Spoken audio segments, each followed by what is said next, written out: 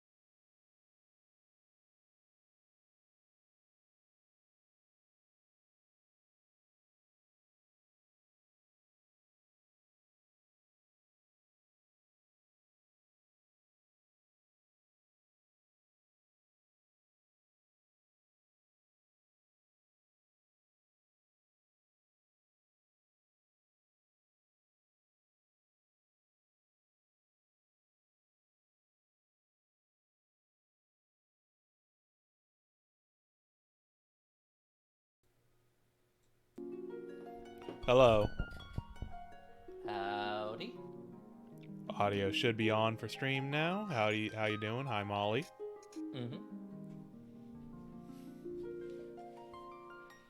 That ... friend. I'm gonna choose to take that as an insult,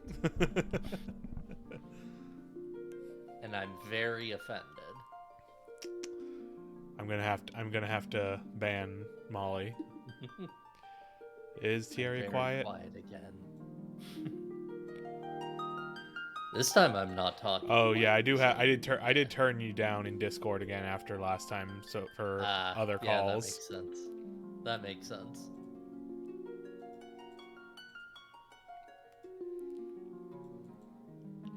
All right, turned you up.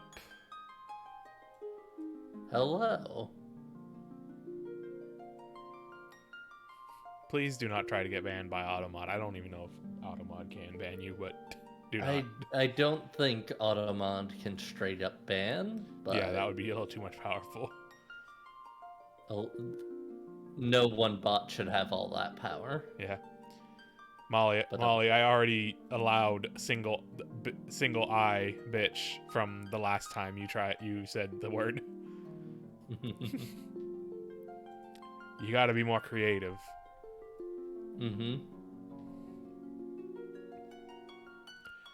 Yeah, how's audio now?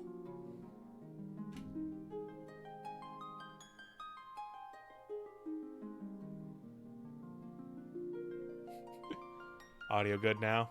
Cool. All right. Hold on. Do I need to... Oh. Okay, it needs to be active. I was like, why is my controller not working? And it wasn't the active window. Why can't John crawl? Why can't John crawl? So, yeah, last time we left off, we had just gotten to Matoya's cave and given her her eyeball, and I'm going to talk to her again, because I forgot what she said. Uh-oh. Oh. Uh-oh. Uh-oh. Uh-oh. Good start. It's fine. I'll figure it out. Let's see now. What did we have? I assume she gave us something. Yeah, maybe I should check my key items. Yeah. We got. Oh god, you can't expect me to remember the Jolt tonic. things. Right. We need to go wake up the Elf Prince. Ah, right. We got Jolt Energy. Yeah, we got Jolt Energy drink. The only energy drink that comes in a can shaped like a battery. Yeah.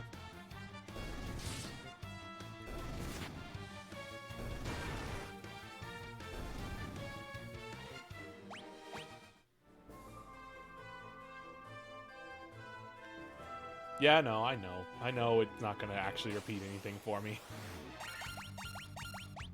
And I don't think it's gonna repeat anything. I don't think they repeat anything for you in 5. Really? That's the word you catch, Automod? Oh, which one? Chump. Chump? Chump. Oh. Because I had to allow Molly's rude words, I lost activity in the window. Oh no. Molly is sabotaging stream. Already. Wow.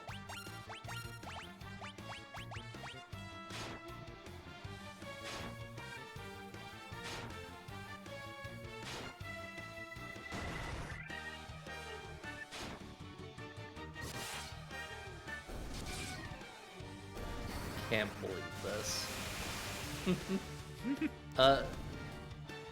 Rio actually, when I was doing a tech check stream earlier Tech chest. today, The chest attack. tech chest, hit my auto mod too, but that was because she said something about lesbians. Wow. Which, yeah. Can't believe Automod is homophobic.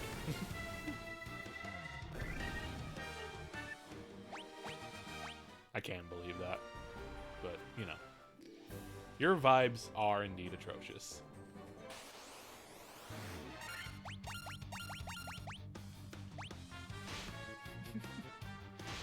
Love you, Molly.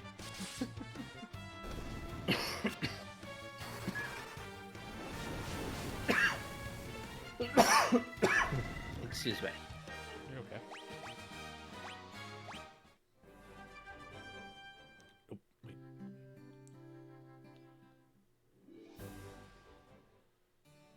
wait. Alright. Let's wake us up a prince. Oh. I'm gonna give it to you.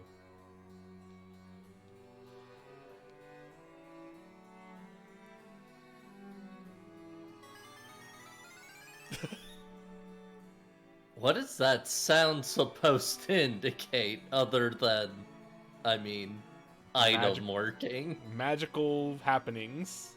I guess. I guess?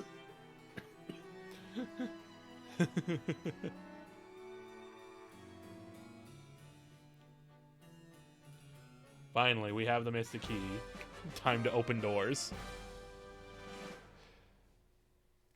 It was the last word of what you said that got caught.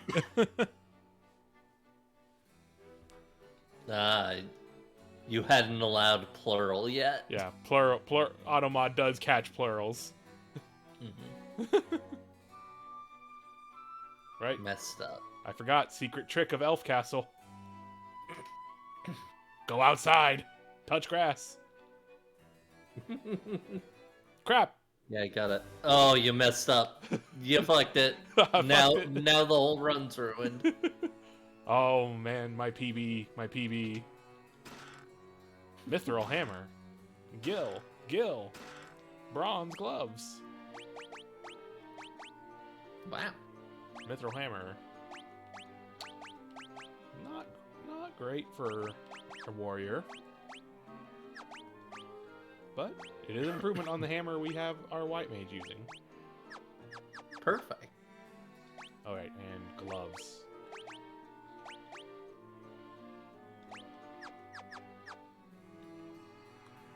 He needs more defense. Yep. He does indeed. I actually probably should see if I can put it on someone else. I don't know if I can. I think metal gloves are only equipable by the warrior. Let's see if there's any other mystic doors in here.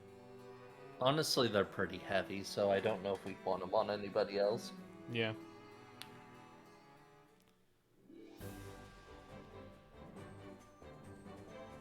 So now we've got the mystic key. We can open doors in places, various places. Like, I believe progression is opening a door in the dwarf space. In the dwarf maker space. Yeah. We've become so powerful, wolves flee us.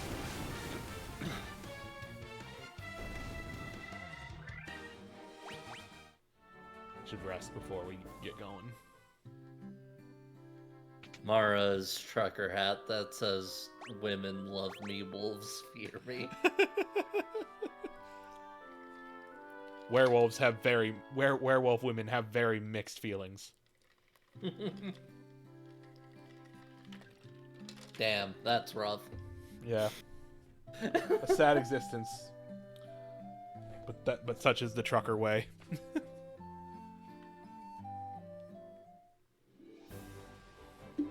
Mara lives by the trucker's code. Yeah. It's true.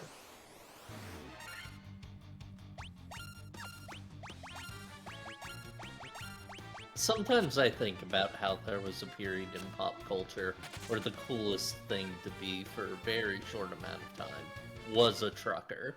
Yeah, yeah. There were 2 whole movies about it and a couple of popular songs and everything. Yep.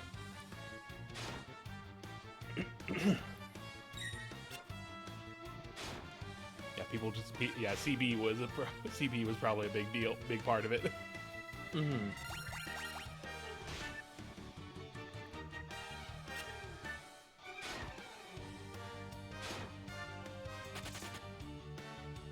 I do enjoy Smokey and the Bandit from time to time. Smokey and the Bandit is a sometimes food, then? Maybe. I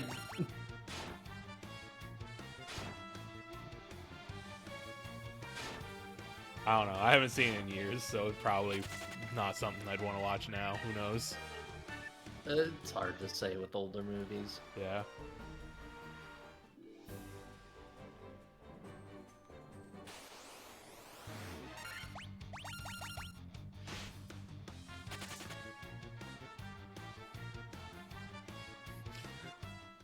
I'm not eating smoked bandit. Hmm.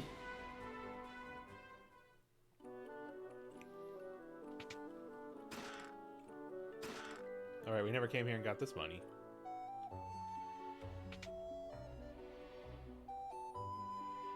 Right, the castle treasure room when they sealed it up, so we gotta go to a castle. So I assume maybe the castle where the dark elf guy was, I guess. I don't remember if there were locked doors there. There might have been. I know there were locked doors in the cave, but I don't know that I want to venture in there just yet. I'll be honest, I don't remember where anything was in this game. Same.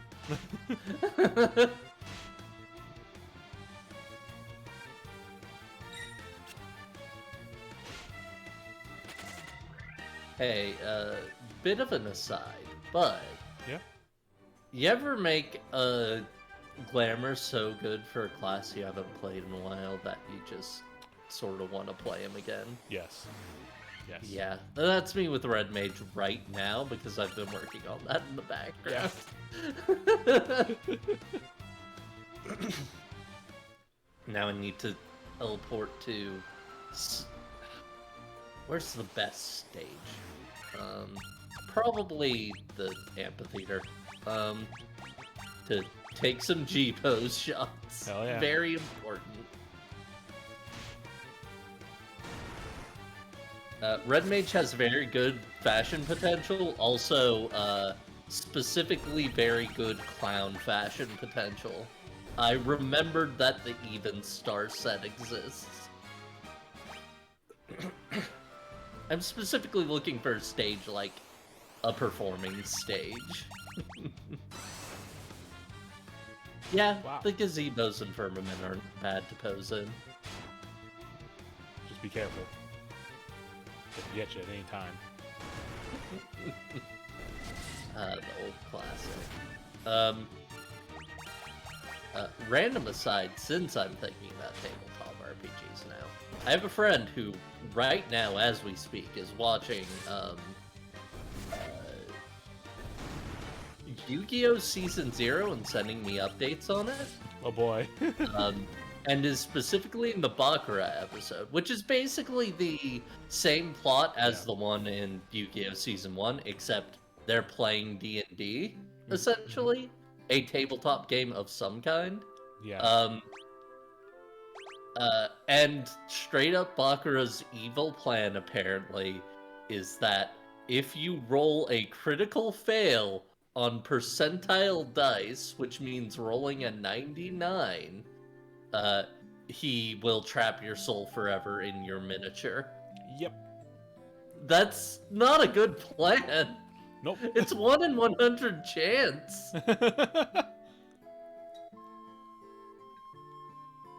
am I thinking about? What's my money situation right now? 89.68. Let's look at spells. Let's look at some spells. Season 0 is very dumb, but it's also very smart. Yeah. I have never watched Season 0, but I did read the early chapters of the manga, which are what Season 0 is based off of. Yeah. It's a lot. The manga's very strong. Yeah. That whole RPG thing is like the big arc of that early part of the series, and it's pretty solid. I think it's pretty memorable. We definitely want Null Frost.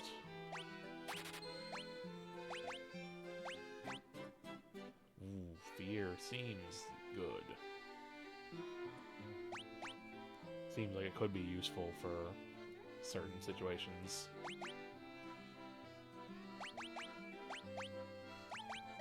I don't know. I'm gonna go look at Black Magic for now. Just wanted to get Null Frost at least for White Mage. The essential. Haste. Yeah, haste is the very obvious choice there. Okay.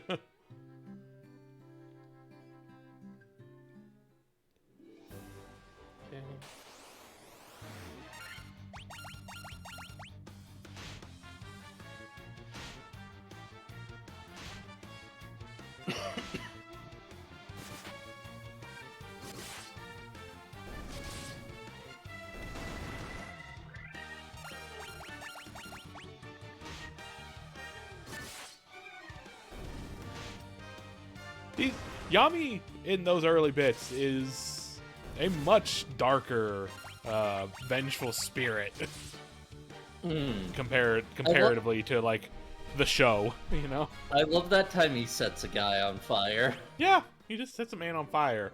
Granted, the man is pointing a gun. Yeah, granted, the man is bad. The man is a bad man, but like it is the most justified setting of a man on fire there's ever been, but it's still setting a man on fire. So, yeah, the Karu no Go kid got a pretty decent spirit guide companion, and then had to play Go for a million years. I don't know. I don't know Karu no Go. I have seen a little bit of Hikaru no Go. The main thing I remember from it is there was a character who was like very confident that he had come up with an unbeatable Go strategy. That unbeatable Go strategy was make a diagonal across the entire board, and one of his opponents was just like, "Oh yeah, that's like a dumb trick amateurs figure out sometimes. Good job. Here's this very easy counter for it that everyone knows, because of course you're not the first person to think of that." That's very good.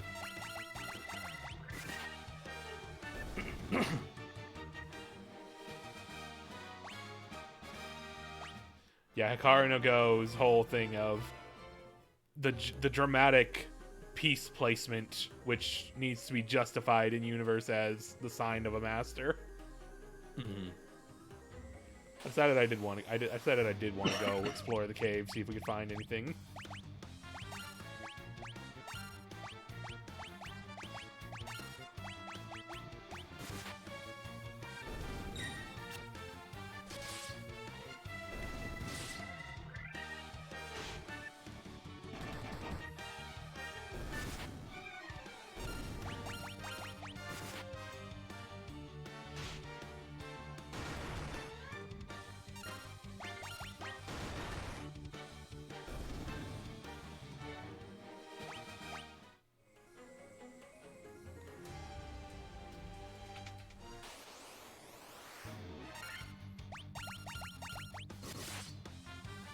The mark of a true GoPro is being attached to a dog that is running around a yard very excitedly.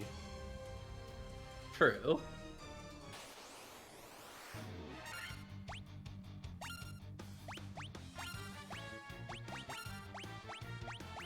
Blood Bones.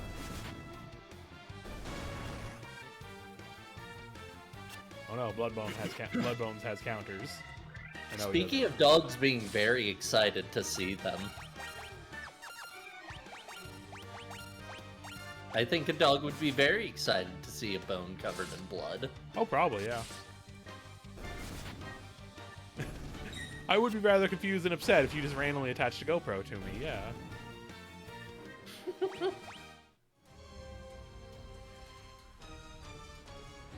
I would be wondering what it is you are wanting to see about my daily life.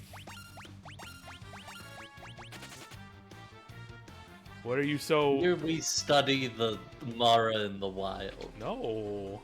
What does she do? No. Nothing. Scholars have asked this question for eras.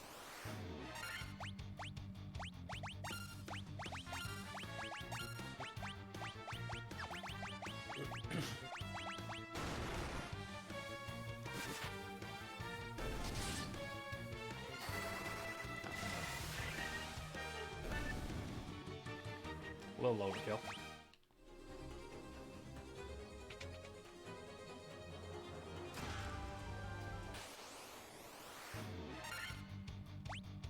I can't remember if these are the ones that resist magic or physical. I'm gonna find out. Yeah, we'll see. It's, you know, I'm gonna guess magic. They don't resist magic. Oh, They no. it's just that the other ones resist physical. Ah, they don't Oh, resist hold nothing. on a second, everybody. Oop. Oh no, I'm alone. Oh no. Uh.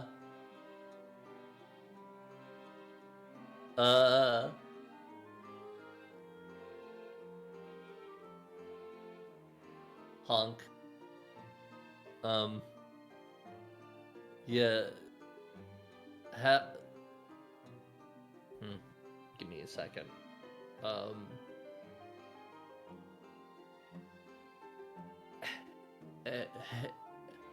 Hey, how's the weather? Yeah, I've never been solo on the stream before. This is entirely new to me.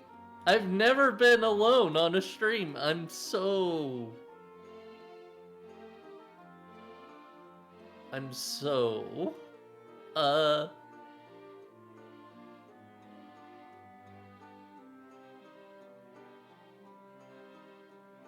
Clown-cerned, that's a good one.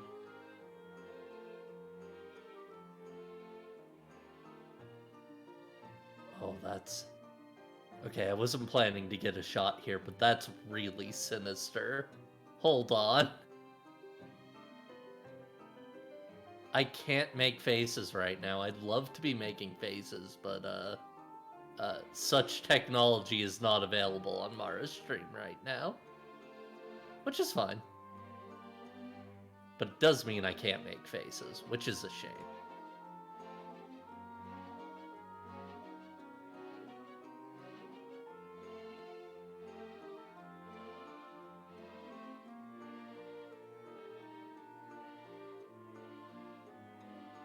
I think this is the most threatening my character in FF14 has ever looked. I'm just gonna link this one right away as soon as I take the screenshot. Hold on a sec.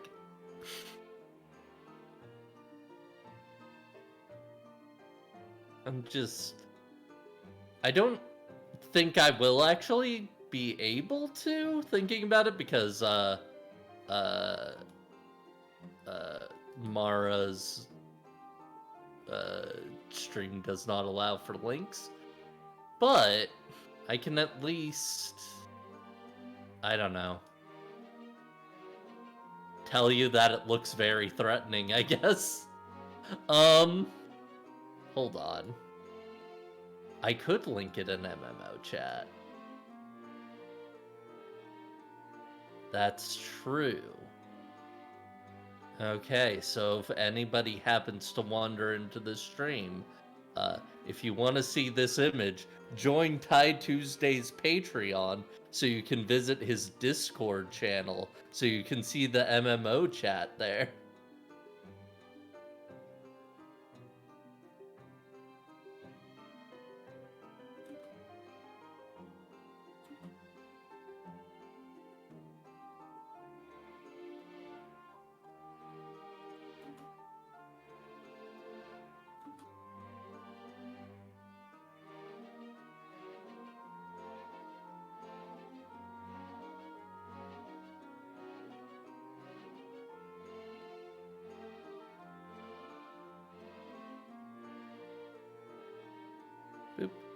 There we go. I'm gonna share this in a couple of other chats too, because I can't be stopped.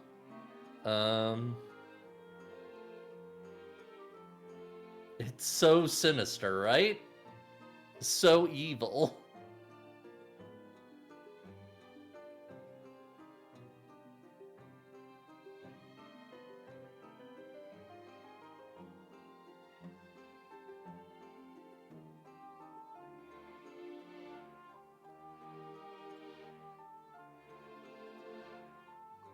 Mm-hmm. Exactly. Evil of small.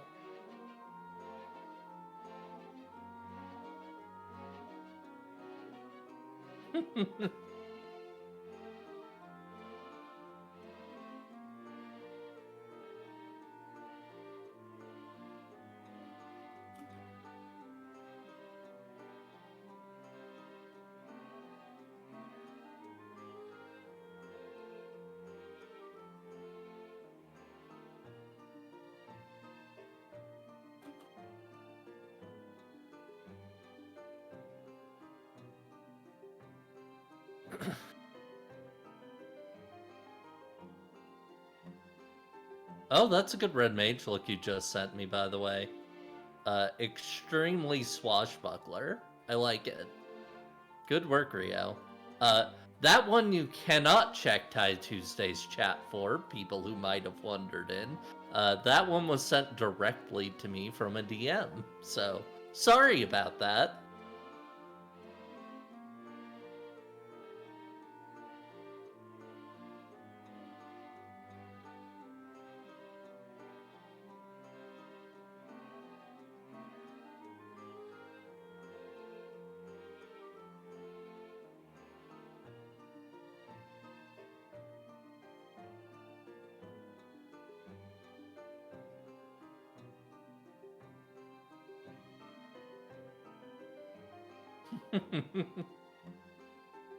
That's fair. That's a good policy.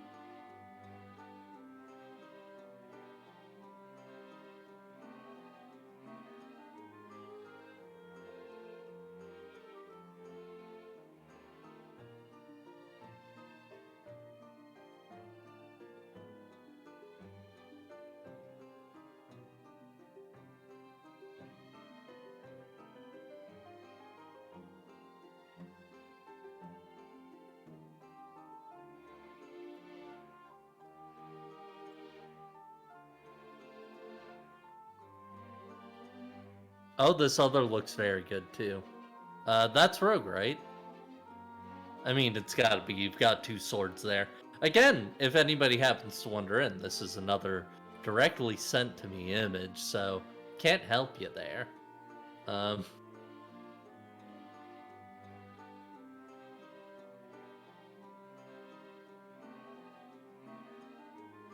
Oh, Monk.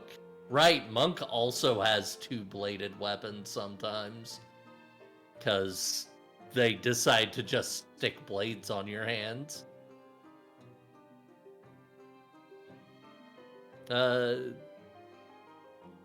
My girlfriend and I were talking about that recently, actually.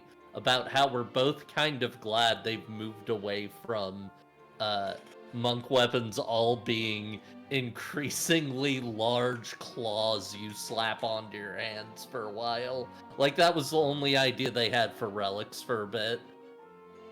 And, like, it's not a bad look, but when everything's that, it gets kind of old.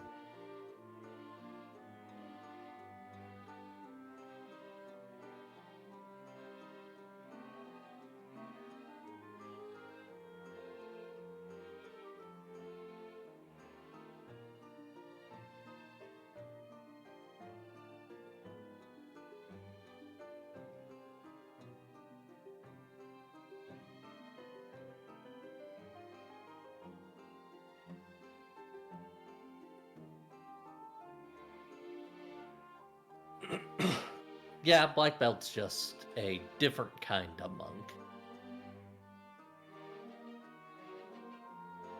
So it made sense for them to go for that. Especially because, like, there's only so many knuckle dusters you can do, too. Eventually you're gonna run out of those. Oh, I'm back. Hello. Hello. Sorry about that. I had some groceries delivered Oh boy. at almost 8 o'clock at night, you know? That's Yeah. when they delivered them, I guess. Yeah. Timing. That timing's rough. Eat the groceries later. We've got a stream to do right now.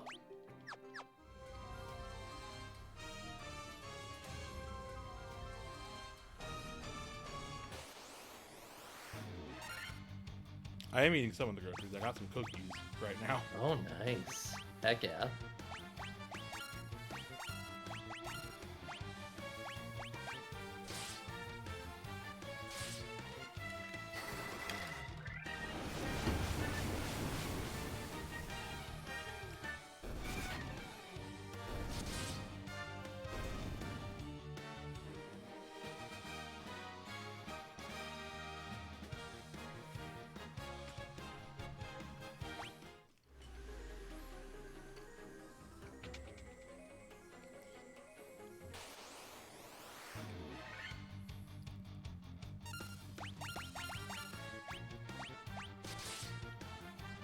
These ones that resist physical. Predecessor to Flan.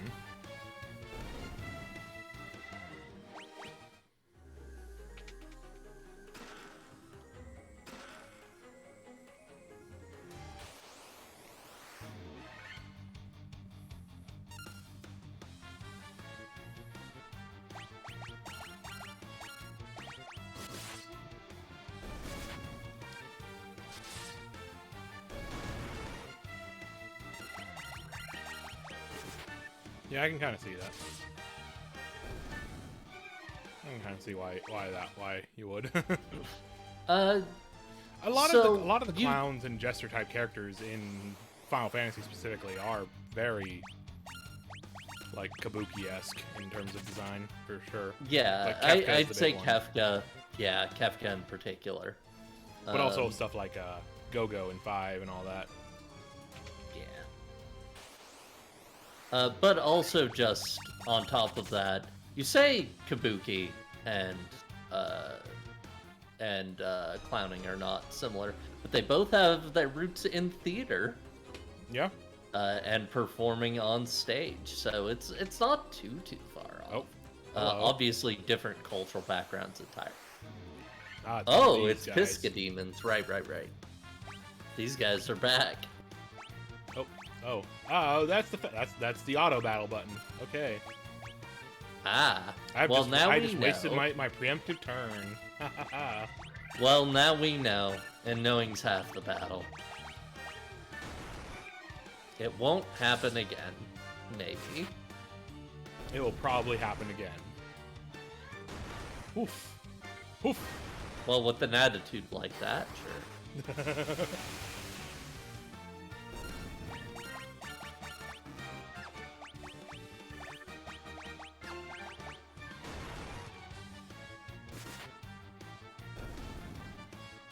It hit like a truck. Still. What? Oh no. Snakes in a box.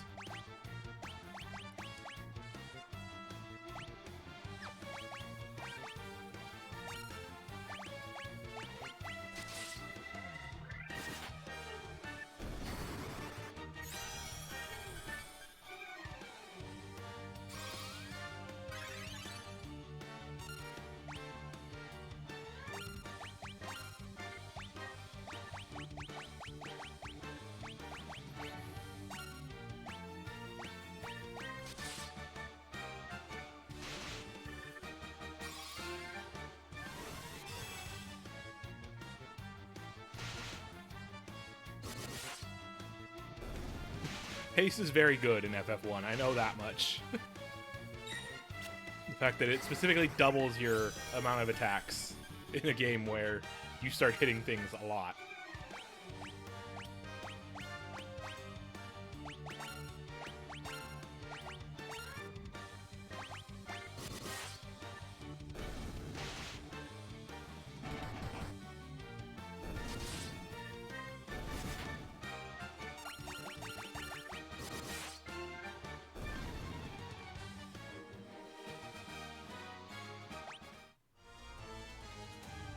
Silver armlet. Yeah, having buffs actually work is nice. Yeah. That's kind of the thing I like about Final Fantasy, specifically, is... I mean, you know, obviously, like, yeah, the older ones, it was a little rougher, but... Eventually, it is a game where, yeah, if you buff your characters, that's good. That helps you. They have significant bonuses in most games when you use the buffs instead of just being aggro all the time.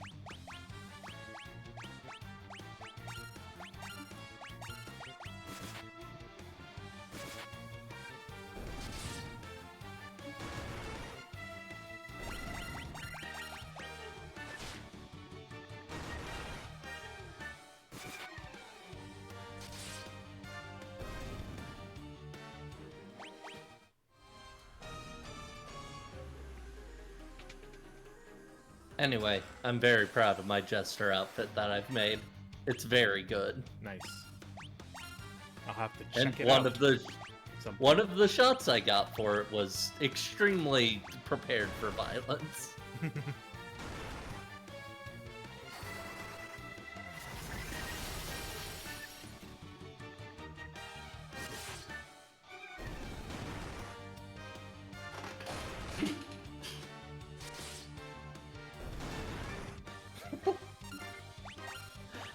Sorry.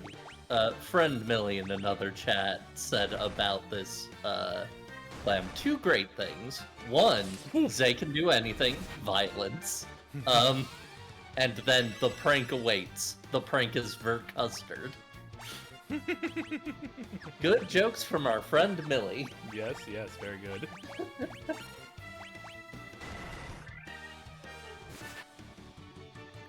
Poor Jean, still made of paper.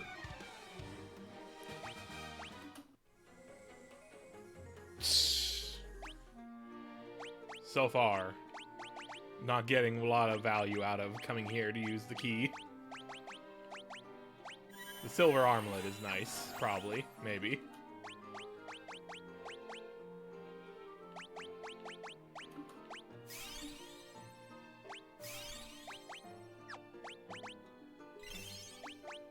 I like how the potions have different noises. Yeah, that's a nice touch. The much lighter little tinkly noise for the regular potion, but more... a little more feeling behind the high potion noise.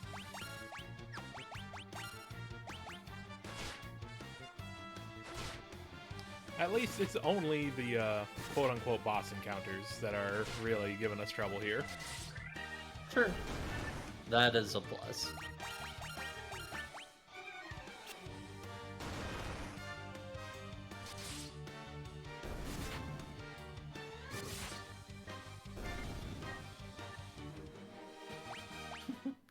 Our thief's not falling over dead right now.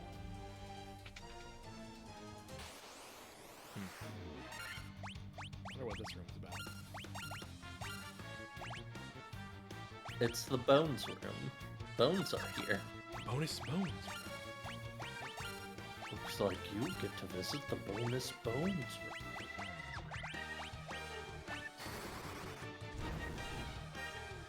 What I mean to say, Harry, is I'm taking all of your bones.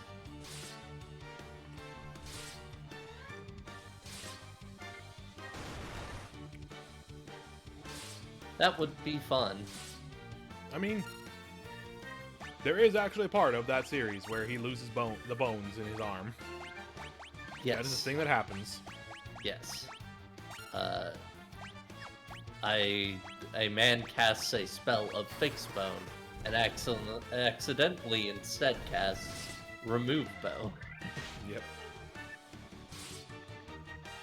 I still remember and am upset by the description of his bones growing back. Yeah, That didn't need to be in that book. it didn't. So did a lot of things in that series, and that's the end of that conversation. Yep, pretty much.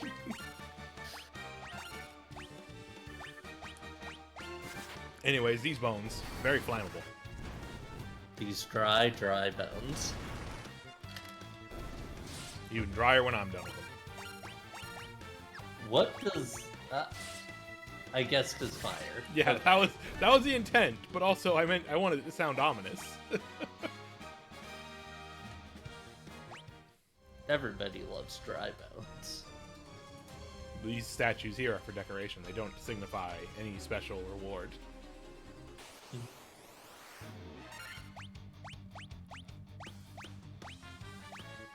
I'm gonna give some credit to these gargoyles. Their nail game is on point. Yeah. Which is impressive. You can tell it's impressive because of how well defined they are, despite being about 3 pixels each. Mm-hmm.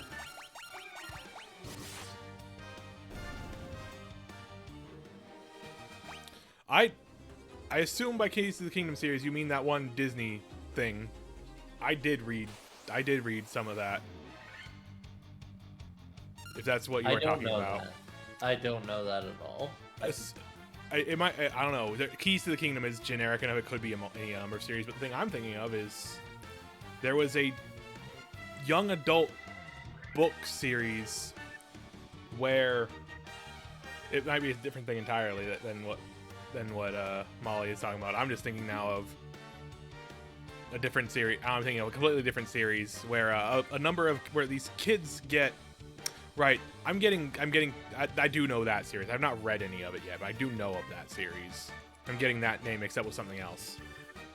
But now I'm on a tangent of this weird Disney young adult series I read. Where a group of kids got jobs as being the sort of models / actors for virtual tour guides at Disney's The Magic Kingdom. Oh hey, that sounds pretty relatable. And the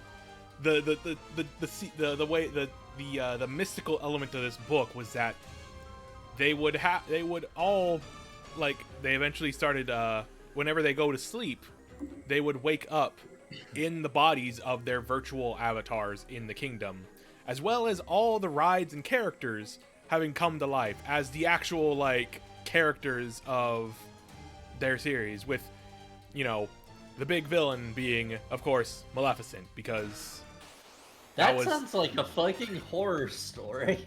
It was weird. It was it was very much like sort of a mystical kind of like it was a bit of like a horror kind of stuff going on in it too, with, like, you know, like, hey, this is kind of fucked up to deal with.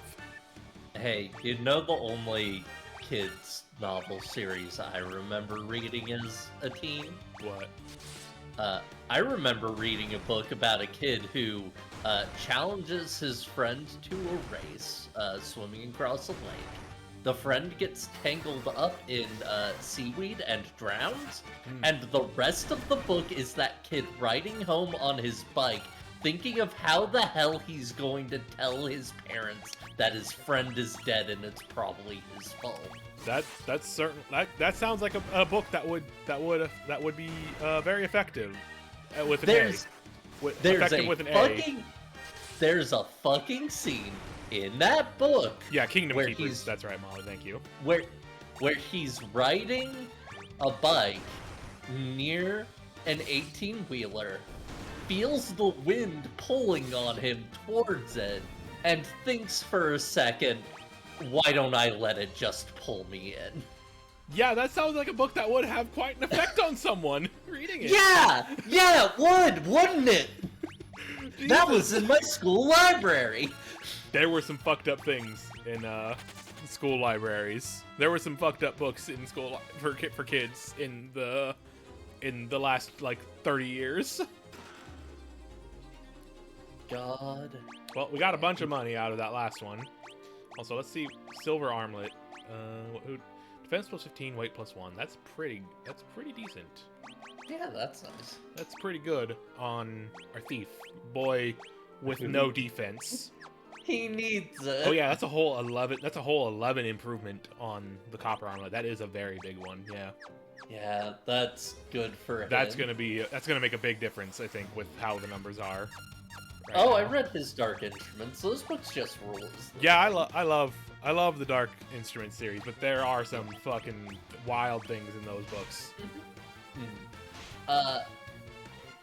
Definitely thinking about it, the subtle knife did pry me to really like Tsukihime. You know, I can see that. Very similar concepts. I will say the turn that series took in, you know, sort of its thoughts about religion and such. Yes. That's maybe a bit divisive of a aspect of it, but I still think I had an overall good time reading that series. Fun fact, I didn't get those from my school library. My mom picked those books out for me personally. Good. I mean, you know. My mom has good taste. Yeah. God, I have so many books I need to read. I have so many books. I have not read books in a long while, and I have so many books on like my shelves that just I haven't read. I got the what is it called? I forget what the name of the series is called, but N.K. Jemison's books, the trilogy they're known for. I forget. Oh God. That I got last Christmas, which I still have not touched at all. They've just been sitting on my shelf the whole time. I, a while back, got an annotated version of The Hobbit that I did. It's sitting next to my bed. I haven't gotten past, like, the first 2 chapters, I think. No, I have not finished reading Shada. That if once I get to reading books, I will finish Shada, Molly. I promise. What's Shada? It is a Doctor Who book that Douglas Adams right, that never finished while he was alive, never published while he was alive, but did get sort of found and Do you know what you could read instead of that? You could just read the Dirk Gently novels, because the first Dirk Gently book is just the story of Shada. Really? But I mean, I have been meaning to read. It's straight up that, like, there is straight up a secondary character in it who is the Doctor, but instead of, like, being the focus character, he's just a guy there. And, like, his entire thing is he's a professor who works at a school who is a time traveler, but has just decided to be a professor at a school because he has tenure. That's very good. That is very much a character from Shada as well. But yeah, I do want to finish reading Shada because it was a thing me and Molly were doing as sort of a book club thing that ended up falling apart. But oh, I'm sorry to hear that. You know, the Abortion trilogy. That's familiar. That's familiar. That name is familiar. I know I've heard it. Be careful pronouncing that one. Yeah, the Abhorsen trilogy. There's a lot of ways that one can go wrong, but that's is that other trilogy by Garth Nix? Is that what that is?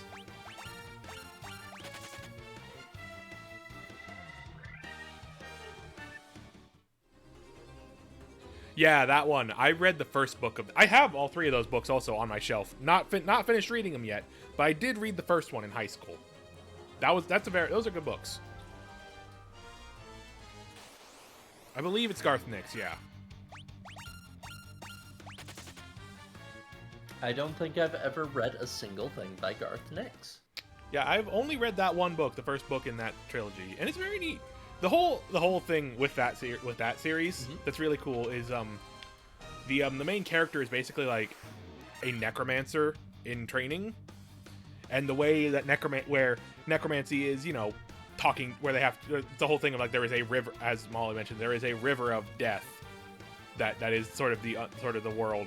That is where the dead go, is this big like spectral river, and it's a whole like involved process to be able to cross it and walk into it without, you know, losing yourself.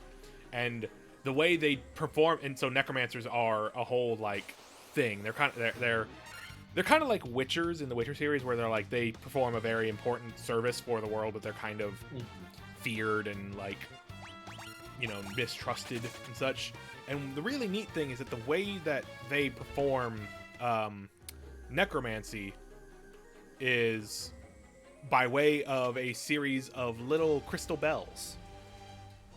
They ring those bells in certain orders and such, and that's how they perform. Which is how they perform necromancy. Their magic. It's not like they're not like reviving the dead necessarily, but it is communing with the dead. Right, more psychopompy. Yeah. Though I will say, I hear that they tinkle bells, and I'm just thinking of when my sister was in a chime choir in middle school. Oh, jeez. The good sound of spider bite in Final Fantasy again. Weird little woodpecker noise. Yeah, Garth Nix likes his very like Fae and Fae-esque magical worlds. I'm an English major, so all of the books that I've been meaning to read are old as balls. Mood. Like, one of the other ones I've been meaning to read for a while is a novel that I technically was supposed to read for a class, but I just kind of skimmed, called The Mayor of Casterbridge. It's from the same author as Tess of the Dubervilles, which, if you know that novel, I think I've heard the name, but I don't know anything about it. In the simplest way I can put this author's work, and it's Thomas Hardy, by the way. I didn't just look that up. I totally know it off the top of my head. Of course. Who am I to doubt? I'm bad with the names. Anyway, Thomas Hardy's entire thing is, to put it in video game terms, he's kind of the Yoko Taro of novel writing. Everything is terrible. Fucking forever. Tess of the Dubervilles is one of my favorite novels. It's also a real bummer. The main character, Tess, is a woman who gets a job as a servant at a nobleman's house. That nobleman takes advantage of her. And the entire novel is about how her entire fucking life falls apart after that. And she just tries to separate herself from it, but it doesn't work. It does end with her murdering him. But it also ends with her being captured and arrested at Stonehenge, being metaphorically sacrificed. They love to keep a girl boss down. They do. And like, I feel bad. I feel really bad about making that joke about this subject. Damn. No, that's fair. You know, it's an old book. It's old books. Yeah. Also, in certain editions of the book, not every edition, but certain ones, she does have a child from this. The child dies pretty much immediately.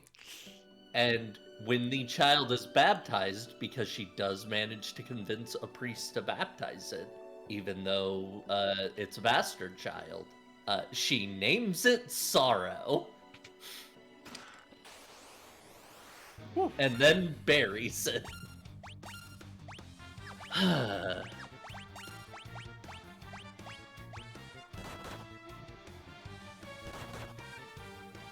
Anyway, he just writes books like this.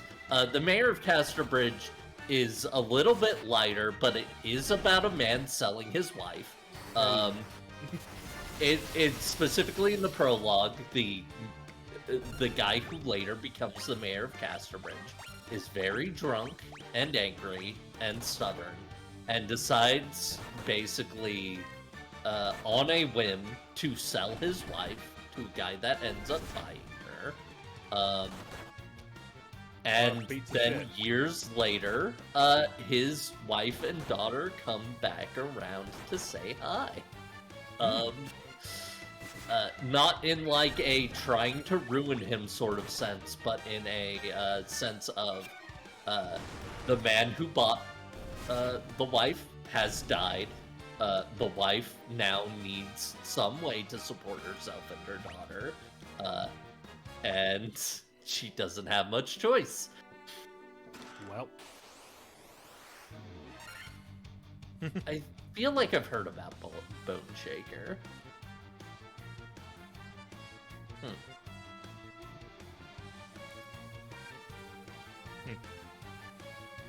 yeah, I don't think I've heard of that one.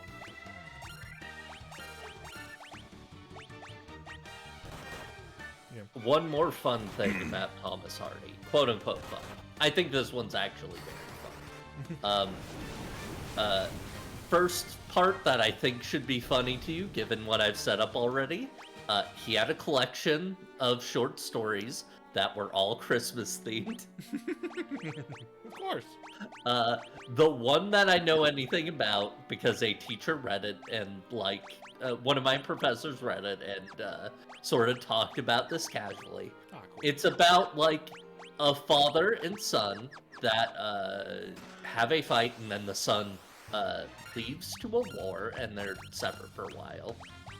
And the story ends with the father like becoming a bitter drunk loner, dying, getting buried at the crossroads because he's a sinner, and like the son never finding him again, I think. Something like that. It's just real miserable. Yeah. I think the father like specifically kills himself because that's why he's buried at the crossroads. Killing yourself is a sin. Yeah. It's real miserable. Yeah. Yeah. But you know, at least your the miserable books that you have read are miserable in a way that is, you know, probably literarily relevant. I don't know if that's not how that word works. You know, it's close enough. You know, them's important books. I say with my smart words. But at least they're well written. Yeah, that's kind of what I was trying to say. They have some quality to them. Yeah, like Thomas Hardy is very good at description. There's a very good scene towards the end of Test where it's described how the body of the dude that Tess murdered is found, and it's like if I remember right, it's a servant working downstairs who like just looks up and sees a slowly growing red spot on the ceiling. And it's really well done. It's lovely. It's a lovely description of a murder. Molly, I also read those books. I agree. That's James Patterson writing for you. I read those books because a few years ago, like shortly after I got out of high school, my mom, for a couple of years in a row, signed us up for a big wintertime Scholastic book fair that was being held in a warehouse downtown.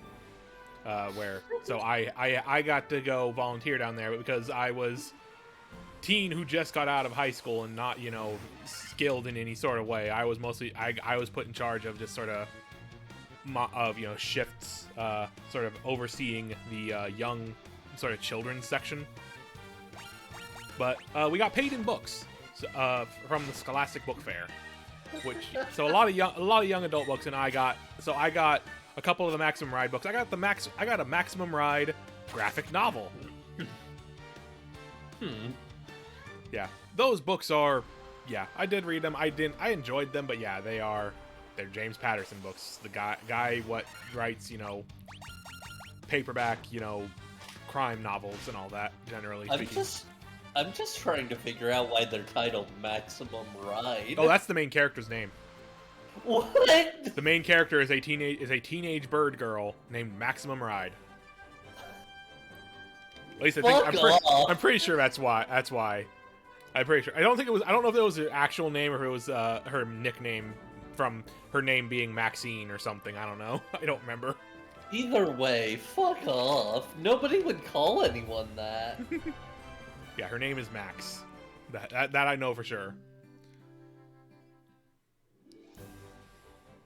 Yeah, the government experiment to make bird people and also wolf people, who are the main rival characters of the story, are the the opposing group to the group of bird kids is the wolf kids, who are hunting them down for being escaped government experiments.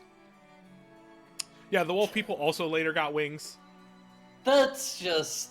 I mean, you sort of have to, I guess, because how else are they gonna actually chase the bird people? But... Yeah. God, fuck off. Maximum ride. Of course they do. Of course they do. They live in a bad novel. The time has come to use the key to open the doors. Wow.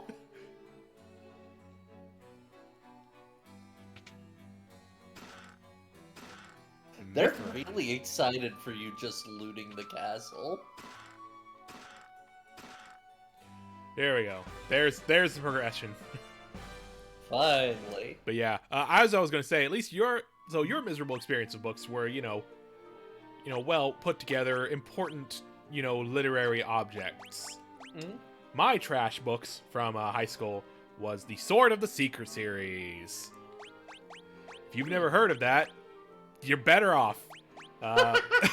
Imagine really bad Witcher. Imagine really bad Witcher, but I mean, I don't know how good the Witcher series is. I know that the show on Netflix is pretty cool, and people like the most recent video game a lot. Imagine that, but really, really just bad. It got a live TV show that was on like UPN and shit. And the one thing that will stick with me forever from that book, well, I'm not gonna describe in detail what's in that book. I'm going to say, that joke of like, I think it's like a title card edited from like an Agatha Christie show or something, of like episode name "The Writer's Barely Disguised Fetish." Yes. That was the Sword of the Seeker series. Oh boy. That was a lot of the Sword of the Seeker series. I mean, I have read some trash novels. I haven't read just the classics, to be From fair. Police Squad series. Okay, thank you. Yeah. But I have read, just as an example of kind of trashy novels, I've read a good portion of the Dresden Files series, which, boy, some of those later books are like, I think straight up in the last one I read, there's like an entire chapter where it's the author desperately trying to explain that he's not homophobic. Oh boy. Like in a way that feels genuine, but also like, dude, you don't need to work that out in your novel, please. Yeah, maybe don't. And look, I've also... Maybe you need to do Molly, other no. self-examination because, oh boy, that friend's gonna have a fun time when they get back to that.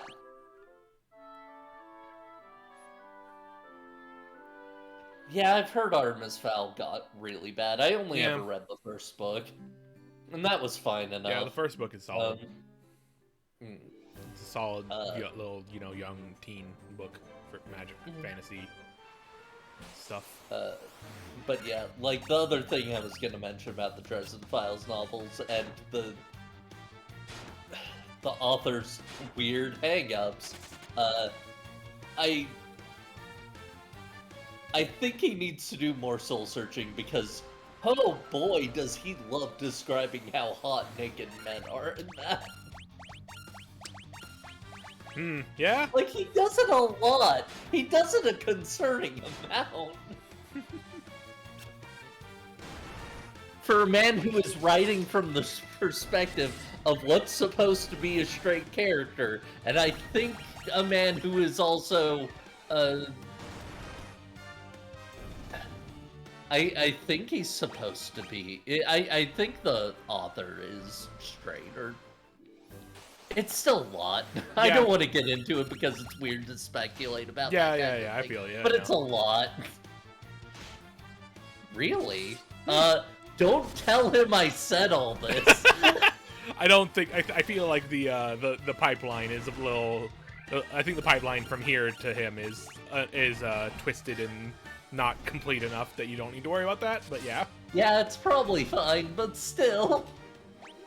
I would never say this sort of thing if I thought it'd get back to Jim Butcher. He seems like a fine guy. I don't know.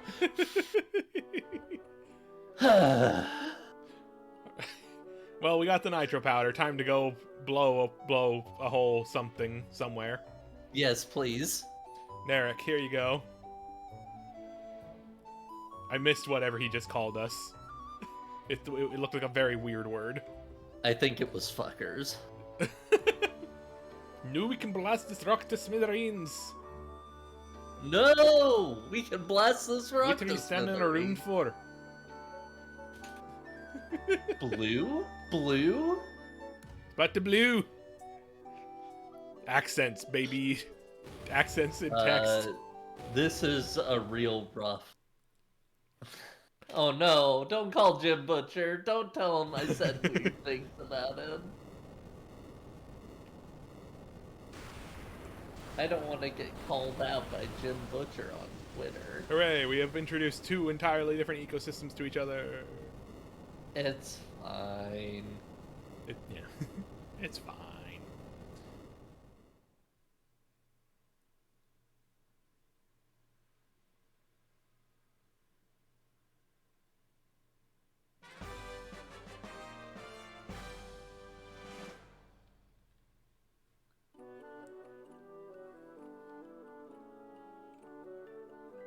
Well, we now have access to more of the world.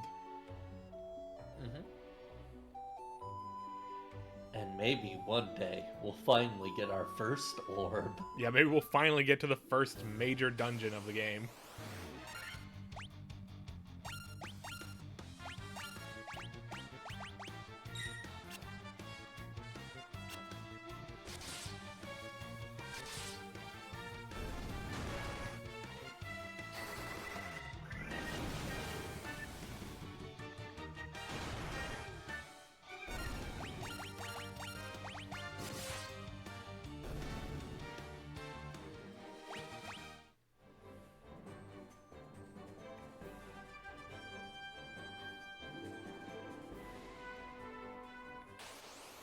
Oh, I guess actions are out now for FF14? Like, officially? Maybe? I don't know, I saw somebody talking about it somewhere, I'll have to look. Oh, what are we talking about, 14? FF14, like, new class actions. Oh, I think those came out a while ago as part of the press tour. I thought they kinda leaked, but they I don't think they did leak, but they then eventually got officially posted as part of the media tour. I haven't looked at them then. Yeah. I know. One thing I know from looking at it, Sage has an ability called Pepsis. Yes. Pepsis. I know that one. Pepsis and Spritsis. Yeah. I'm Spritsis, Pepsis, and I'm abstinence till I die.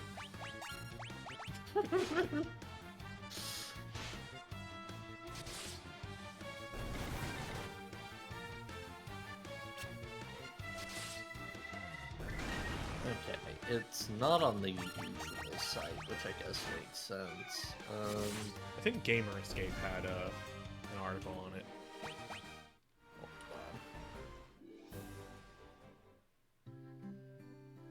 Ooh. Looks like shit, y'all. I think we're in the place where the Earth Crystal has gone wrong.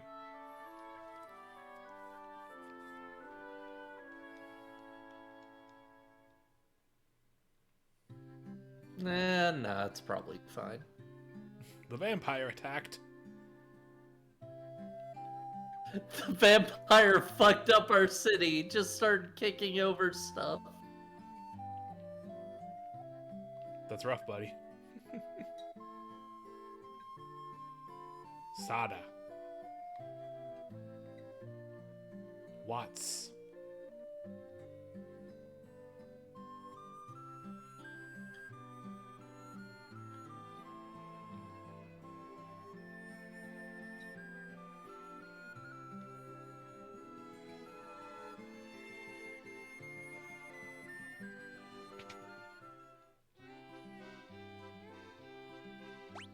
Oh, Oh, right, we the got first mind focus thing they We added. got our Aga. We got our first Aga. Teleports to the previous floor.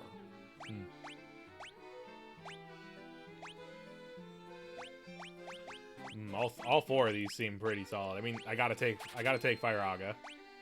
That is, I can't not take Fire Aga.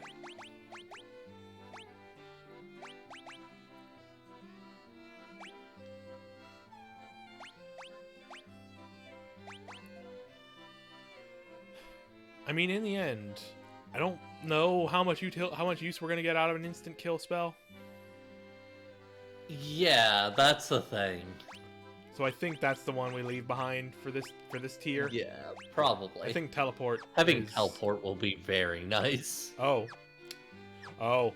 we are. I think we're at the point where we cannot take these until we level up. Level up until some, we yeah. upgrade classes.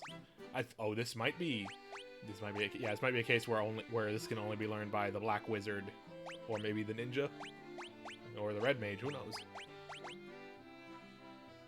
But yeah, slow, probably a good idea to have. I don't think Red Mage has any exclusive spells in this one. Maybe.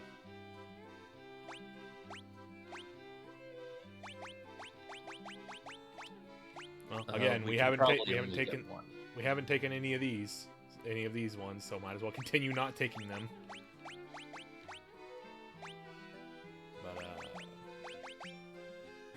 we have enough money to buy 2 of these right now. We might only be able to equip one. Yeah, it might be a case of only one can be equipped right now. I don't know. The thing that I noticed about teleport was that the Black Mage was not doing the animation when I hovered over it. So that might be a special case. Shiraga's probably pretty good. Yeah.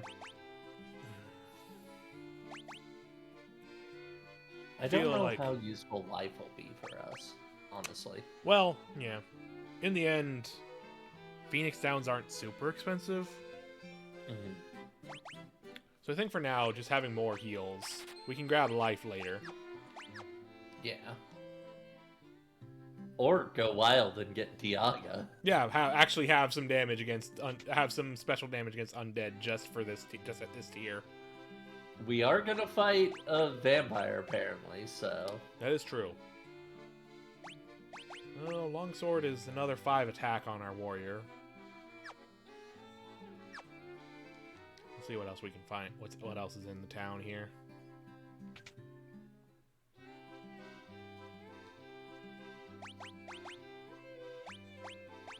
Very expensive armor here for a boy.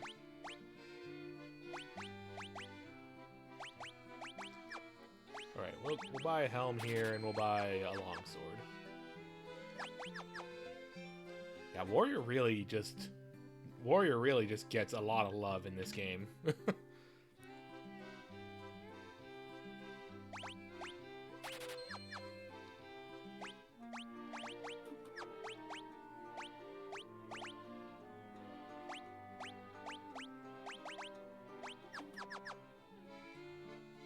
Oh yeah, we have some equipment we can sell. We don't need to keep all this.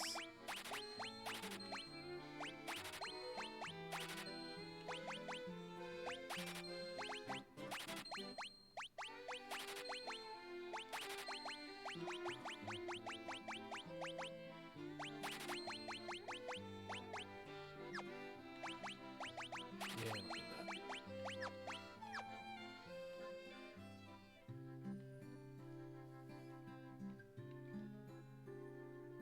that. The giant living in the cave eats rocks. That's kind of rude. Well, he just likes rocks, don't worry. The great genius Dr. Do not know. Yeah, I've never heard of this guy. Yeah. It's a gravestone. It's a gravestone. It's a gravestone. It's a gravestone. No names on these. Nope. All the doing of the vampire that lives in the cavern of earth. Sorry, I immediately imagined that the vampire is just face planted into the ground, fangs dug in, and it's just sucking the lifeblood out of her like a tick.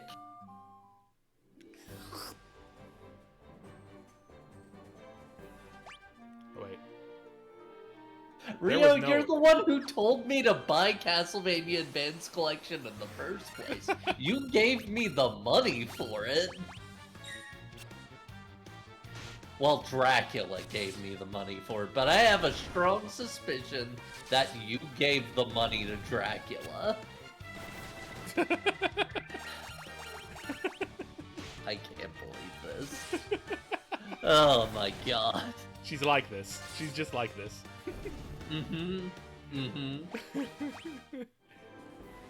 So you realize that just now there. Oh wait, there was an inn. I did sleep at an inn. Right. Okay. I was all like, did I sleep at an inn there? Was there even an inn there? There probably wouldn't be. And then I remembered, oh yeah, I did. There was. Lesser tiger. I don't know. These are some pretty impressive tigers. I think whoever's pretty okay tiger. Like, if there was a greater tiger, I'm scared. I'd be scared.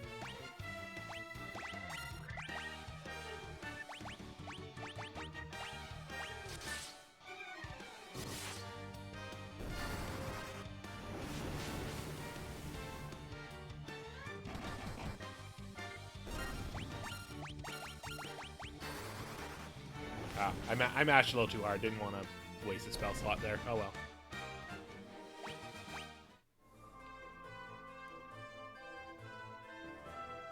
Alright, we have finally reached one of the crystal dungeons. Hooray!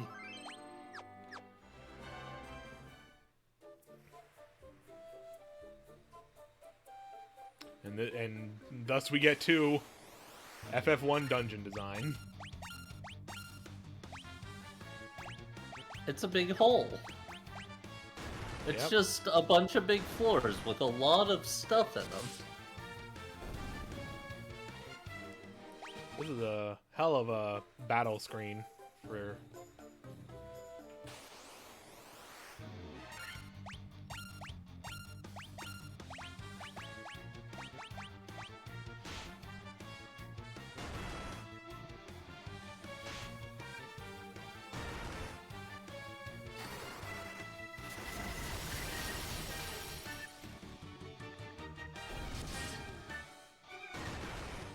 Ooh, big boys.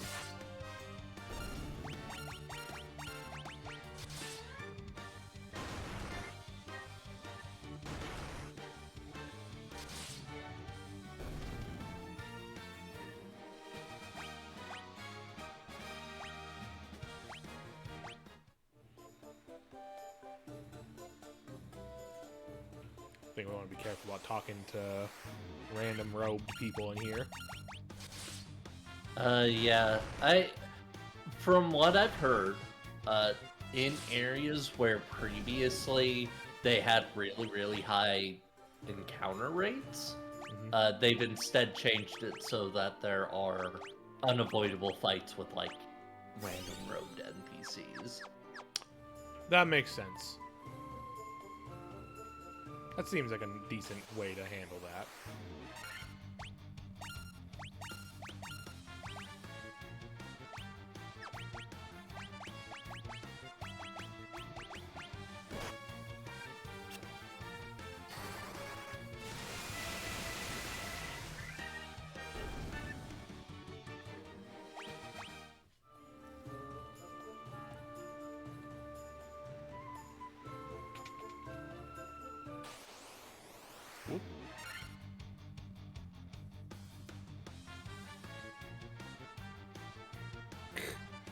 The Behemoth Corridor. Maybe. They might still have that. Who knows?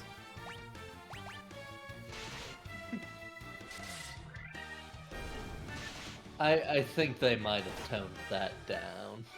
Yeah, I'm not sure though. The big one I know of that somebody mentioned was like an area where you would fight iron giants every other step. Now just has like 2 fights with big iron giants, and that's it. Earth Elemental. Look at that guy. He looks very nude. Yeah.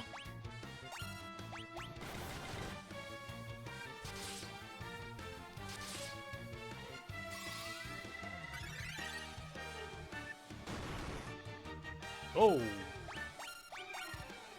His nudity has made him strong.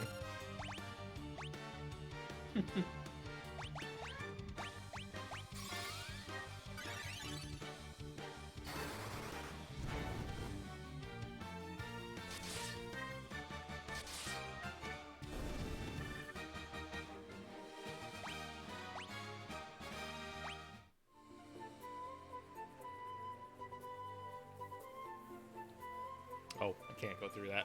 That is a too small of a gap.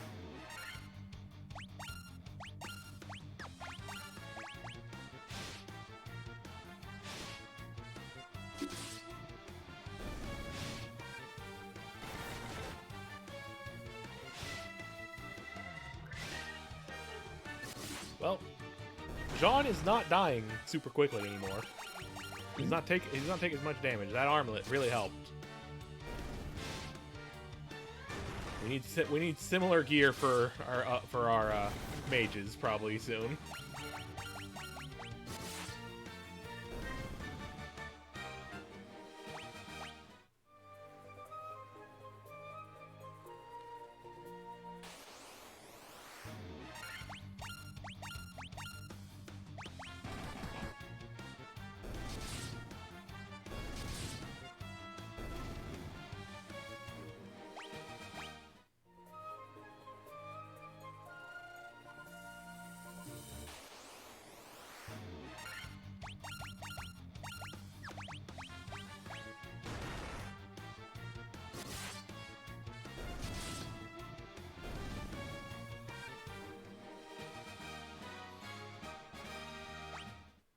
They probably do. They probably have some wacky gear. Oop. I keep looking at the mini map instead of at what's actually in front of me. Yeah, that always happens to me in games with mini maps. Yeah, and when you look at the mini map in this, there are times where it's all like, oh, that looks like a path I can go. Oh no, it's too small. Yeah. It is actually just a part where 2 textures are meeting. 2 tile sets meet. They cannot be crossed, no. 2 tile sets meet in a road. 2 tile sets diverge in a yellow wood.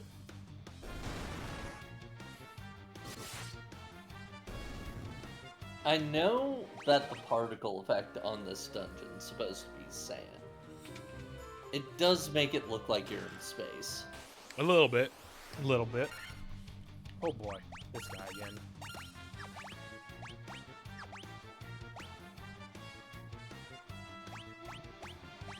Mod that keeps everything about FF1 the same, but changes this guy's name to Earl Elemental.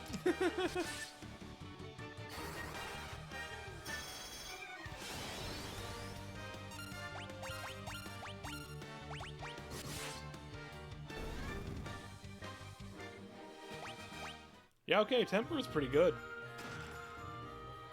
Temper is a pretty good thing to put on my damage dealers. Seems like.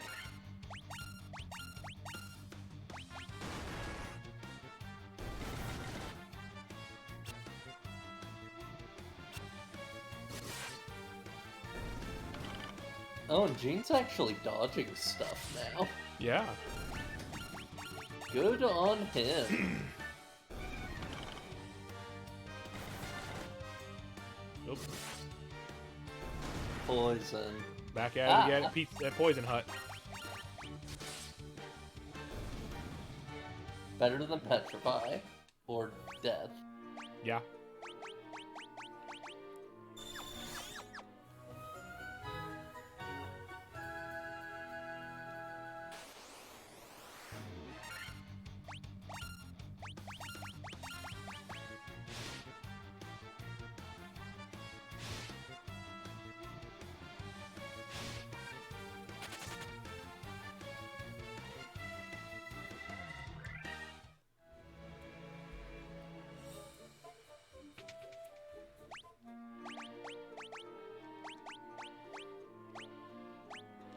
Oh, no, no, no, no, no. No, no, no.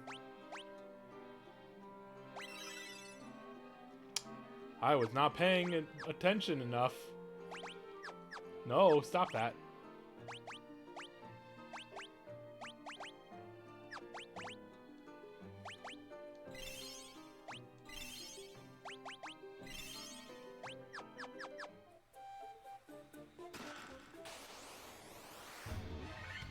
A lot of monsters and a lot of boxes.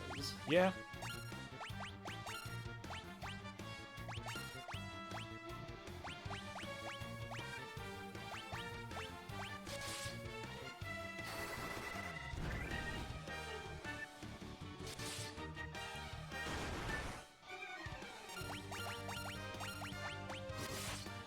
It's something this game seems to like.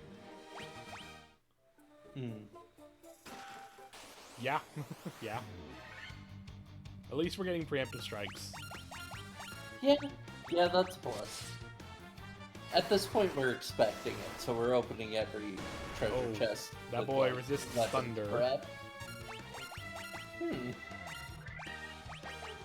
mean, I guess it makes sense. He is an earth elemental.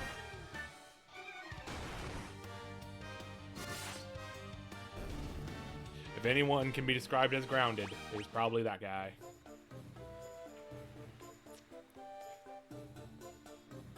Gotta say, I mean, it makes sense, the frequency of monster in boxes with how mundane the rewards are. If they were a more rare thing, I would probably have higher expectations for what's in them than Antidote. Granted. Ria, very interesting question. I will never visit Washington State. They know what they did.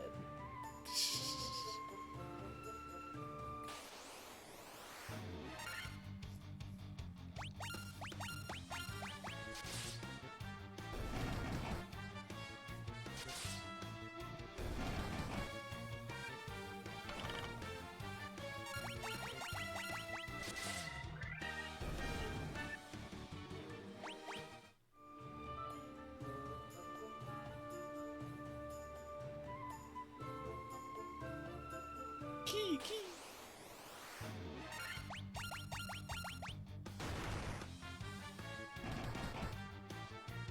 This Minotaur's fucking buff. Yeah. Holy shit. Good level up for Jack.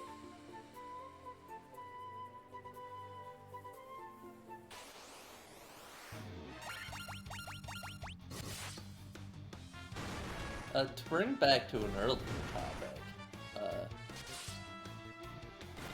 it's probably unfair, but seeing these guys, my brain does immediately go to, this week, the pixel artist's barely disguised fetish. I mean, you know, there's a lot of it. There's a lot of that in these older RPGs for sure, and other old games.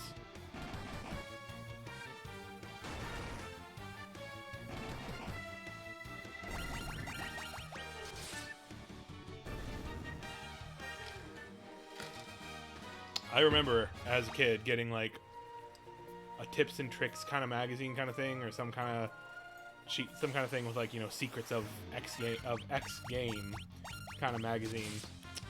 It's about, and more than one of those secrets involved. Here's a secret way you can find porn in this game. Very soft core kind of stuff like that. that fucking game from the Sega Genesis where you play as a pencil or whatever, how there's a mermaid character or something in one part of that game, and if you perform a certain sequence of events, she will have her titty out. Yep. Well then. Nerds have been that way. Or it's like that another streamer was streaming a Super Metroid ROM hack, which this was not the specific ROM hacker for this game, for this ROM hack that did this, but rather an early build of the updated version of the update ROM hack for Super Metroid that this ROM hack was built off of. Yeah. Where when Samus died, instead of exploding to her suit underneath, she was just naked. There was a little pixelated titty. There are some horny mods that I can get, and then some that I'm just utterly confused by. That kind is one of them. Yeah. Like, one, it's not gonna be in that much detail. What are you getting out of that? Two, just... it's weird? I don't know. I mean, to be fair, Molly, combos were extremely like were extremely like a whole like thing that would be relatively new to a lot of people for that. I imagine, yeah, they would consider that for that at that time for sure. And also, I mean, those books were made, like, hey, we got to throw shit in here, and Street Fighter 2 is huge right now. We gotta throw something in there, sell the book. But yeah, yeah. So it's very funny how people making things like that will just put their horny shit in there, and it's all like, you could just Google boobs. You can just Google tits. Like, that's not. Yeah. There's so many resources to just satisfy your urges without having to be weird. I mean, yeah, but... Ooh, that's just good, like, putting it into everything is just a little... I mean, animators have been doing it for years, but they don't... It's not like... Gamers when they do it with like ROM hacks and stuff, they don't like try to be subtle about it, is the thing. Yeah. They rarely try to be any sort of subtle. Yeah, it's like a combination of not subtle and like... Okay, I'll put this in a very blunt way. A lot of the time pretty much all the time when animators draw a character naked for horny reasons, they try and make it actually sexy.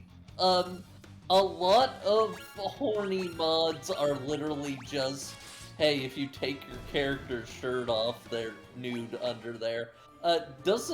It's not like anything else is tied to that. They're just nude now. You can run around nude if you want, in case that's important to you. Yeah, it's just the presence of nudity, basically. It's like the presence of anatomy is what they view as being wild. Whereas, like,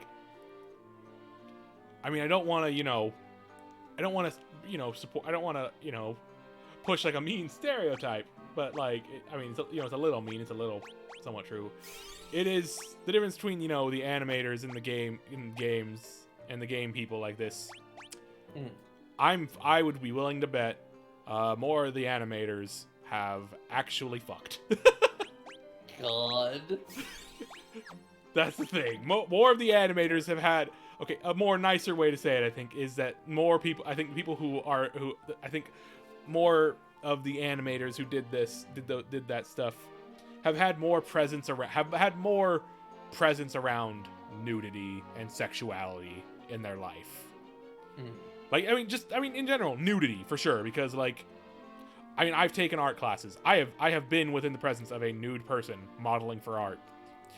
It's really like it's just a thing.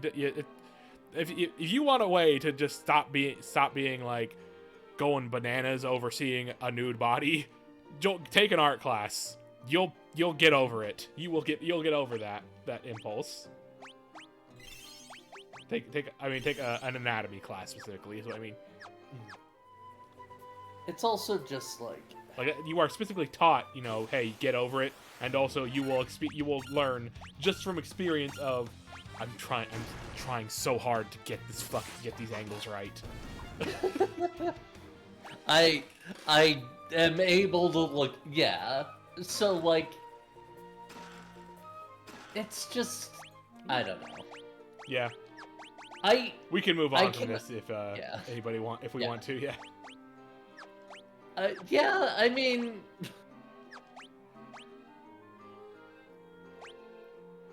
yeah, that's a good way of putting it. It's like weirdly puritanical. Yeah. It feels in a lot of cases more about power than actually. Look at these fucking trolls. Look at these guys. These guys headline a heavy metal band. Yeah. Both of them. I mean, look at the Minotaur's kind of got a like a pose like he's holding a microphone stand. He's holding he's got you can see the stand. You can see you can draw a line from the backhand up to the front that is like the stand, and then the microphone is in the front hand. This is we got ourselves a band here. We are breaking up the band.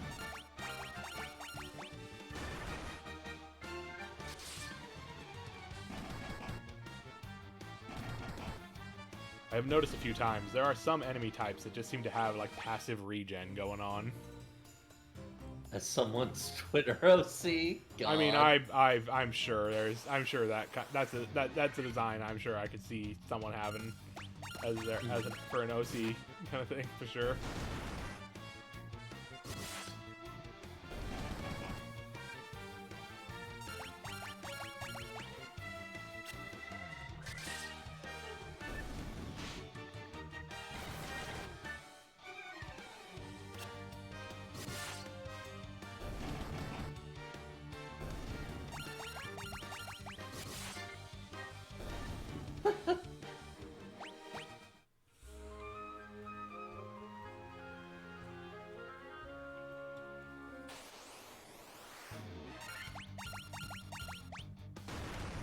Getting a tiny bit lost in this dungeon. Well, Also, geez, we are very much moving. We're schmoving up in the damage numbers.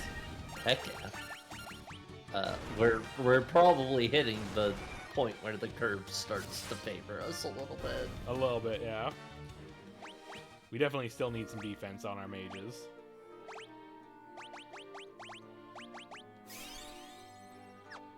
Actually, while I'm here. Okay, cool. That's good to know. That's a good thing that I haven't tested yet. Ethers give one spell slot in each level. That's really good. Yeah. Ethers are pretty powerful. Yeah. I think I've been that way. I think I go right and then down here now is where I have left. Oh yeah, that's a good point. It is a little D&D-ish that, at the start you start really weak and then... Yeah, it's as has been said a few times, yeah. FF1 is indeed a very D&D game. Mm-hmm. And that's a very D&D thing. Mm-hmm.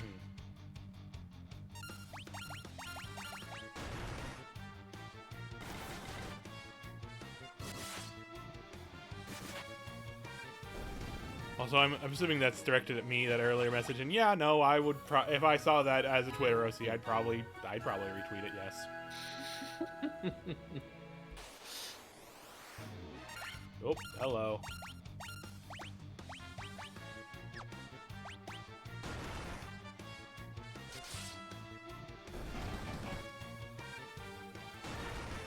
Moderately less scary now.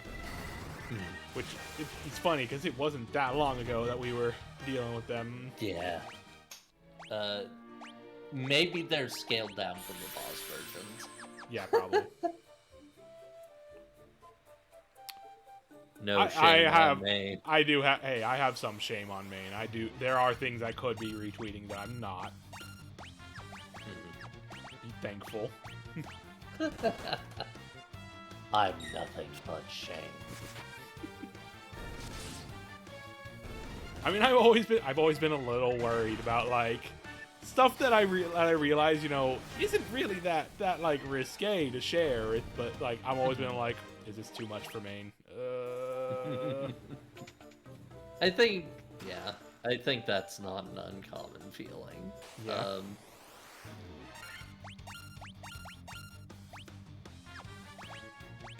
I wish not to make my friends or followers uncomfortable. I don't need folks that I know for a fact that some folks who follow me on Twitter like barely know me. A member of my city's council, I think, follows me just because like her account kind of Anyway, I don't need them to even have a whiff of what I'm into. Yeah. Sexually. That is the other part of it. Yeah, it's all like, how much do I want people to know about what I'm in, about things I'm into? Yeah. You know, like. Yeah.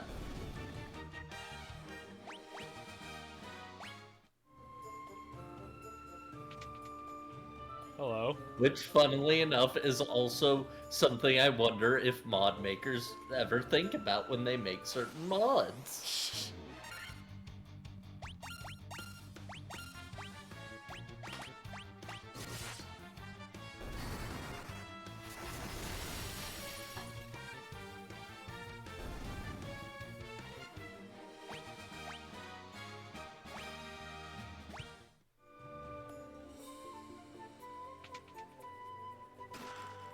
Monsters! You're a lost cause. Shut up. Okay, let's see what Blizzard does against this guy. Okay, no. Fire is the way to go. Makes some amount of sense, I guess. He's green, I guess? It seems like in general, it's just... Man's got a lot of defense. Mm-hmm. Right, is this the end, or is this... We'll see. It looks like it. That bat looks very suspicious, possibly vampiric. Yeah. Hey. Devilish in nature. Please stop hitting me.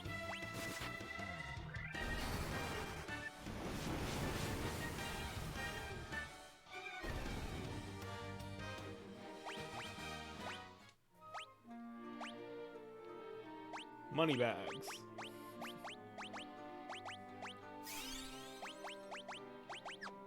It's so funny to get achievements for Final Fantasy. Man, I'm a little sad I'm a little sad I didn't start this a little earlier, because then I might be closer to playing Final Fantasy V, which is coming out tomorrow. You're gonna have to wait. Gonna have to wait. It's gonna be like a couple months. Oh my god, they gave him an accent. All things in this world.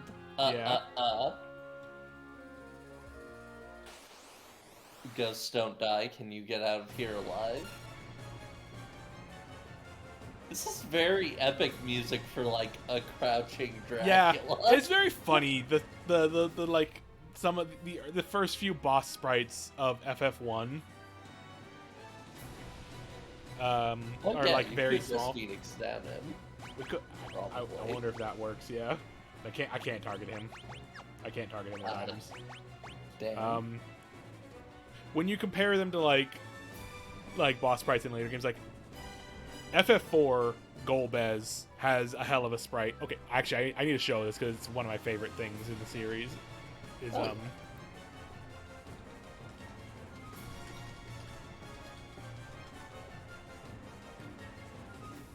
hold on, and I will share this on stream and in call.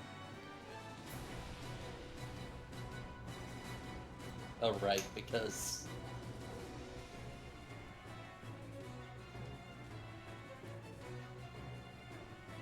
It would be very good if you could immediately Phoenix down and out my bones. Yeah.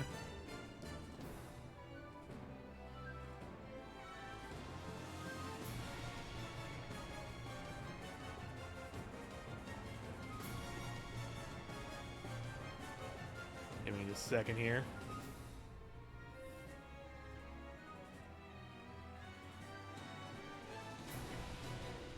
Can't wait to see this Golbez sprite. The main thing I know about Golbez is in the after years when he shows up in that, apparently he is just switched to wearing no armor at all, from being a very heavily clad knight to just walking around in his damn subligar. Yeah. So here is Golbez's battle sprite in the you know, regular FF4, and I will put this into our chat here, into our Discord chat here in a second. Once I figure out how to make this go. Please show chat. There we go.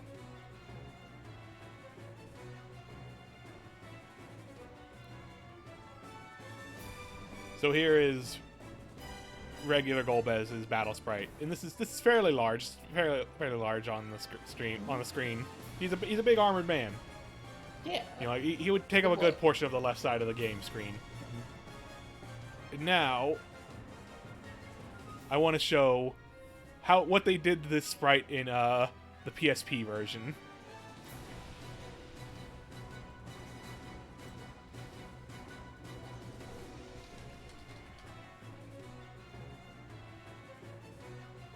Look at that. Look at that big man.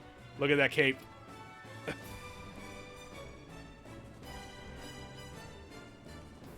Look at this glorious cape. That's a pretty nice cape. I love this fucking sprite. It's so... It's a good sprite. It's so big. It's so big, too. Just like... It feels very Vampire Hunter D.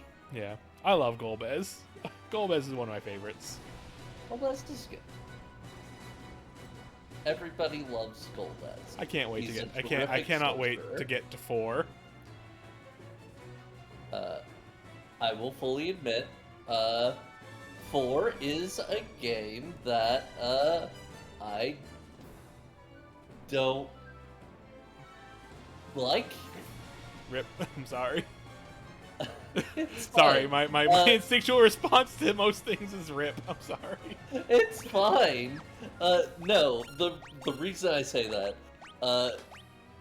I will give the caveat of, it might not entirely be the game's fault, because, I was playing the PS1 version Ah. with my brother. The PS1 version has multiplayer. Okay. And the multiplayers, you just make choices during battle. That vampire went down very quickly. Byraga is a bit much, maybe. For all his big talk. I can understand that, Molly. I mean, for what it's worth, Cecil jumps back up really quickly after that point. You don't stay very low for long. I don't think I ever minded that, but I did mind all of my characters dying constantly.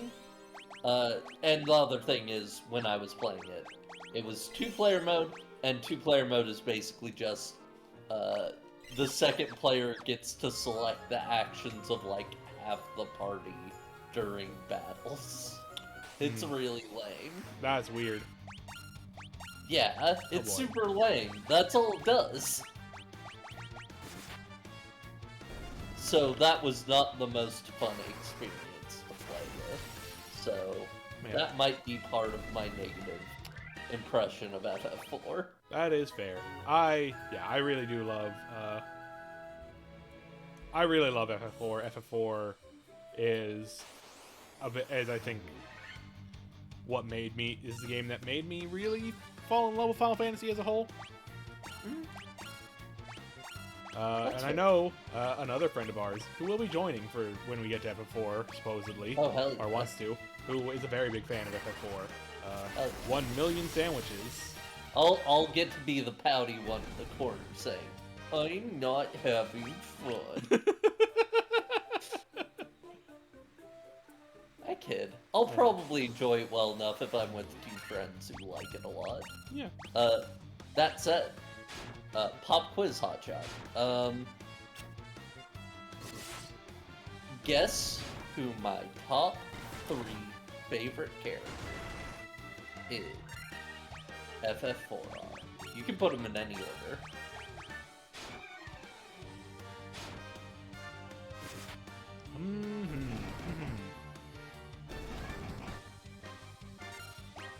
Rio has guessed Kane. Kane again? You can't put the same character more than once. To be fair, it is Kane. Kane, I think Kane is a character with enough multitudes. Enough multitudes of Wiener Boy. Kane is one of them. Guess the other 2. I'm gonna guess. Who am I gonna guess?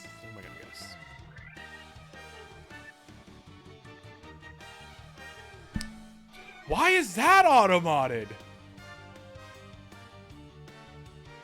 What was automated? Palom. Palom was automated. Palom was automated? Palom was automated. Yeah, I was gonna guess one of the twins. I was about to give the hint. They technically die. And yeah, Palom's one. Is it both of the twins or are they? It's both of the twins. It's Palom. Okay. Okay. Yeah.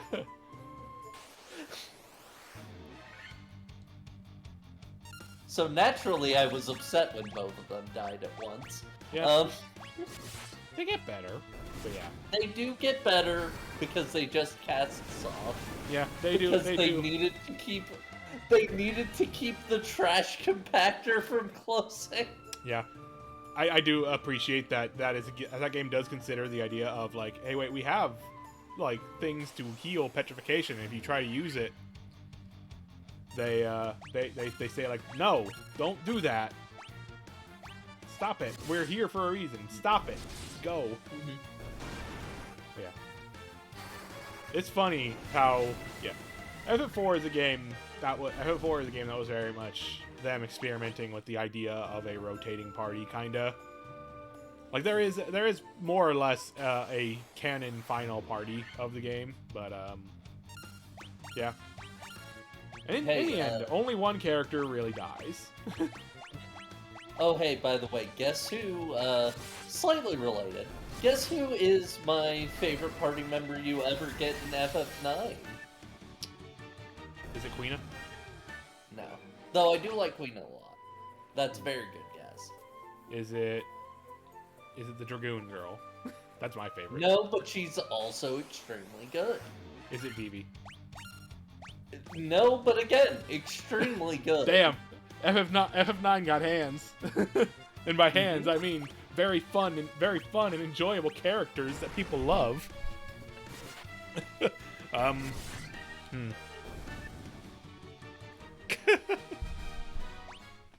Is it Steiner? No. Garnet? No. The guy with the red dreadlocks, whose name I forget. I forget his name. Is it Zidane? No. It's not Aiko either. Is it the Jongleurs? No, they're not party members. Oh, party members. Right. Who's Jombus? I don't know FF9 well enough, I'm sorry. My favorite party member you get in that game is Blank. Blank gets turned to stone in the prologue. Right. Fuck FF games turning my favorite characters to stone. God damn it. But no, Blank has a very cool design. I like what you see of their personality. Blank's pretty cool. And then they get turned to stone, like immediately. Well, speaking of getting turned to stone. Yep. Of course it happened to Jean. Yeah. you don't have a thing to deal with that. So Yep, he's just stoned for a bit. yeah.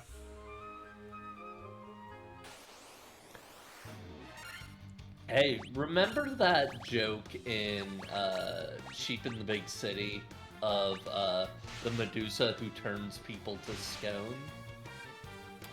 I don't remember much about that show in detail now. That's fair. That show has shaped my sense of humor a lot because it's mostly a collection of really terrible puns and wordplay jokes. Yeah. And one of them was a Medusa, but she changes things to scones. They turn the big pastries. It's very good. The other joke that really sticks with me with that is there's an episode that just ends with like the two soldiers running after something, and one of them says, "Hey, do you think this is a wild goose chase?" And it pans over, and they are chasing a goose.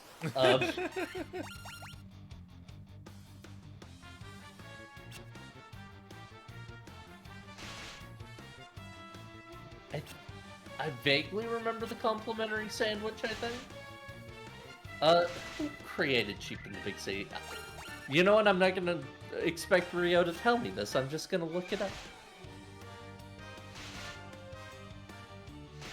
Right, yeah, Mo Willems, yeah, that's right. Mo Willems is pretty cool. I remember Mo Willems created, yeah, the offbeats on Kablam. I liked the offbeats. No, if I know the offbeats. It was a fun little, like, cartoon, one of the shorts that would be on Kablam about just, I don't even know how to describe what it was about. It was just like, you know, sort of just kids in a, like, I think it was like, yeah, oh yeah, and a bunch of Sesame Street shorts. That's right, yeah, I remember those ones. I remember seeing those ones. He has Kids Next Door? He was involved in Kids Next Door? Yeah. That's wild to me. Yeah. Because that doesn't... Kids Next Door I like alright, it does not have the same level of charm as Sheep in the Big City. No. Like, not even close. No. It's definitely not. And Lazy Town. Lazy Town makes sense to me. That makes sense, yeah. Yeah. That makes sense that there would be an entire episode. Yeah. Knickknacks is a cool show on YouTube. I have enjoyed watching it. The history of Nickelodeon is really interesting.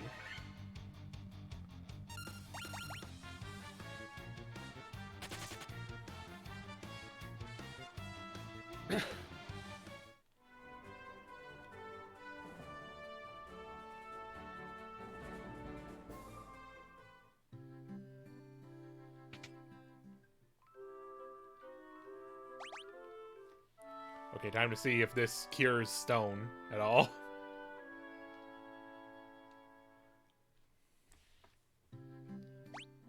No, of course not. Is there a church nearby? Not in here. I do believe the church got destroyed in the lower I believe this is the church over here.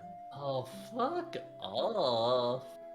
So far, in this entire game, I think we have found one church, and it was in Elf Town. Well, guess we're going back to Elf Town. We found a star ruby, so we gotta go take that to the cave giant. But first, we gotta go to the elves to cure our boy. That's neat.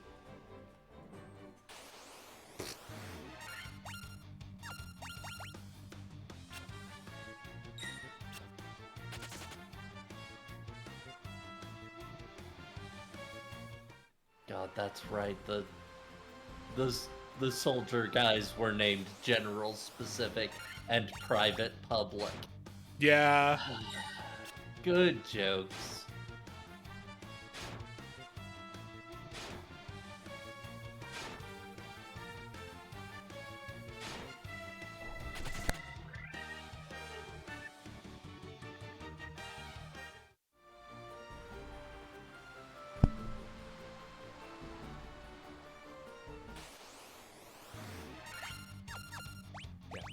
remember much about Sheep in the Big City, but I did remember enjoying it.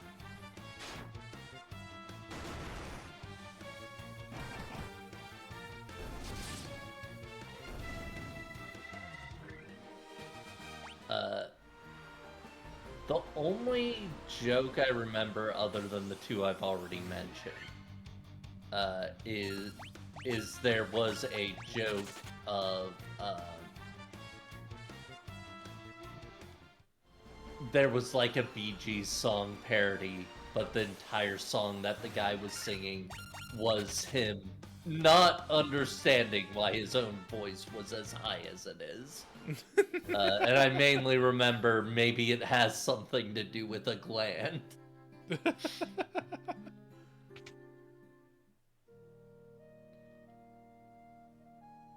Okay, the church doesn't help us. I guess we've got to... Hold on, let me see. Where do they sell... Got nothing that can cure stone.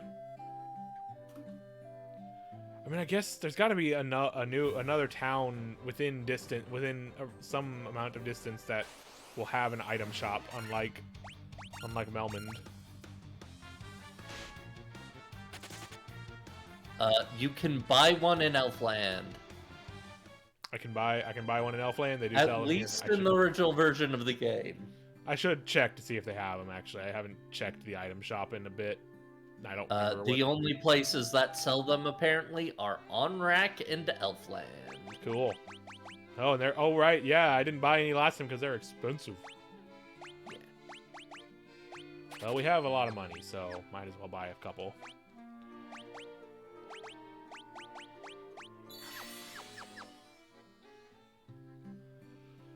Also, we have a lot of money. Might as well finish out this tier of magic. Mm-hmm.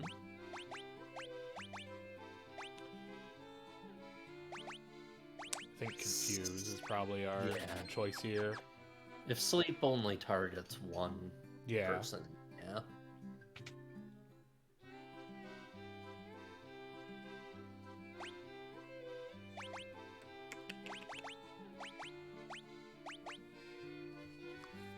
Poison is probably not bad to have. Yeah. Curing Silence is like...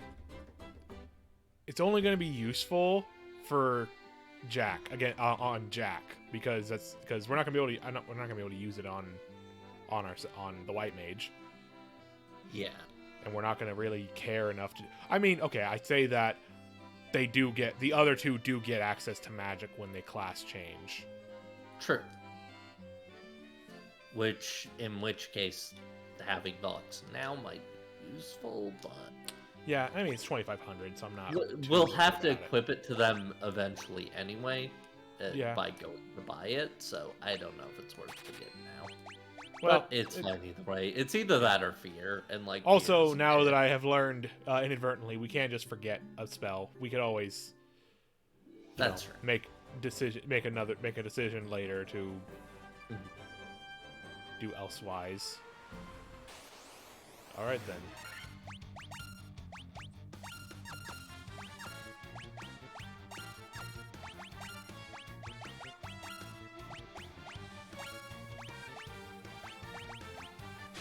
Back to progress. Gotta find the cave giant, I guess.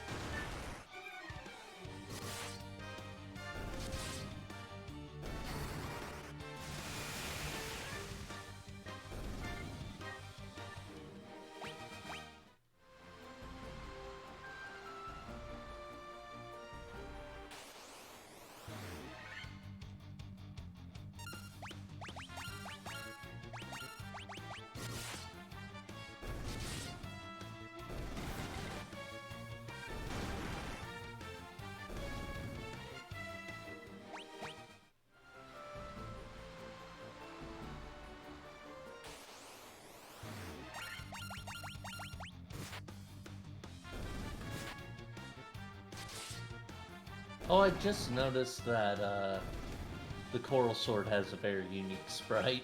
Yeah. It has a Shikishito kind of look to it. Which I wonder if maybe that's what it's actually called, but the sprite made them decide, oh, maybe we should translate it as Coral Sword. But I don't know. Maybe, probably not.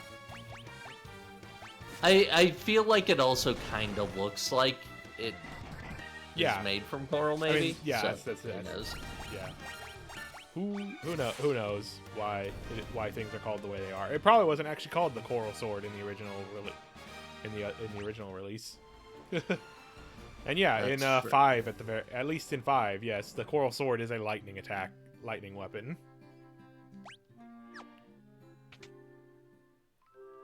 And it's a weapon you get right before a boss that is very weak to lightning in 5.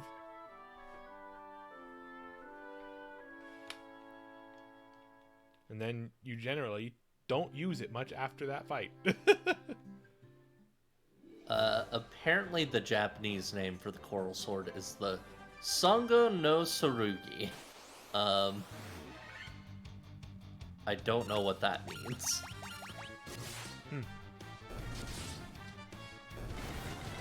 Etymology. The etymology is just about the English name. Never mind. Well, Thanks, Final Fantasy Fan Wiki. yep. Gotta love them. Or, you don't.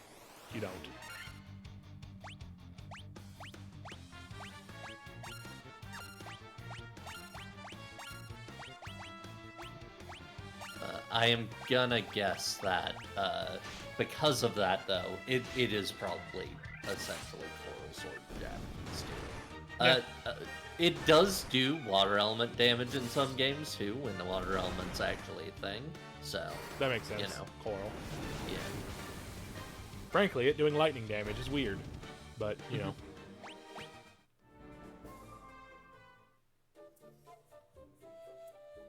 water's very conductive. That certainly is a giant. That certainly is. Nom, nom, nom. Yum.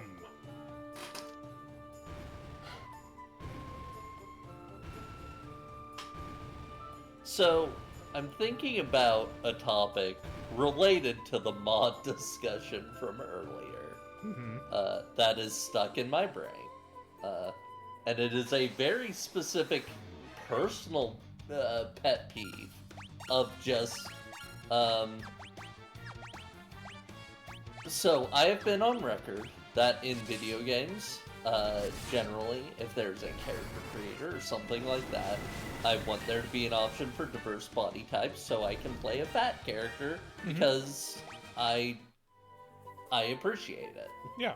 As a person.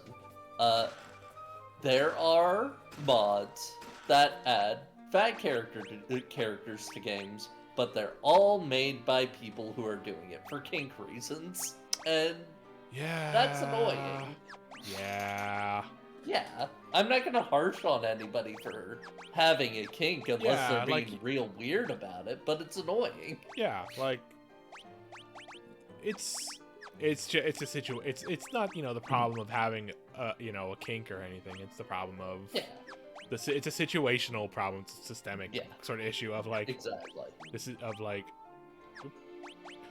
elaborate character mods only happen if somebody's horny for it. Yeah, that's what's really frustrating. Yeah. That's something that is very frustrating, and I have heard as a frustration from a lot of people.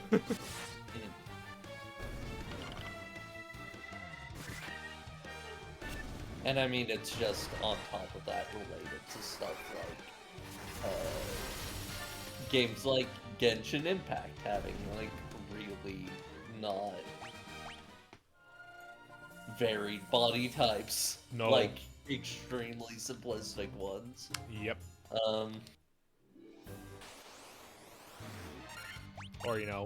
most MMOs. Yeah, most MMOs.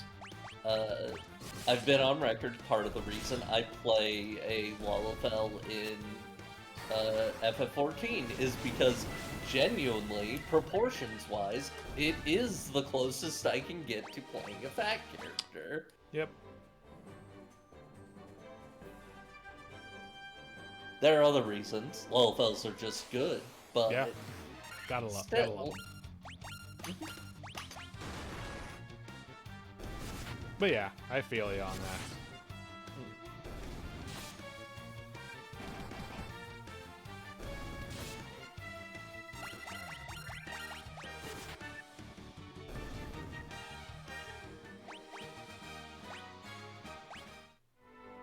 There is a lot of institutionally ingrained anti-fat sentiments in the world, and that bleeds into things like that, like decisions made with games and other media, and it sucks. It sucks a lot. It really sucks. A lot of it tends to be justified as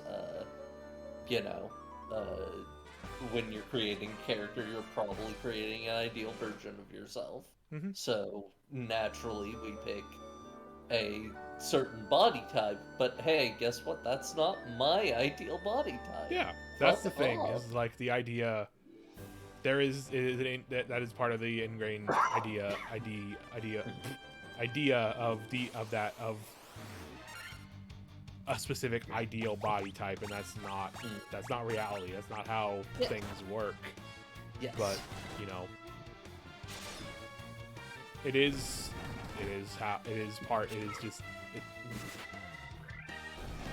it's a whole thing. It's a whole thing. It's hard to discuss in a single stream or anything. It's not a problem that we're gonna solve. And it's out and out. It is also one of the hardest ones. It's also one of the hardest ones to talk about, because people get so shitty when you try to talk about these things.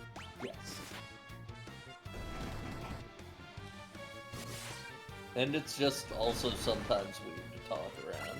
Yeah, it's weird to talk about, I remember this is a thing happened a while back, a tweet from someone a person I follow who has a lot of great things to say about, anti-fatness, and, is a major activist in that, especially with regard, because they are a black person, with regards to how it intersects with racial attitudes, which spoiler alert, a lot.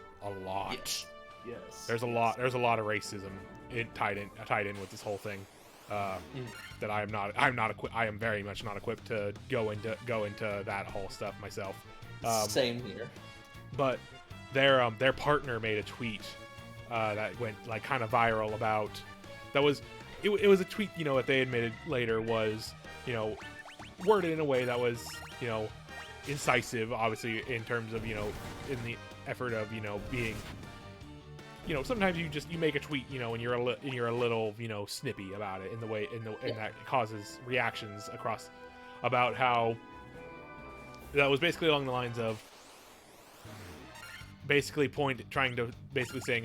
along the lines of a lot of people go to the gym just to not be fat, and and of course a lot of people responded with duh, in a way that was very missed kind of the underlying point of that inherently that's anti-fat, that's being anti-fat. It's when you are viewing being fat as an inherent negative, that is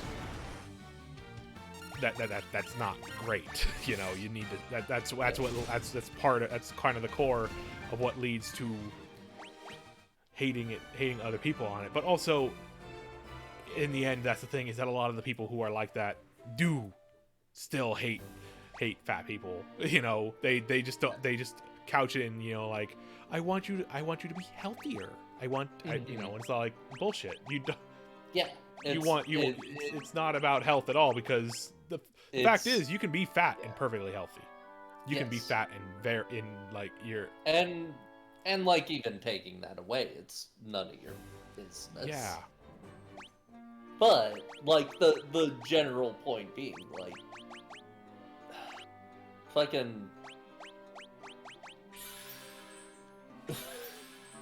sorry for starting the heavy topic, but like it's just so frustrating a lot of the time, and it is frustrating when a non-zero amount of stuff that I do honestly feel like represented by and fulfilled by is, you know, from very horny people. Which Yeah. I don't begrudge them that, but like, Legitimately, fucking, it's exhausting. I feel that, yeah.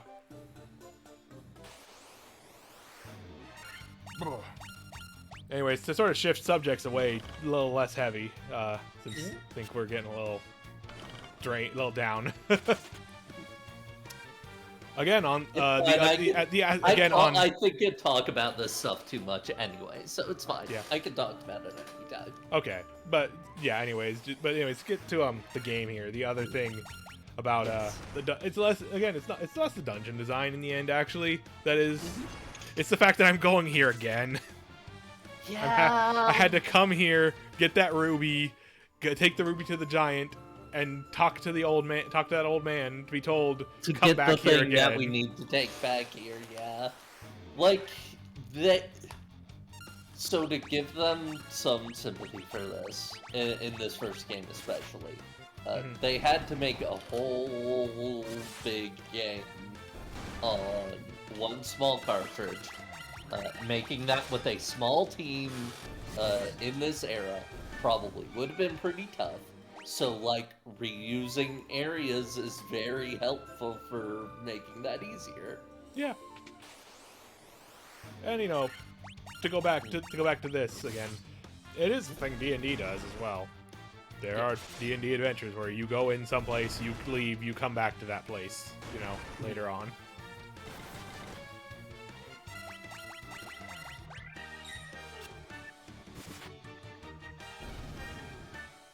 I think there's something interesting.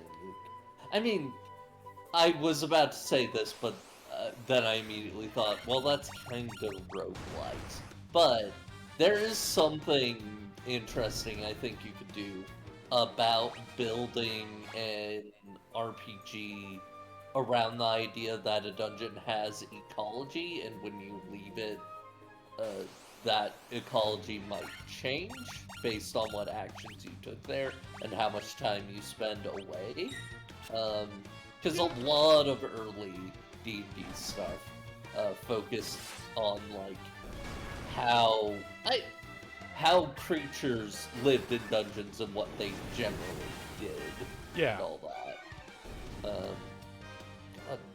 Sending entire large parties of cockatrices at you are very rude. At least they drop gold needles sometimes. Yeah, that's very nice. That's the thing that's the thing that at least is consistent across the series, or at least the good versions of the series of these games.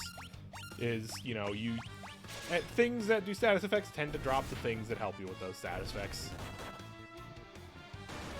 But yeah, that would be very, very neat. I think an idea for sure.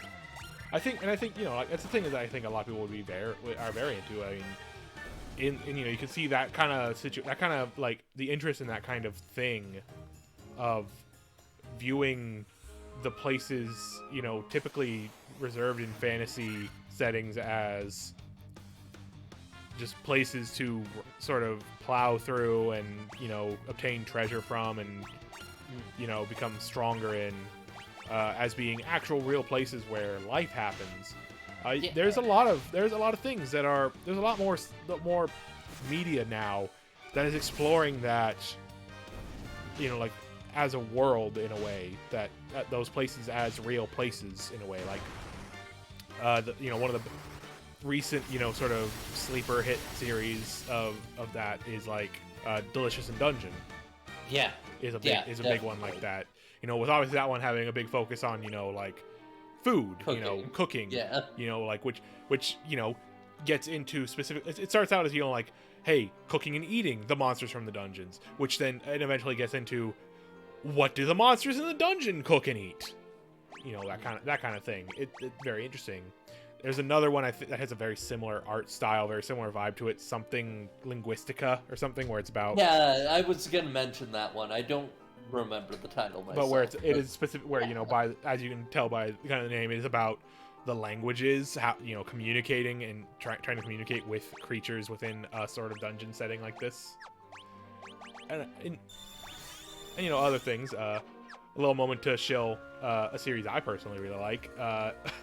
So I'm a Spider, so what? Otherwise known as the Spider Isekai, has a fair bit of this in how the main character being, a person reincarnated as a low-level, spider mob in a dungeon, having to navigate that dungeon and figure out how to live and escape. Yeah, the Delver's Guide is a D&D, is a sort of tabletop, I think D&D based thing that is kind of built around this idea, delicious and dungeon kind of idea as well. Yeah, I think there are a couple like that now, I think. Yeah.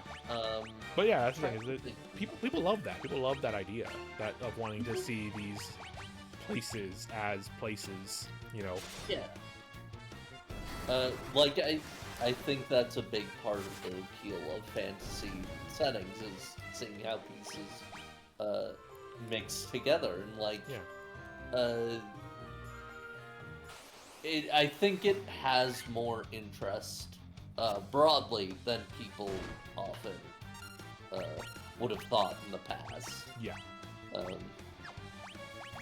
That mixing of actual historical or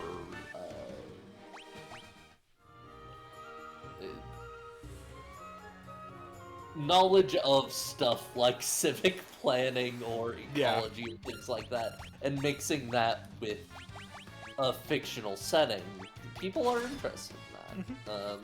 For sure. I mean, even stuff like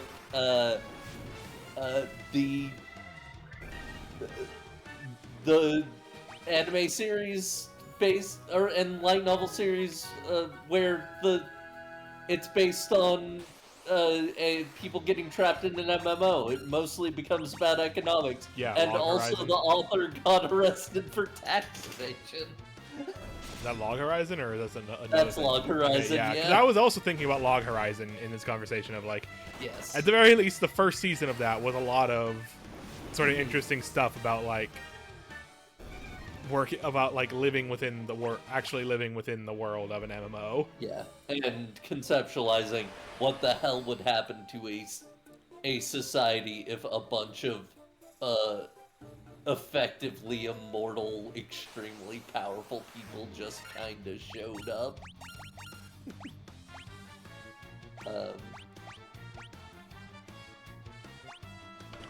I'm about to blow these birds to hell. Yeah. I'm about to blow this bird to hell.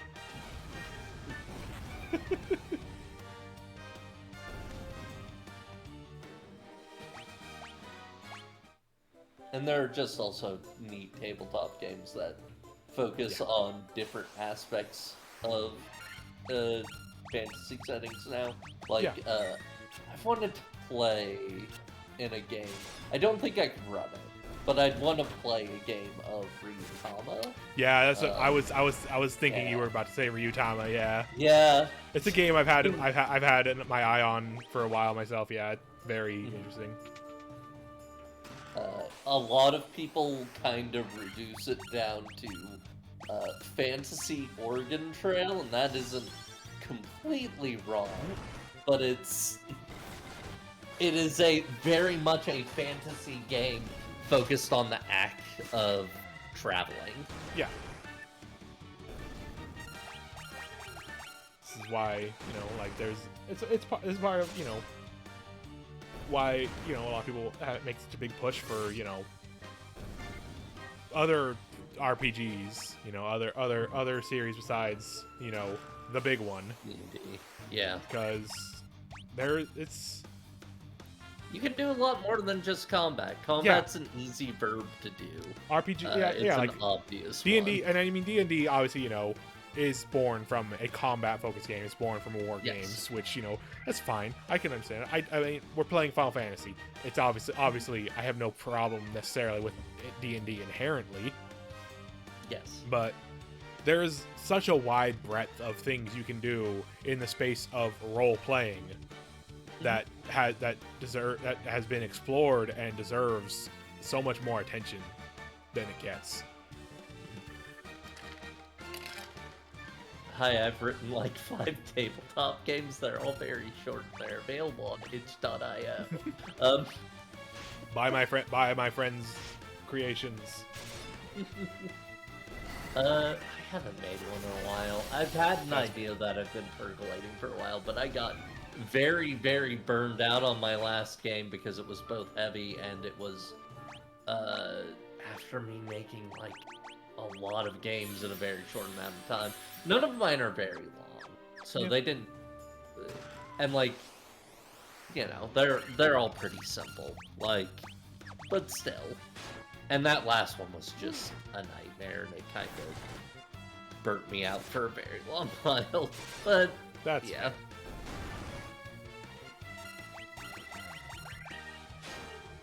But yeah, I'm pretty proud of some of what I made.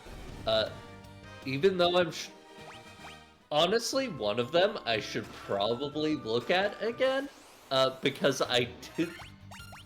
Even though I wasn't streaming at the time, it was a game I specifically designed for playing on streams. In the sense that I thought it would be interesting to play around with the idea. I know of one group that streamed it once. They tweeted at me about it. I thought it was very cool and I promoted it, but also I never watched it because I was too fucking terrified. Mood. Big mood. Yeah. But it might be worth looking at and trying to run on a stream sometime. I'd need to get a group together for it though.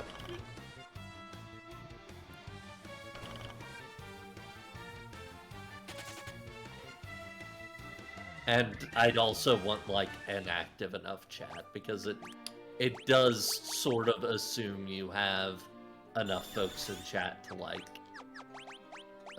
make a poll or something significant. Like you probably want at least 10 people active if I had to estimate. I don't know.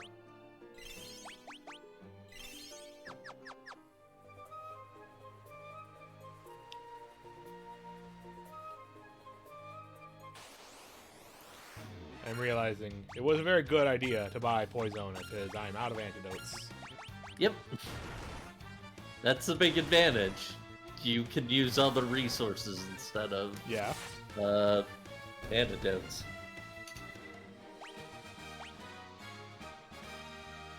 Oh, nice. Strength and agility on our Black Mage. And health. Yeah. Oh, mini birds. Fortunately, you've got a preemptive, so it should be fine. Yeah. But then these birds' whole career.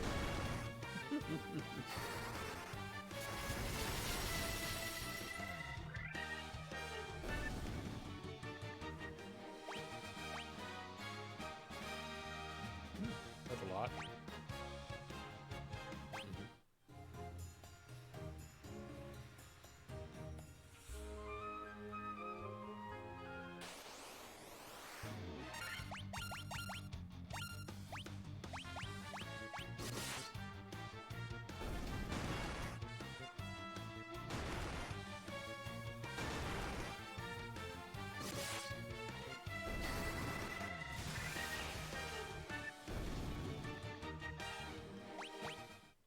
Yeah, God, that conversation has reminded me. There's a lot of tabletop games I've wanted to play for so long, and unfortunately, they're always such a time commitment. You know, you can't play all of them. That's just the nature of it. Oh, 100%. I will also. Geez, I've just noticed the health disparities have gotten so wild in this team. Yeah. God. our thief is so low of health. Yeah. It's a good thing he's not getting hit that much now, and has actually decent defense.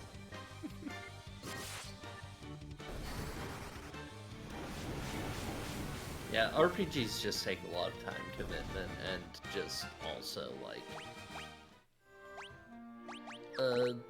more energy than I think people give credit for sometimes, because, like, even a fun game with friends, like, can be too much sometimes. Yeah. Oh. Yeah. Good night, Molly. Yeah, that's fair. Good luck with that Good that night. audit you've been plinking away at. Jeez. Sea of auditing numbers. Yeah.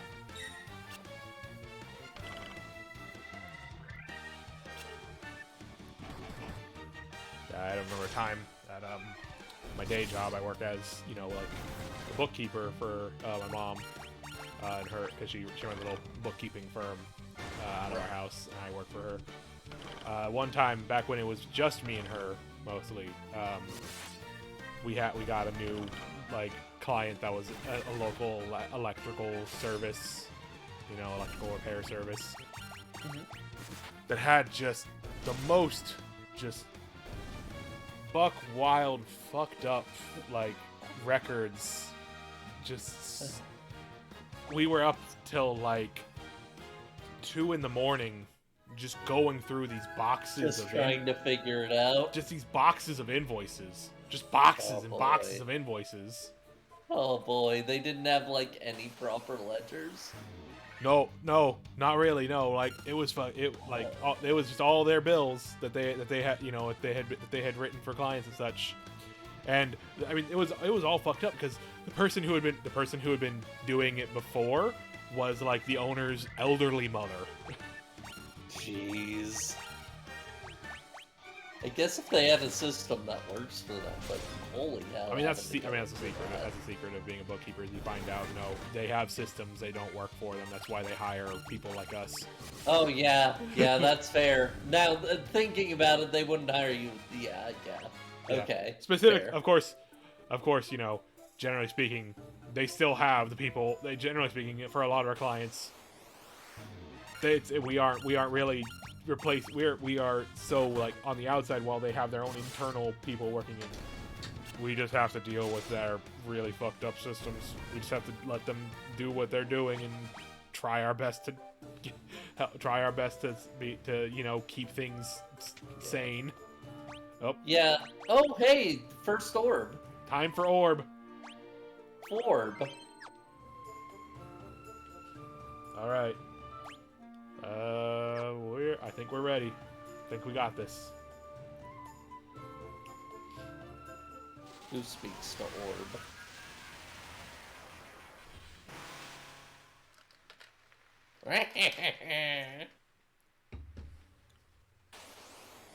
I am the Lich, Fiend of Earth. I love the Lich. I love his design.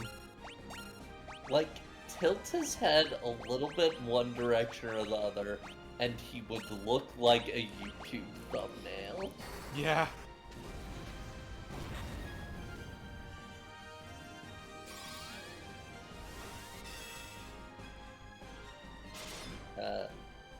In my editing work, I kind of have a similar experience of just like, sometimes when you're working with a client, it's just down to, oh, hey, this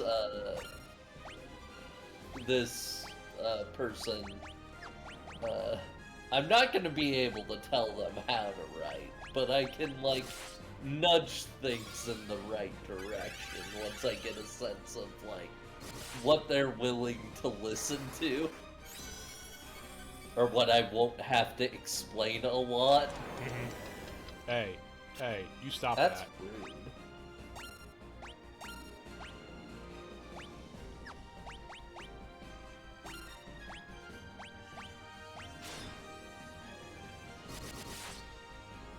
God, he just does not take. He just no sells physical damage, huh?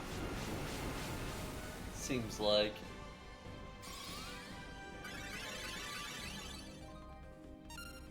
Maybe the warrior will be able to do a little bit more. It could also be the coral sword is doing lightning damage and you resist that.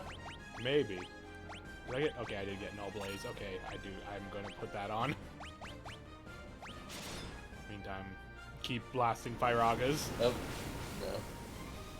No, he's just like that. Yeah.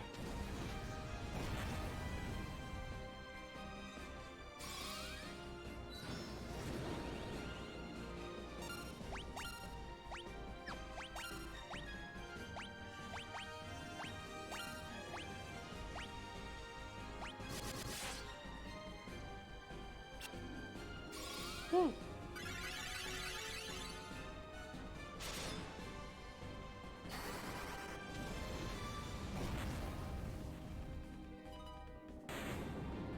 Hey, Yeah. got him. GG's. Got him.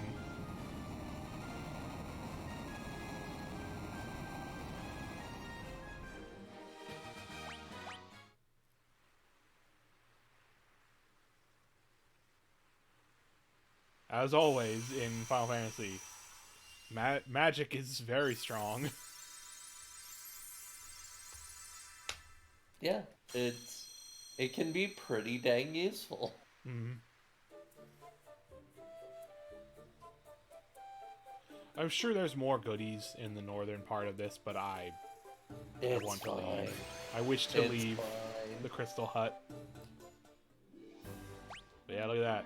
First crystal down. It's always funny to me that the Earth is the first crystal I expect you to go to, but it's not the first crystal in the lineup. Yeah, that's just mean. Light it up in a nice order, please.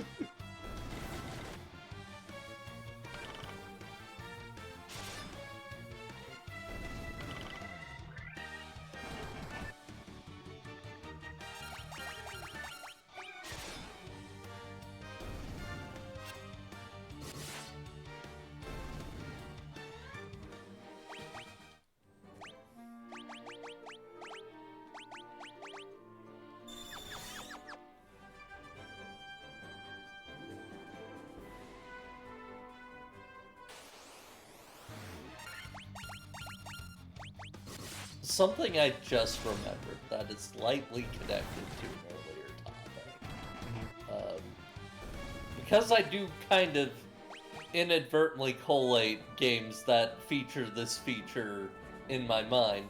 Do you know what is a game that has character creation where you can make a fat character that is one you absolutely wouldn't expect? What? Final Fantasy 15. Yeah? Yeah, wouldn't have because you wouldn't expected even that. think. Yeah, you wouldn't even think that it has character creation. Yeah, it's in the Comrades game mode, right? Mhm. The multiplayer thing. That was God. Final Yes. Fantasy 15 had such a wild set of updates. Yes. And eventually they also added, for some reason, um, the ability to modify the appearance of Noctis using the same system, with the story explanation being that it was like changing his appearance, but everyone else within the world would see him as the self that they expect to, or something. So Wild. you can just be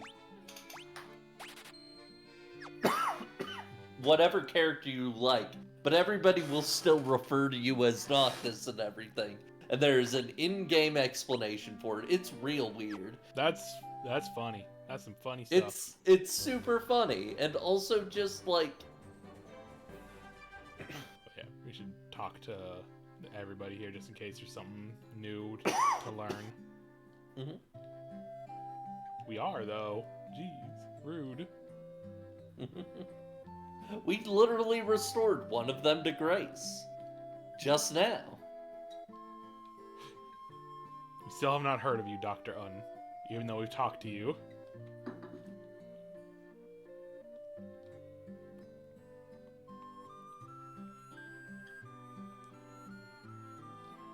That man's still just a farmer.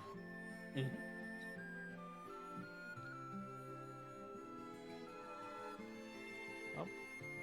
I guess we move on to the next place. We just move on, we move on to we move on in search of a new place on the map. We have a lot more. We still have a lot more map we can access. So, whoop. You can now go to different places. Find a place that has things for you to do. Yeah.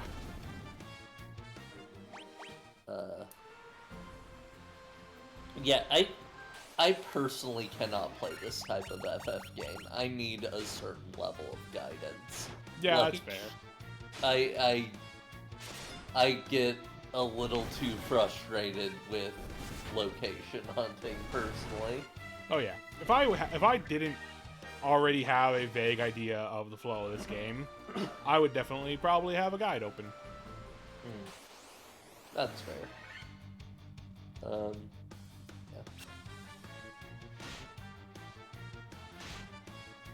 I mean, also, you know, like I do kind of want with all these, like I don't know 2 and 3 as well, obviously. So like, I'd be willing to you know, consult a guide if need be. But I do kind of want to, you know, try and have the real experience. As part, you know, and you know, I'm doing this as part of a stream, hanging out with a friend. I want to, you know, I want to see things. Want to play in the space? Yeah. Until we get to 5, and I get to work in a game that I know very well.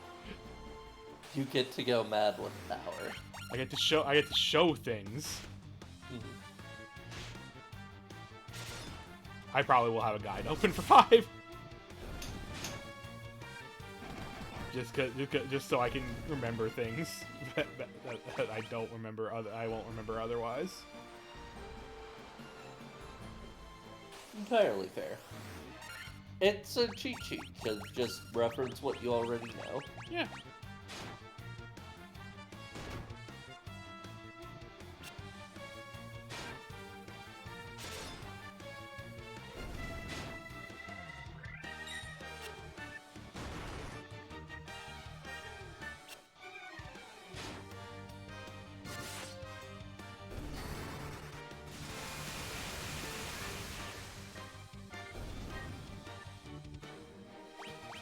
Man, I'm so excited to get to the Pixel Remaster of 5, though.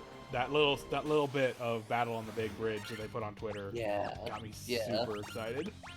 It's a really good version of it. They went all out with the horns. Yeah, like I'm loving the music so far that they've done with these, and I'm really excited to hear, you know, when we get to, you know, the real big stuff that people remember from you know, the latter games of these 6.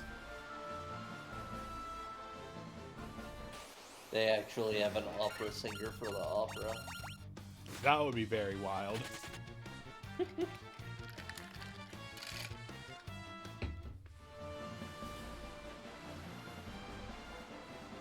They actually have a clown for dancing mad. It's just dance. It's all played on a bike horn, on a clown horn, kind of bike horn kind of thing, like.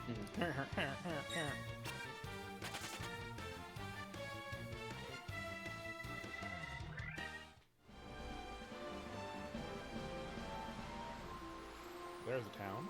There's a hole.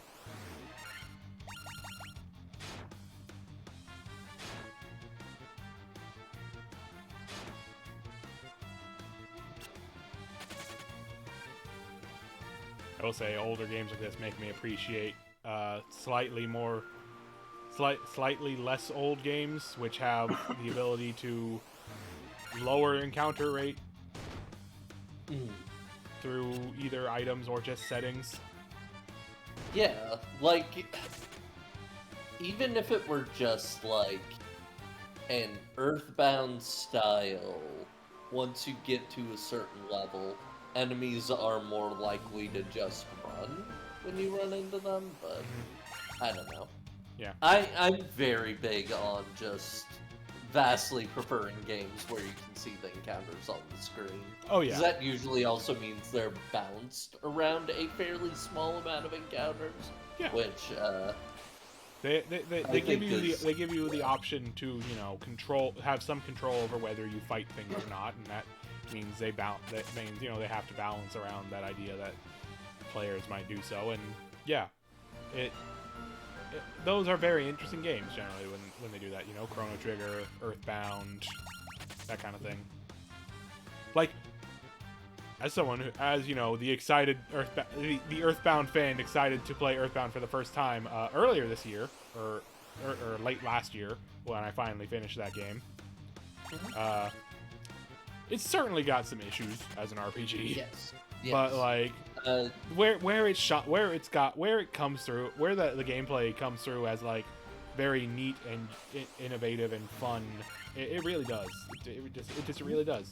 Like stuff like just the nicety of you're strong enough to just destroy these things, so they're just gonna you're just gonna win immediately. Yeah, upon it's touching a really good quality of life thing. My biggest problem with Earthbound every time I've tried to play it is just the fact that you only have one party member for so long in that game. Yeah, the way the specific way that your party changes at certain points in that game can be pretty frustrating. Like the way they give you, the way you you start out, you play as Ness for a very long time, then you get Paula finally, and then they take Paula away at a time when she is by far your main damage dealer. And Ness has not fully come into the support tank role, which he ends up having for most of the game. He's just kind of in a really weird spot, and you've got Jeff, and then instead of Paula now you have Jeff along with Ness, who is a super weird character that you probably have not, gotten figured out how he works. Yeah, you've not figured out how he works, and you are probably in a situation where like, oh, I need his items in order to do anything significant with him, but I can't get his items right now. Oops. I have entered into a dungeon. I can't go get any items for him without taking a long trek back. Sucks to suck, me. Yep. I've gone a very long path, I think, to somewhere that was much closer by than I thought. I mean, it's not like you knew. You can't tell just looking at the map. And we have a map.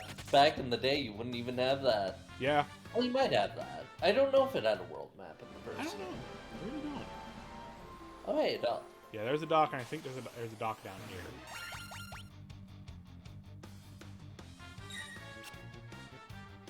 I'm gonna go for the lower one first, just to see.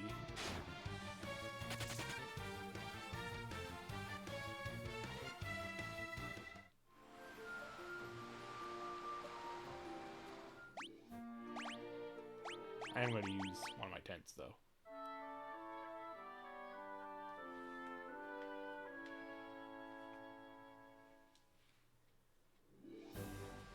Do you know what I wish more RPGs did as, like, a feature that I think is really fun in terms of strategy?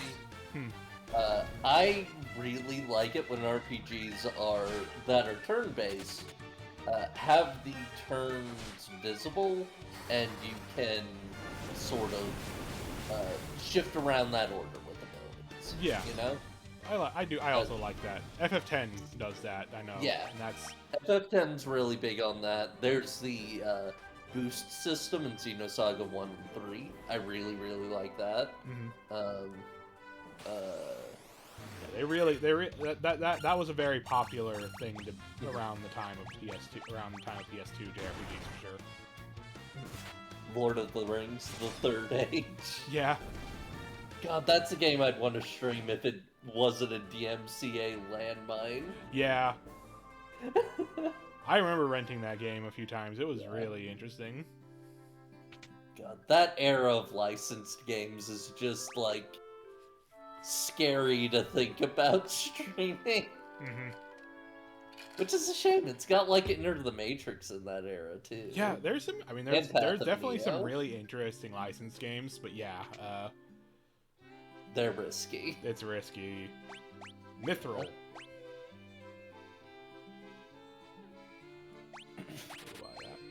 Oh, a shield for our thief. That's good. Yeah. He might actually block things now.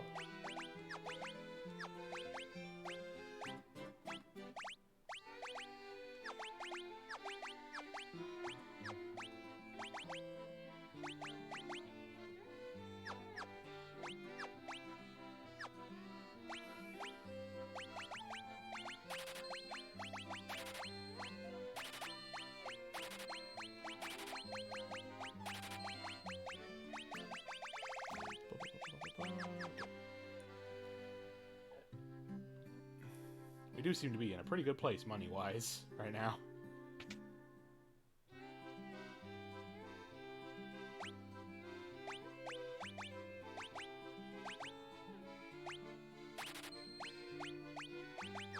I'm also not too hurt about the accuracy hit on axes. Honestly, the difference seems minimal. Yeah, to be honest. it seems alright for us. At least so far.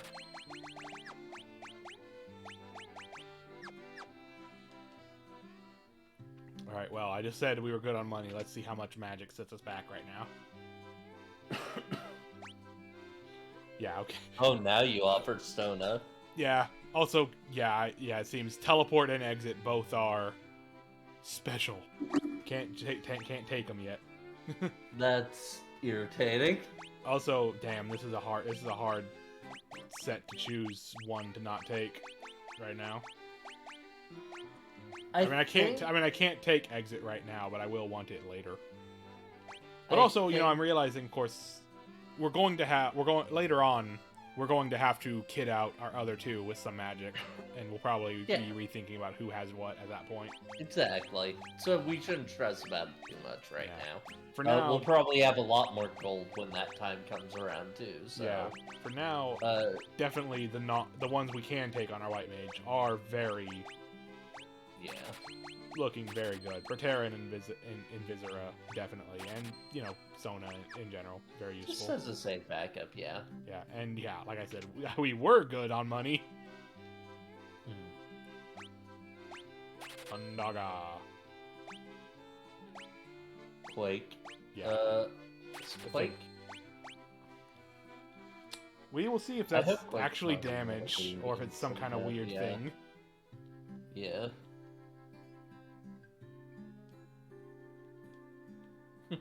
Yeah, ma'am. He probably does. Mm-hmm. This is a church. Oh, what's his name? Why, it's insert Bart's dad's name here. Why are you sleeping next to a gravestone, sir? Maybe he's goth. Maybe. Hard to tell with these. Oh God! Get out of here! The Council of Old Men. Oh God!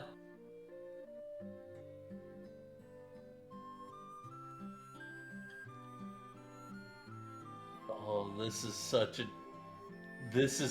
a dangerous place to be right now. My fight or flight is just kicking off full force. Holy hell.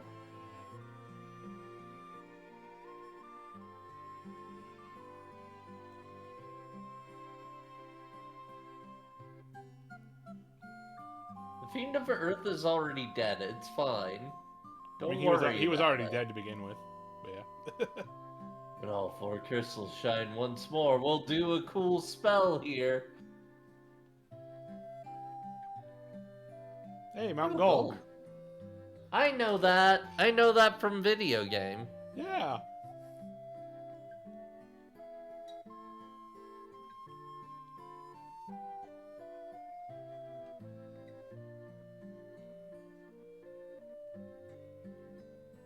Canoe. Hooray! Is that for rivers, I guess? That is for rivers, yeah. Lucan. That guy who was mentioned forever ago. Oh, right, he made the prophecy in the first place. Yeah.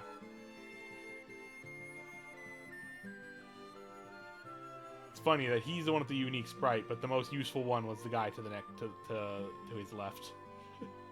Yeah. We are healed up. We are equipped. We are magicked. Yeah. Canoe time. Woo. These are the most gamer mouse looking centipedes I've seen in a while. Yeah.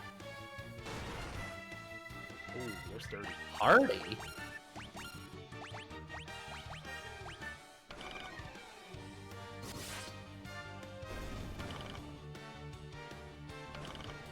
These are some dangerous centipedes.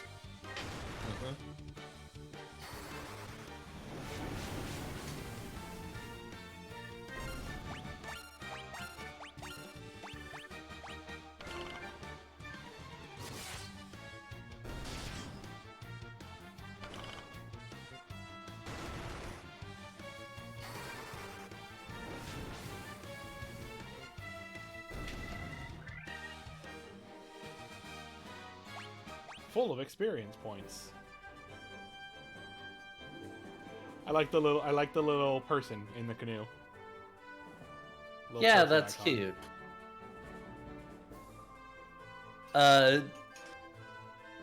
That said, the little person does remind me of, in, like, mystery manga or anime, where the suspect is depicted as a shadowy figure. Yeah. Yeah, it's making me think of that. Also, I am realizing actually, the real drawback of axes might be less the accuracy. I think axes just don't hit as many times. Yeah, I think that might be a factor of the accuracy. I'm not sure. It's fine. Yeah, I mean, that still will doing a decent amount of potentially be damage, useful but- long term against like guys who have high physical defense, because like if you can push past more of that, it's better than getting more hits. Maybe. But but it depends on how the math works out. My vague memory is that more hits is better in general in the older FFs. Oh jeez. But Makes sense. Oh god, a no chew.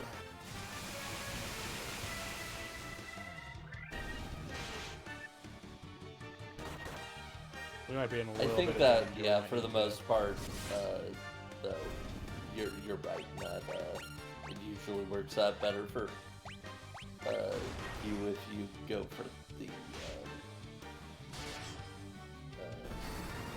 we're still doing decent damage with the axe, so I'm not too worried about it at the moment, I think. we don't need to rush back immediately or anything. We do need to lift our thief off the ground. Yes.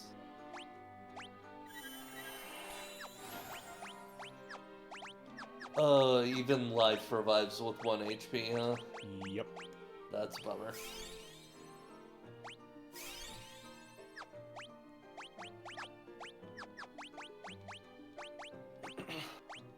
God dang it. I keep going like hitting up or down one too many times, and that's making me go on forget.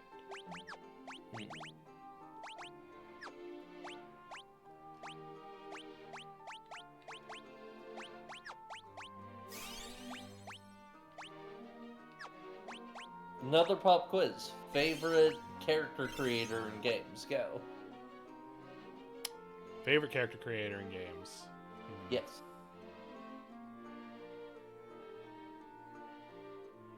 I'm a big fan of Phantasy Star Online 2, his character creator. Very fair. I like that one a lot as well. Yeah. There's a huge amount of customization. It's very nice. Yeah. Yeah. Um, A big thing I think right now, there's a lot of MMOs with some pretty robust character creators now, yeah. especially coming from games that seem to be like big in like Korean MMOs. I saw you posting about that Yeah. one game. That Lost I Ark asked is a about neat that. game. I should check out still. Yeah, it is going. It has its current beta for anyone who has purchased the game until Thursday. Okay. But it is. But the basic pack for it is $15 right now. So Right. not bad. Okay, I might look into Yeah, it. it's a sort of Diablo-like kind of thing, Okay. but in the form of an MMO, action MMO. It's got a lot of really cool the best way I can describe a lot of the move sets and abilities is Devil May Cry like. Oh, that's fun. For certain characters more so than others, like there is gunner classes and classes involving demons, which are extremely Devil May Cry like. Nice. Making me reminisce on Dungeon Fighter Online. Yeah, that's the thing is it feels like kind of similar to Dungeon Fighter Online, but less of a brawler and more Diablo. I think I've been on record about it, but my favorite character creator is definitely Dragon's Dogma. That's a good just one. That's a good one. Yeah. The fact that it emphasizes using various shape options instead of using sliders, I think makes it much easier to get consistent results out of. Yeah. Which is nice in my opinion. Another really good one that I had a lot of fun with, though a little limited, obviously by nature of things. The Soul Calibur 6 character creator, very fun. Those ones are pretty fun. That was a very fun one to mess around in. Yeah. Oop. Ow. Oh boy, one of these. Looks like 1 damage per step. Yeah, it looks like, yeah. Okay, that's not too bad, but still pretty rough. Yeah.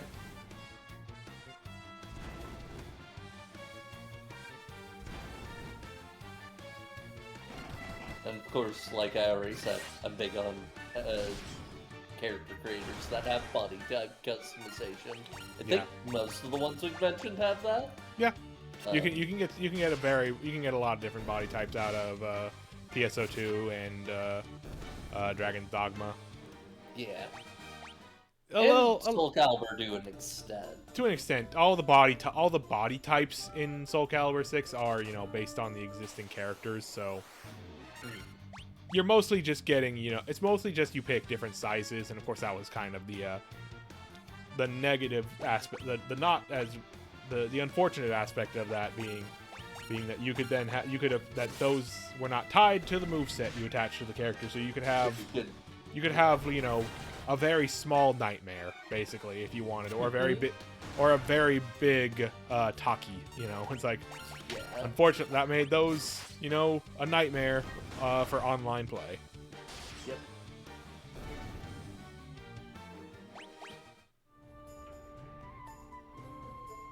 Okay, we gotta go over here. My one slight problem with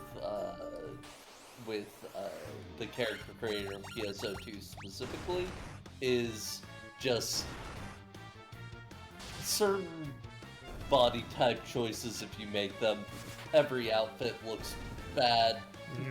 Like a lot of outfits that have any drooping stuff that droops past your lower body, like past your waist at all, it all flares out in a really awkward way and looks terrible.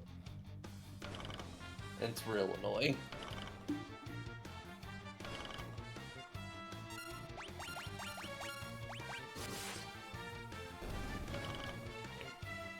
The thing that always gets me with larger body types in a lot of character creators, PSO2 being one of them, is that it doesn't account for any other really any other part of the body and how it should be shaped. Like it's always still just a little awkward seeing a larger body type, but they've got just the standard round anime head on top.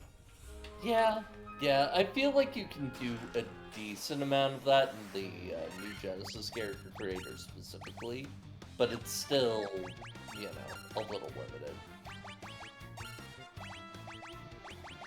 Okay, now these guys, being fire. I should be able to actually do decent damage with Blizzara, right? Earth is a weird one to figure out in the sort of elemental system they got in these games. Yeah, because there's more of an elemental triangle, but yeah. Earth's kind of outside of that Like, in a really weird way. I mean, that's the thing. It's a whole like multi-layered elemental system in most of these games, but it's like what you have access to is a very is a limited amount of those elements.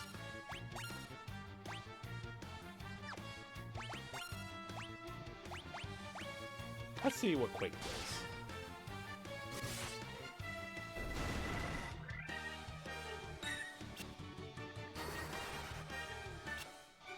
It misses. It misses. Let me look it up actually, just because. Yeah, because I'm thinking this might be like a Fisher in Pokemon kind of situation where it's like if it works, it's an instant kill, but if it doesn't,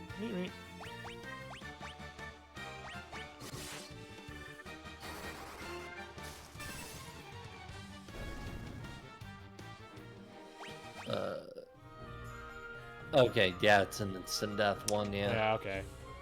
Oh, hey. What percentage of those do you think are monsters? Oh, probably half at least. I would bet higher than that personally. Oh, but there is a guy in front. Maybe that will be the thing. Is instead of there being monsters in the chest, there's just a really strong guy. There's still gonna be monsters in some of those chests. In that chest, in those chests, yeah. God. Gotta say, this DM a little rude.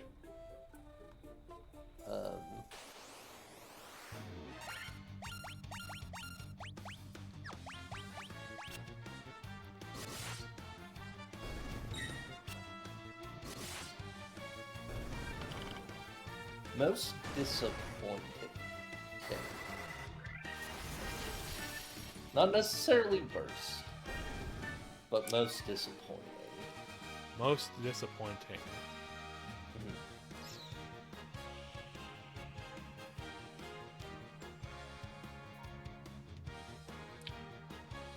That's a toughie for me for sure. I don't generally think about these things in that way. Yeah, that's fair.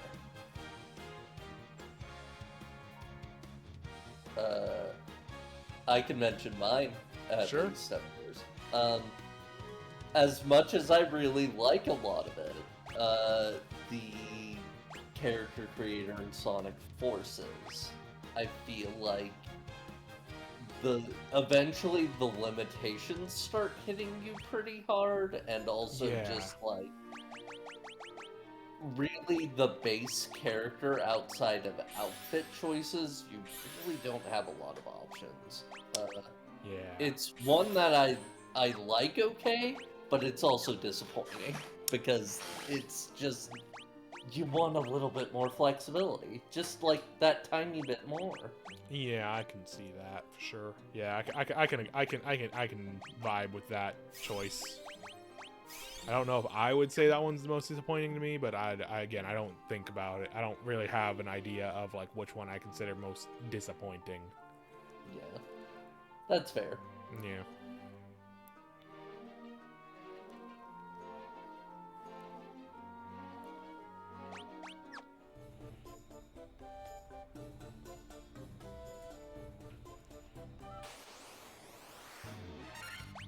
Oh, it's just these guys. Just do these guys.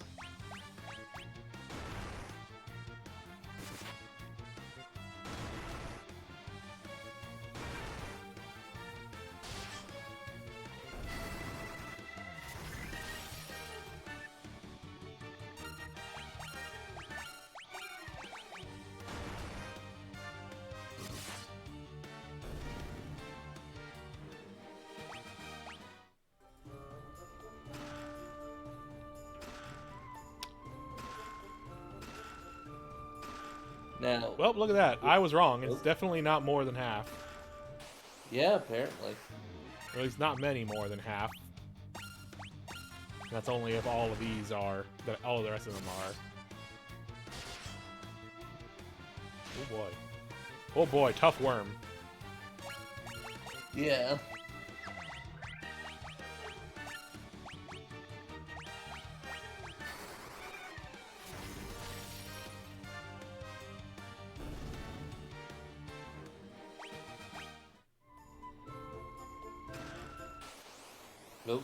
Yeah.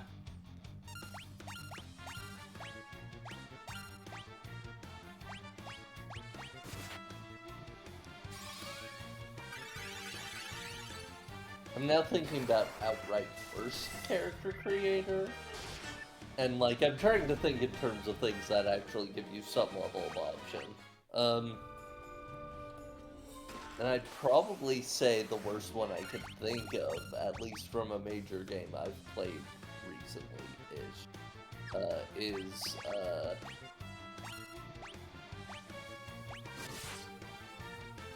pretty much all of the Pokemon ones. Once they started adding customization, they really only added the tiniest bit. Yeah. It's kind of a bummer. It's mostly, you know, I mean, yeah. Like, I think for Pokemon, it is... Also, yeah, we were both wrong. That was nowhere near half.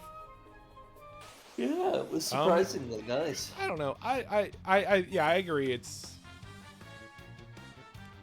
a rather limited amount, but, like, there's still, like, you can get a fair amount of, like, variation between between everybody. There's a fair amount of room for player expression through how you customize your character.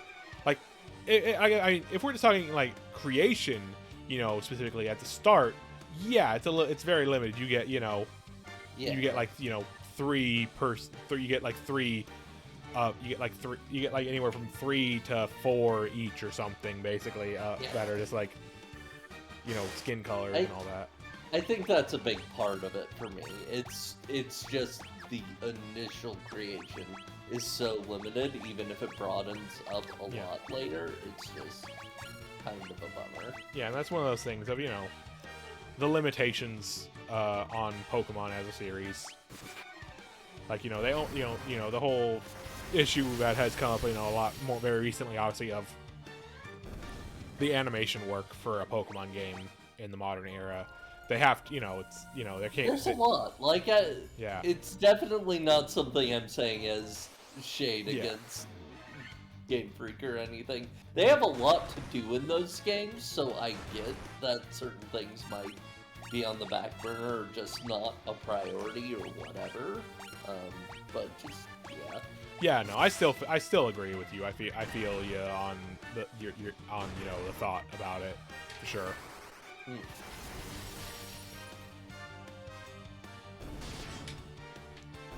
Like, it's a thing where it's you know, it's like, we recognize, you know, it's an unfortunate situation where there's not really a way for it to be better in the way things are right now, but it's still, you know, we still feel the way we feel about it, you know, to begin with. Doesn't change that.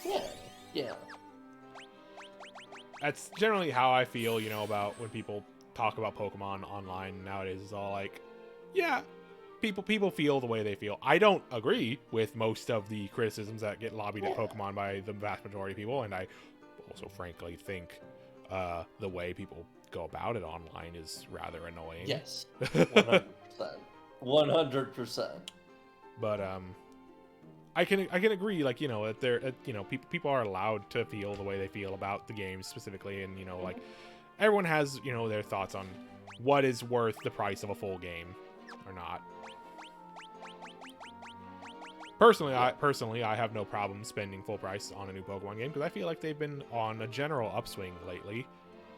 You know, for the last few games. Doesn't mean they're perfect, obviously, but I have had a very good time with all of them.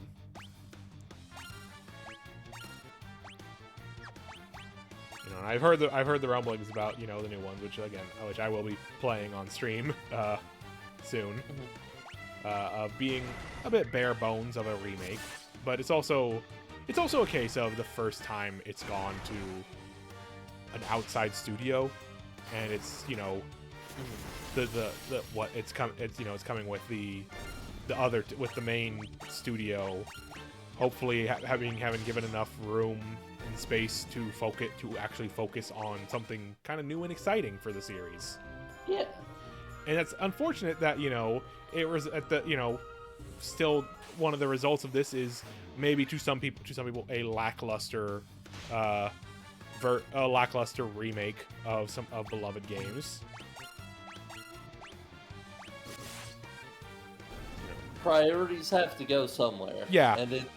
And Game Freak, despite everything, despite how big Pokemon is still a relatively small team from what I understand. Yeah, Game Freak themselves are very small. The big part of of everything is the Pokemon Company, which that's the thing is like Game Freak themselves. I'm sure. I mean I don't know hard numbers on this. Game Freak themselves probably see very little return on Pokemon as a whole. It's probably mostly going to the Pokemon Company at a larger level. Yeah. And that's where we have the issue of the yearly release the more or less yearly release schedule, and the pressure to keep building upon the series, which is a general issue in game design overall, for sure, of a general need in the modern era to continue to update and improve upon what you have at any cost, more or less.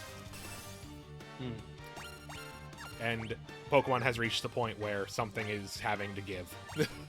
Yes, like absolutely. That's the thing is people raised a big stink about the number of Pokemon in the last games, but we're getting near 1,000. We're getting near 1,000. Yeah. Like something like you can't keep adding them. Yeah, no matter what, something was going to have to give, and I think eventually, yes. The other option was we keep all the Pokemon we've had, but we're still using the exact same models and animations that we had on the 3DS, and they look really bad. It's obviously a company is going to choose not that option. Not in the modern era when visuals are such a big thing that makes or breaks certain games.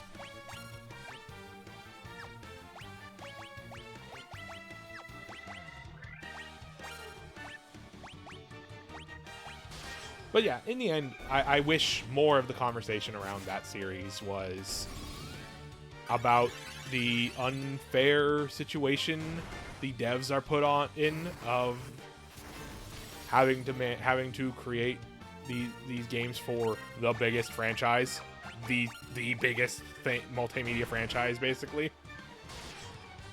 How it is just unsustainable at the rate that it's been going, and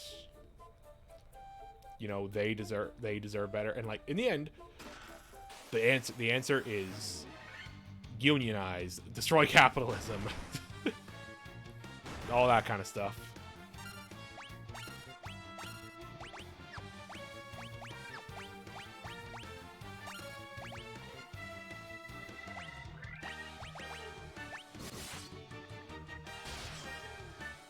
Fight for better working conditions for everyone. Okay. Can you hear me? I can hear you now, yeah. Okay. Yeah, there we go. I was having a really tough connection to you there for a second. I don't know what happened. I'm sorry that happened during your impassioned speech against capitalism. I was getting bits and pieces of it. I was very excited. This is a little less damage. I'm gonna swap to this great sword though, because it's great. It is great. It's a great sword. It says it on there. Yep.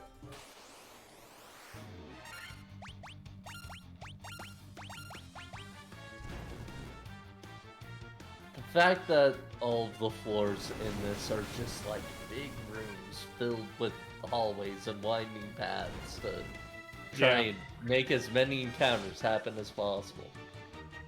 It's a lot. It is a lot. Alright, fine. I will fight, I guess.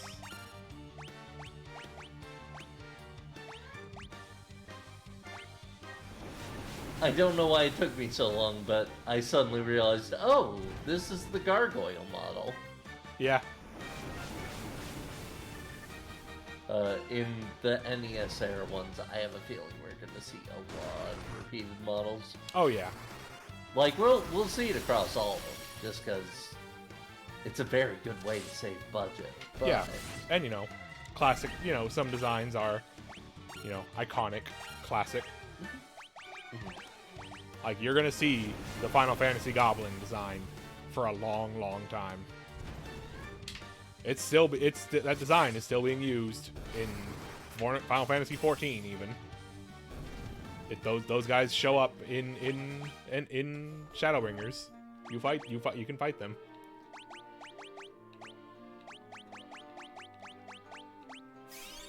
Oh, John.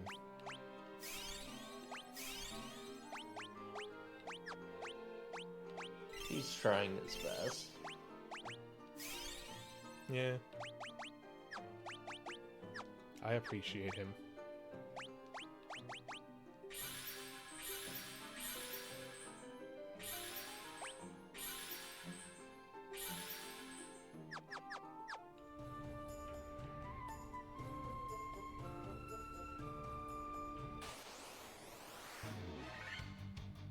Ooh. Okay, question because I am thinking about it. The plan is to play the mainline games, right? The mainline games and directly connected sequels and spin-offs. Okay. So, I guess questions about the edge cases then. I know you've already said Dirge of Cerberus is included. Yes. Dirge of Cerberus is included because of my personal feelings on that game. And also because it is technically, directly connected, more or less. Am I to assume then that Crisis Core is also included? Yes. Crisis Core is one that I've wanted to play for a long time, so it's one that will be part of the FF7 grouping of this series.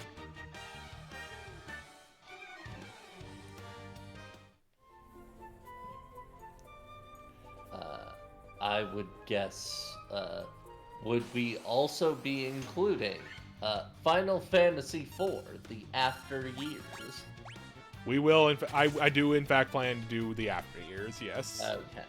Okay, that was my other big question. I'm not sure how I'm going to handle doing the After Years, since that's not going to be included in the Pixel remaster.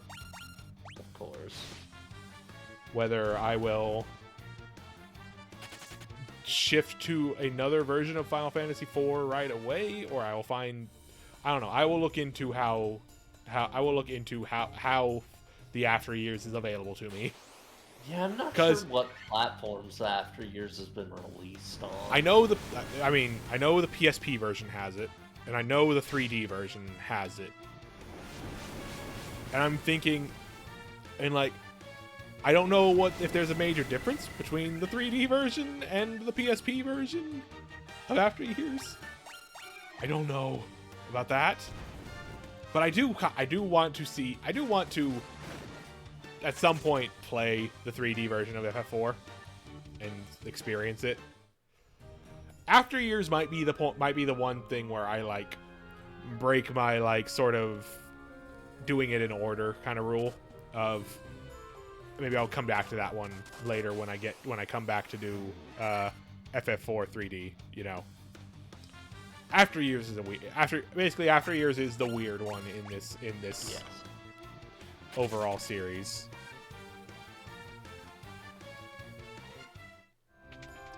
What does this door go to? Yeah, it's included. Yeah, you were right in that it's included in the PSP version. Yeah. The 3D version, from what I'm looking at here, is specifically iOS only. iOS and Android.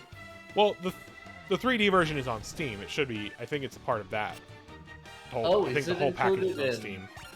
I think it is. I'm not seeing a PC release here, but this is the fan wiki. They're not really listing the releases quite so specifically. Oh yeah, the 3D remake was released on Steam for PC. Okay. Yeah. Yeah, that's probably just part of the phone version though. Oh yeah. That is what that is. I'm sure. I mean, if I were in your place, I would be very, very tempted to see if I could figure out an emulator that could run the original mobile phone versions. Maybe I that's what I will doubt do. there's any translation for it, which would be the problem, on top of finding something that could emulate it. Yeah. But, Also, a quick aside. yes. Fuck this. What the hell? Yeah, yeah. Oh, don't forget, we can walk diagonally. It's harder on the PlayStation 5 controller than Yeah, that's fair. I would hope. That's fair.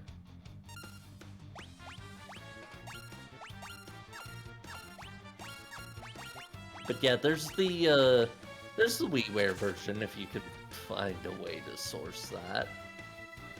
Yeah. I almost feel like it would make more sense to approach it through one of those releases where it was still split up into episodes like originally it was released.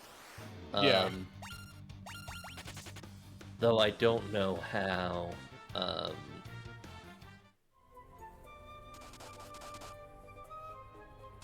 I don't know how different it is, or how clearly the differences between. Yeah. I do not know much about the After Years other than two things. One, Golbez being a shirtless penitent man.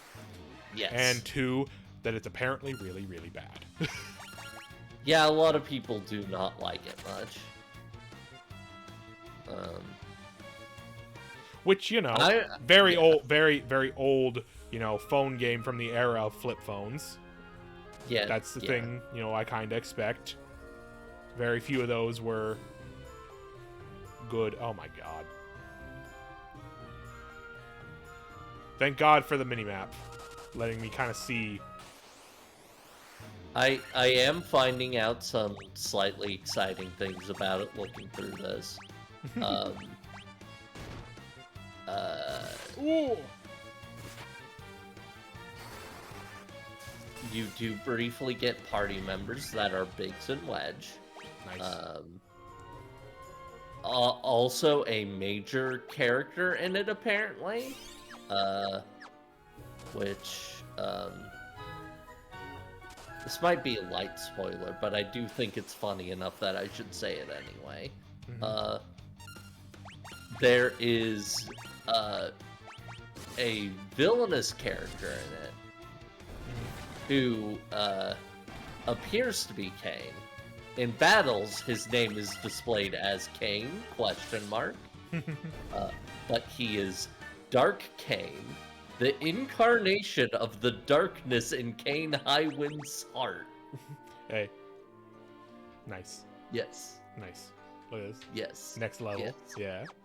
Yeah. Nice. So what level are we anyways? Are we 25, 26? That's... Dang, we have shot up a lot since I last checked. Kidding. Oh boy, this place. I'm glad at least the major bosses have teleports after you beat them. Yes, thank God. Like, going back through the Cave of Earth wouldn't have been that bad. A little annoying. Going back through this after a boss, ew.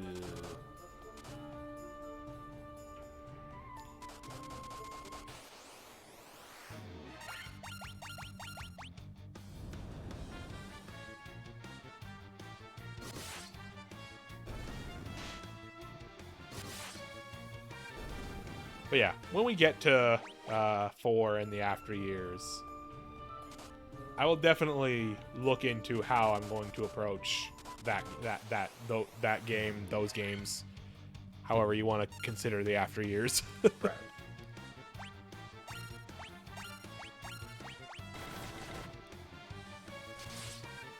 Oh, I guess one more Weird Edge case spinoff that I do need to ask about. Mm-hmm.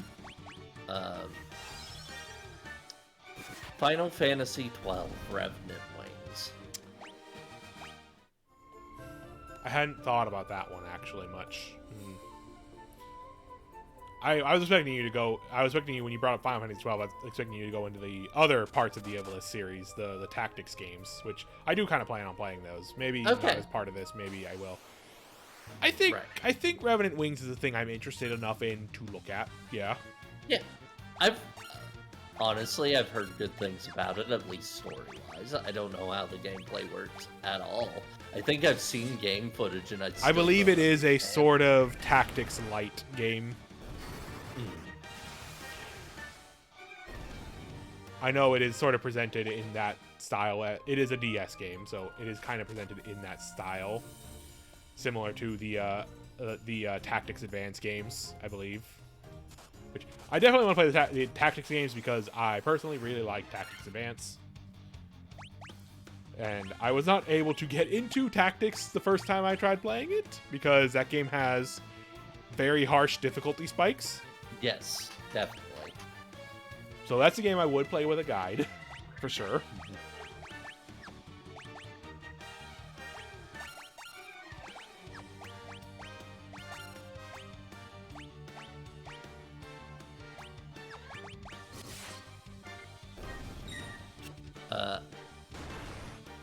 I guess I'll also ask, since they may or may not come up as further off spin-offs, in terms of games that are distinctly in sub-series, but might potentially be worth checking out. I'm not sure.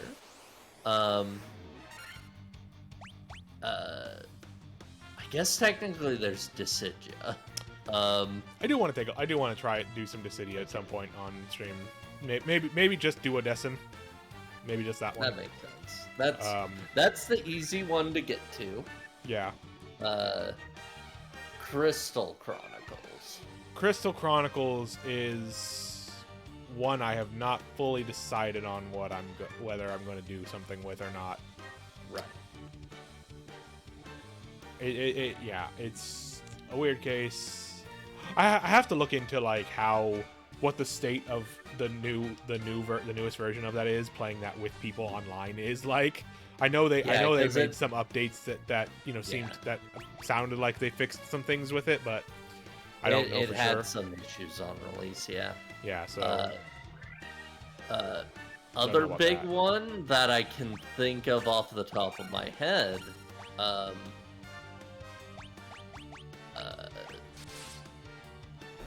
Final Fantasy: The Four Warriors of Light. I think that's the full title. Yeah, I have forgotten about that one. Everybody forgets that one. Yeah, I don't know. I can't say that I'm terribly interested. I've heard good things mechanically, and it is often Yeah. considered like a precursor to the Bravely series. Yeah, that's the thing. So that is a thing that maybe as a sort of side stream, maybe not on the official day that I do this, maybe as just sort of like, hey, I have nothing else to stream right now. I want to check this out, kind of thing. I don't know. I'll have to look more into that one since I know so little about it. Okay, one more that I remembered existing just now. Yeah. Final Fantasy Explorers. I was about to say that's another one I remember existing. I'll have to look into how it works in Citra because that's a 3DS game. I'll have to look into how well it plays with Citra. Because that is a game I remember buying. I have that game on my 3DS, but I can't stream from my 3DS, obviously. I never got super far into it, but it had a lot of neat systems going on in it. Yes. Like it was Monster Hunter. Yeah, it's very Monster Hunter, but not quite. It's got the Monster Hunter like issue of being just not as interesting as Monster Hunter. Yes. But it's definitely got some interesting kind of systems in like the class system and stuff that I kind of dug.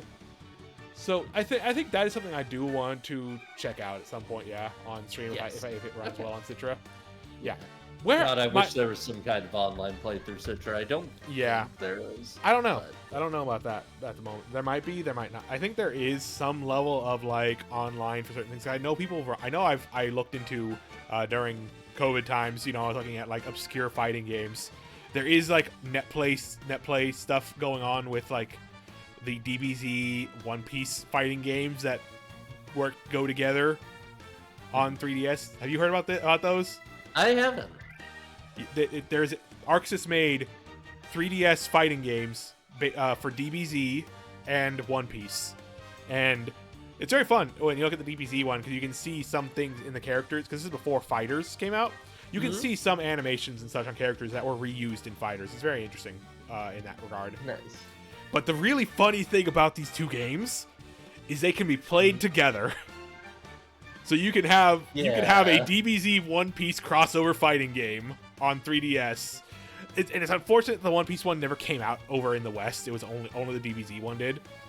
So that's the thing that a lot of like people who tried playing those games. I mean, a lot of people who tried playing those games on actual 3DSs probably didn't get super into them because they're fighting games on the 3DS. Right. But there were a lot more Crystal Chronicles games than there were a lot of them. Like, yeah.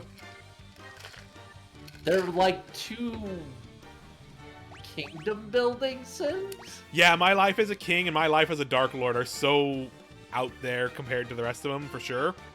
I played a little bit of My Life as a King on the Wii. It's interesting. They're interesting little like kingdom management type things. Yeah.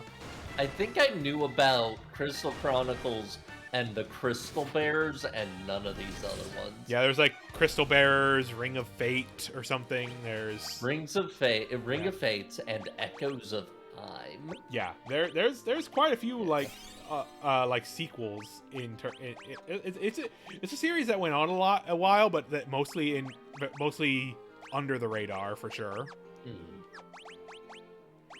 We are out of healing items. God dang it! Stop going to forget.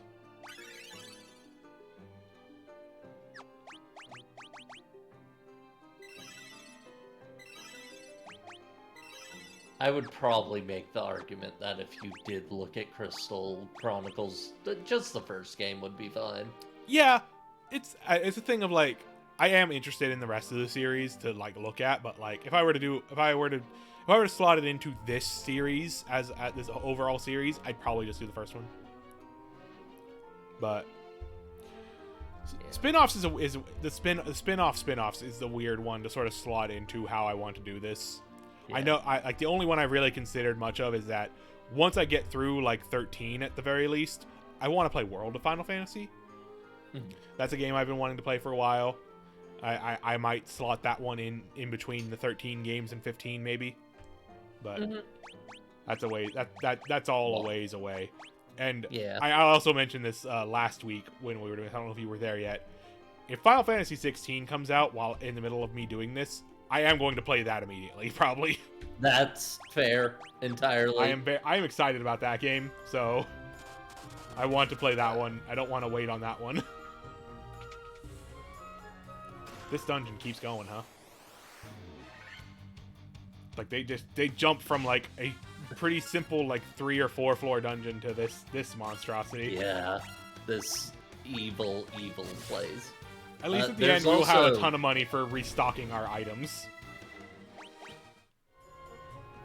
There's also, of course, the Chocobo dungeon games. Oh yeah, I do kind I'll throw that out play. I do kind of want to play. They remade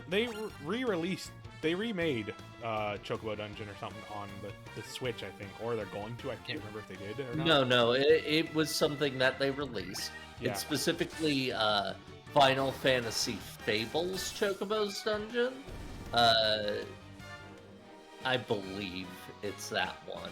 And it is released as Chocobo Dungeon Everybody, which is a very good title. I have it. That's the thing fun. I remember the name. Yeah, I think I might check that one out for sure. Like, it might be a thing of like once we get past the pixel games, once we get past the pixel remasters, at least, you know, I think things are. I think the 3D games get a lot more hefty in terms of game, so we might I might break them up with spin-offs.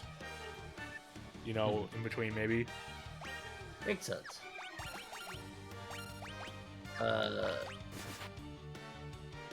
Fiat rhythm. I'm not gonna stream a rhythm game.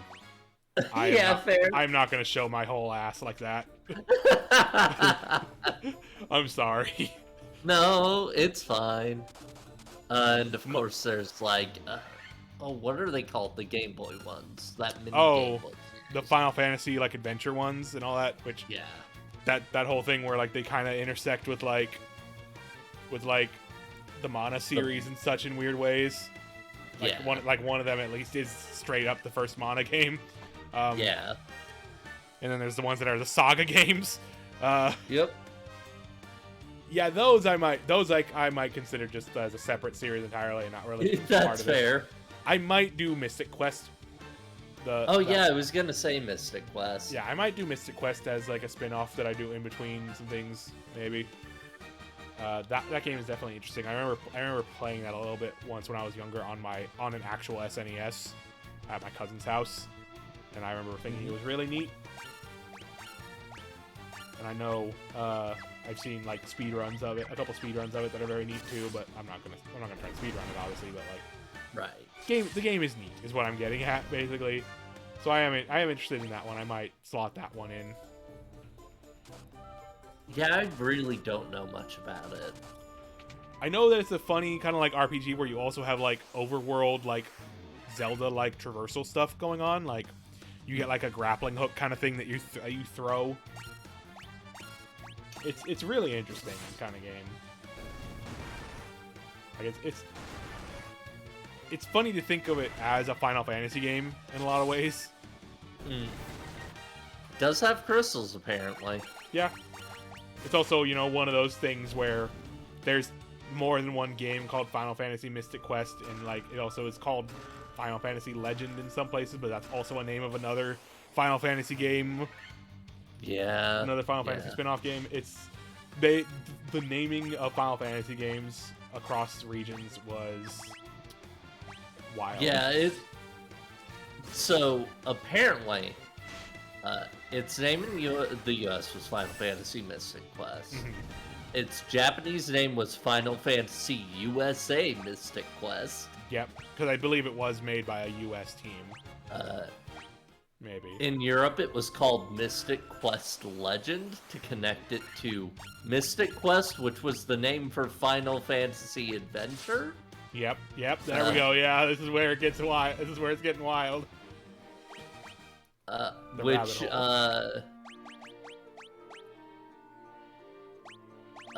was called in Japan Seiken Densetsu Final Fantasy. There we go, Seiken Densetsu. Yep, and that's the first Mana game. That is the first Mana game, yeah.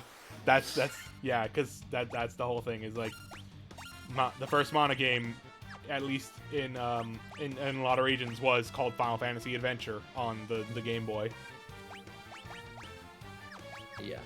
Apparently, its Game Boy Advance remake in the US was retitled Sword of Mana. Yep.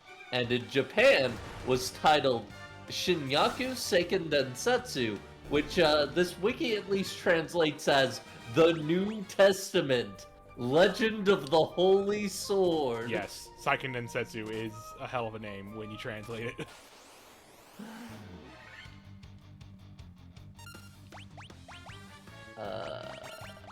And then there was a later remake made that was translated as Adventures of Mana. Yeah, I had that on PSP. Because that's not confusing. Yeah, I had that on PSP. That was a neat little version of that game. I never finished it. I've never finished any of the Mana games, but it's neat. Yeah.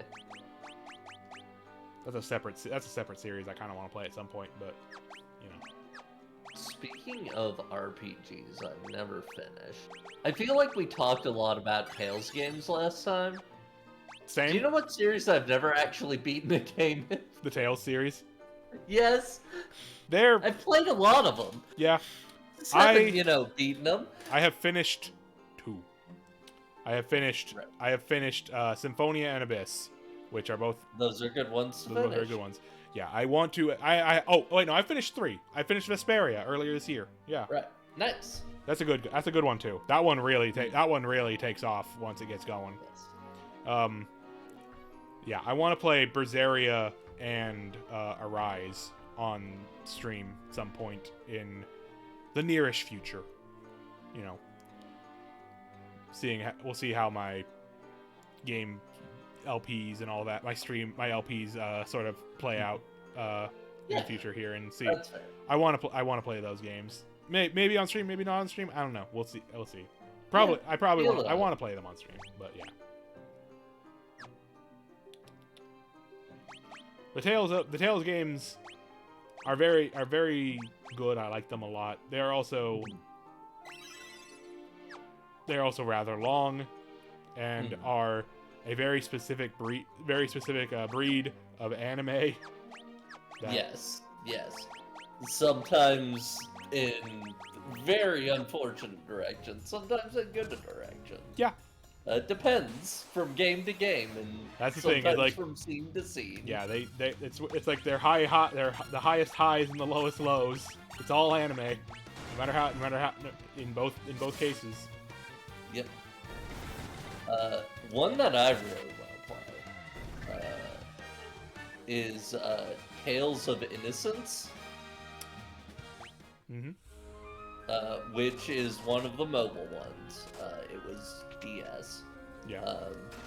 The premise is very wild, is part of the reason I'm interested in it. Everyone is reincarnations of dead gods. Cool. Love that. Also, the many good RPGs, the opening song is partially the singer being recorded and then played in reverse. That's really cool. I always love that. And the translation for it is pretty neat because it was a fan translation. Sorry, I was thrown off by the. Yeah, no, sorry. I think good. this floor looks a lot scarier than it actually is. I think it is. I think we are. Yeah. At the end here. Bad. Nope, this is not it. I was wrong. This floor is as bad as it looks. Yeah.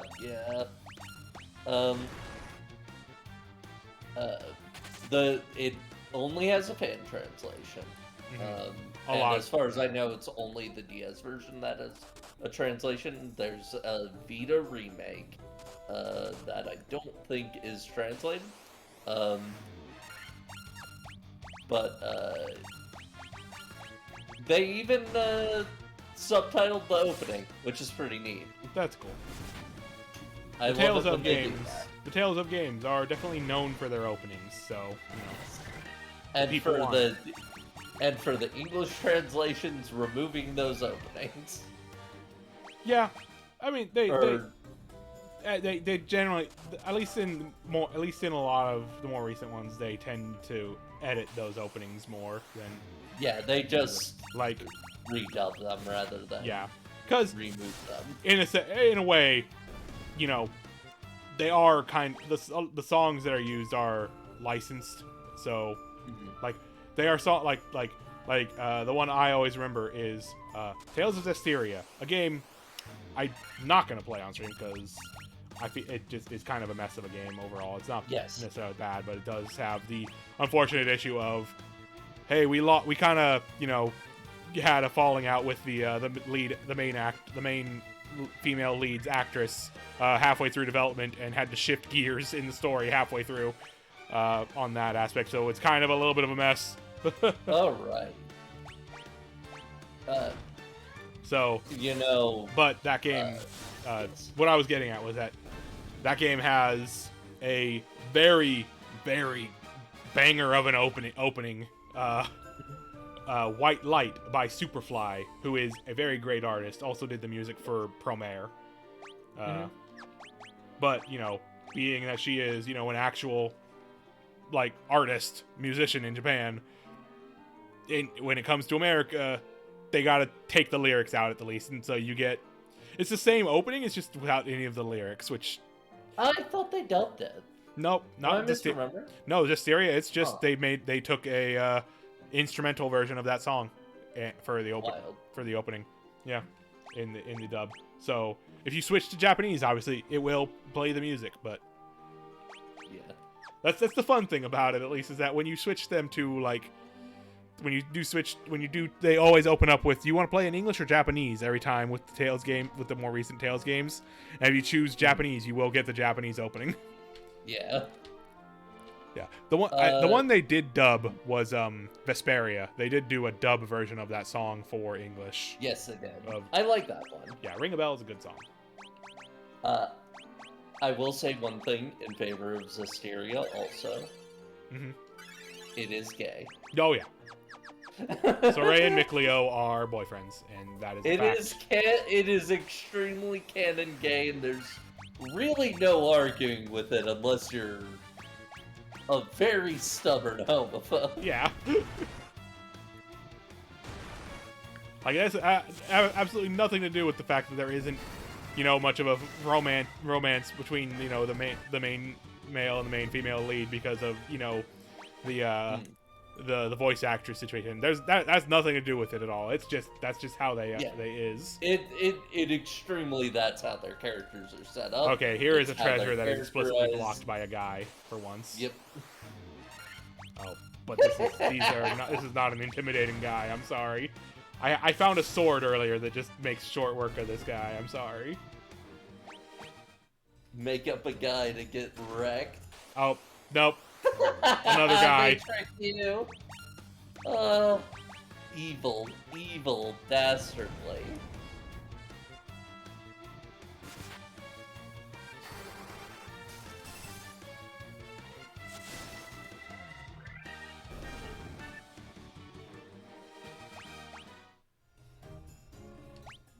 But yeah, going back to Tales of Innocence briefly, it's very funny because like the main character is the reincarnation of Asura.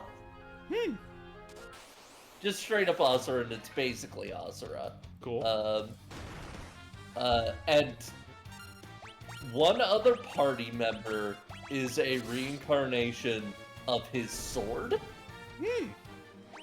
And another, I believe, is basically a reincarnation of his horse. Cool.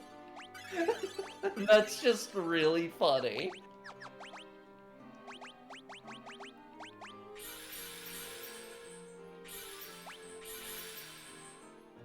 Well, we have been very exhausted of our resources by this dungeon. Hopefully, we get to the end soon.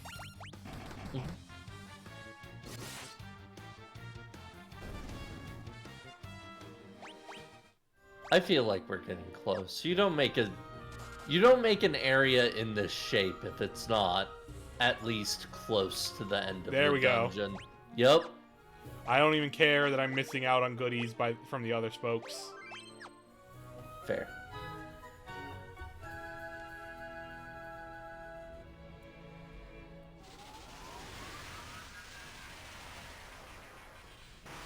It's her.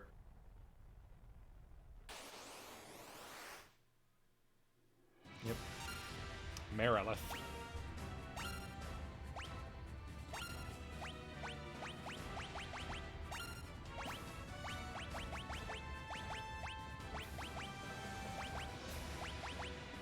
Oh, Fire Aqua would probably be great here.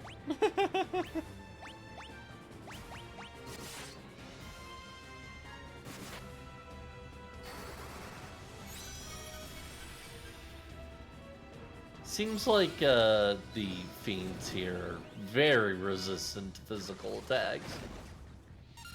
Oh, that's rude. I'm not sure if that did anything, actually, but...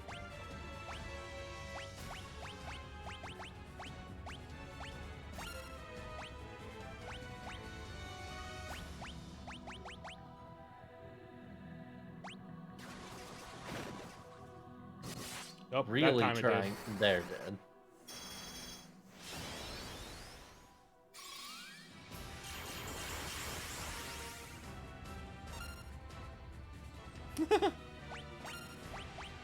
That's cute. Yeah, I like that.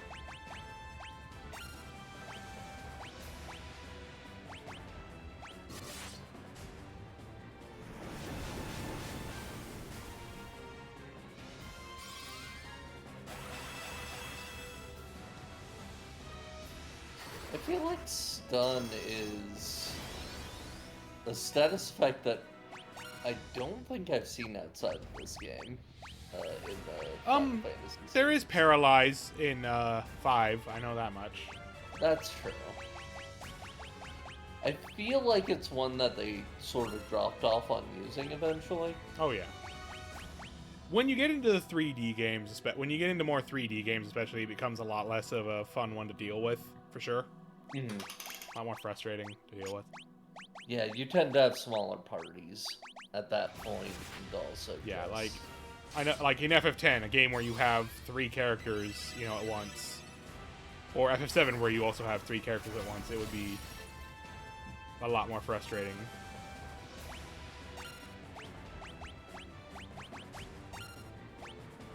Well, I think maybe FF7 probably has something like that, honestly. Wonder if Thundaga will do... Nope, Thundaga does not. I think John's about to die. John died. He's dead. Jack took the heals.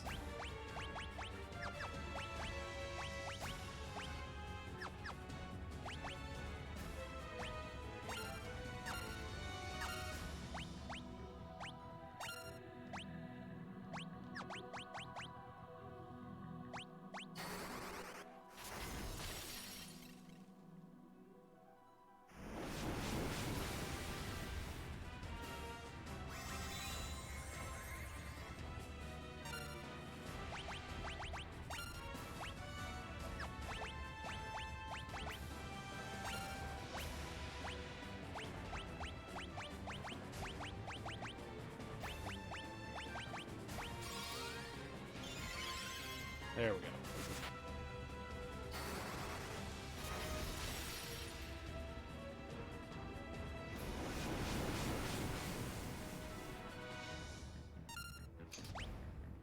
I need to reapply the buffs. Yeah.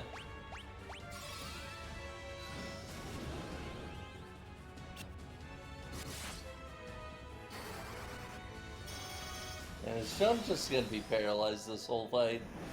It looks like it. That's a bummer. Yep.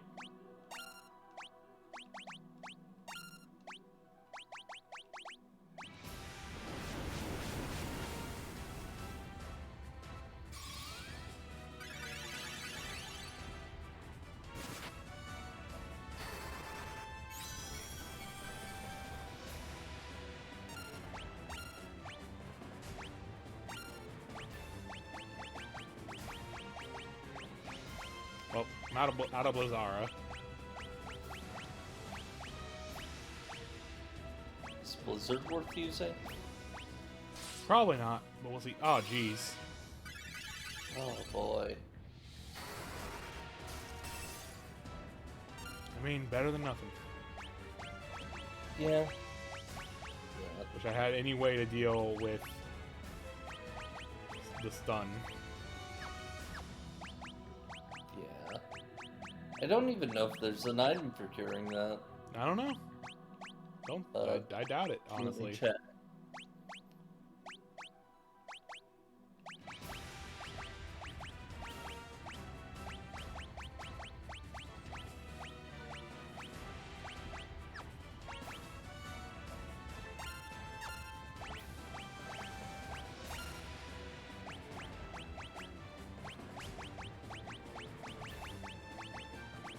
Alright, well. Thundaga is just going to be our best bet, I guess, for now.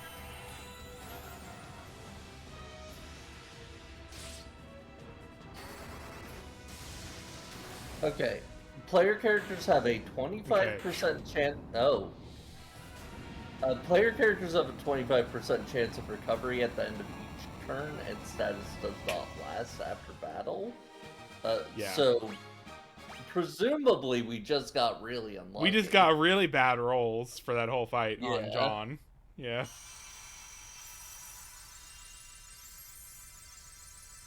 But we got there in the end. Mhm. At the very least, we are seeing that we are equipped to handle things, even if it's Exactly. a little rough. Though we should very much restock on. Yeah, things. we have much wealth. We need to restock. Actually, once I get out of this battle, I'm not gonna wait till I'm not just gonna wait till I get to an inn. I'm going to use a tent. Yeah, that's fair. Especially because this river is basically an overland dungeon in a lot of ways. Yeah, it's a very small one, but it is something. Yeah, this is where this is the part where you know they did not have the map in the old version because this is designed in that way. Yeah, these fish still hit like a truck, so. Okay. I'm looking at a list now because I did bring this up to check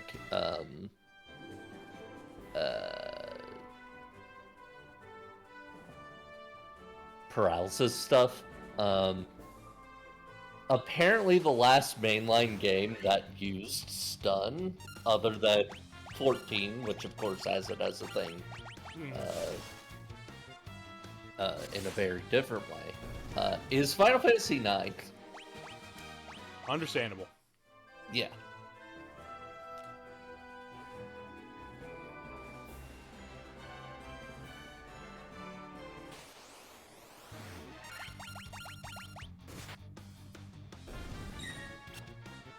And yeah, there's a little bit of Paralyze in FF7. And like the big thing that you can do to inflict it is cross slash. Yeah, makes sense. Yeah. Other than that, it's effectively stopped, but it lasts a shorter amount of time. Yeah. Wait, no, I was gonna go see if the old men have anything to say. That's also probably why it's less frequently used. Yeah. It's just kind of... It's got a lot of overlap with other abilities. It looks like their dialogue changed a little bit. Yep. For some of them, at least.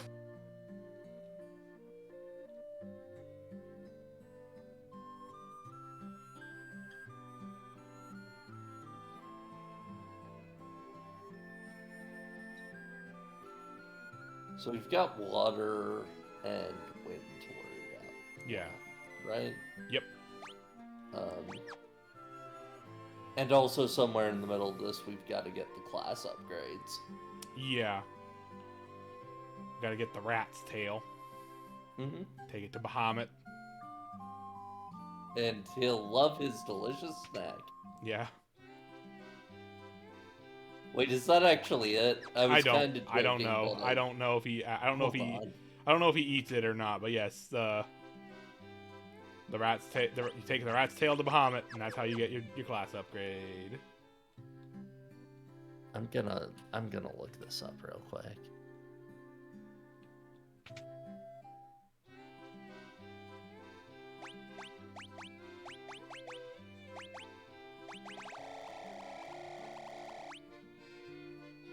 It doesn't say here.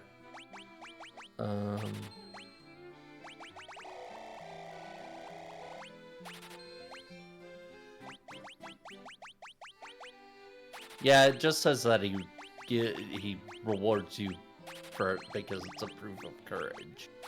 Mm-hmm.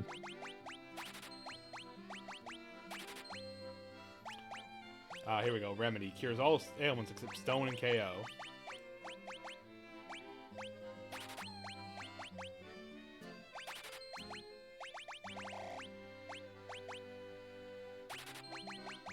Alright. I feel pretty stocked up now. I will say, like, every single item description past the first game that they have here does mention that it's tasty. Yeah. Like almost everyone, not all of them, but a lot do mention that it is tasty. So I think Bahamut eats it. I'm pretty sure that's actually it. I was Cool, like cool. half joking, but I'd believe it. That feels like a joke this game would make. Yeah. It's kind of taking cues from Dragon Quest, and Dragon Quest is a very funny series. Yep.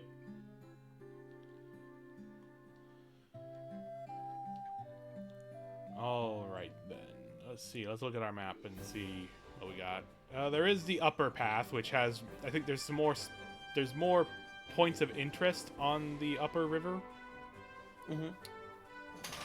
So I think that is where we head next. Sounds good. And we will. I will be calling it in not too long, but I want to be outside of the next place rather than going somewhere and then saving and being confused next time like I was. Yeah, fair.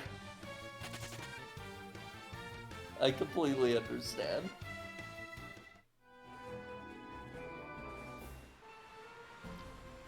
Because I do believe we don't really have a way to get to the other two continents in our current boat. There are no docks up there, I don't think. And I'm fairly sure, I know at least that Bahamut is on the island that looks like a bird. Looks like the big continent that looks like a bird in the upper right. I'm sure that's just, you know. The Final Fantasy series loves to have the continents be shaped like something relevant.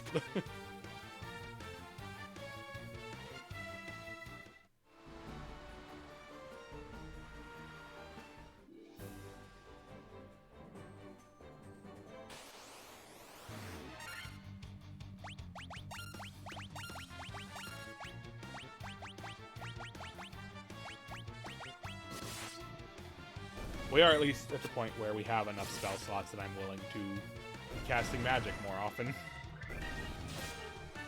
And also plenty of ethers.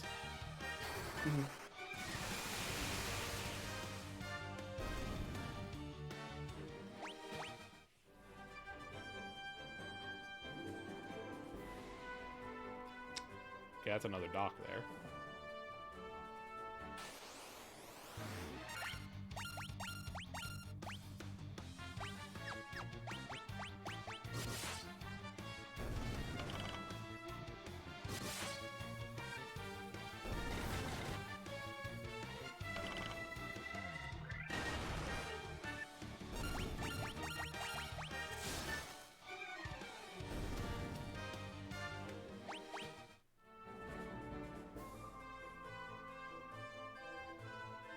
Okay, nothing here.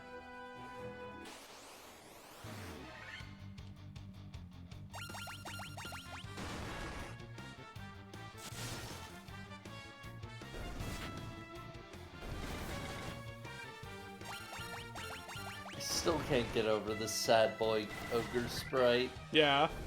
Very, very soft. Very soft ogre. Very soft, sad boy.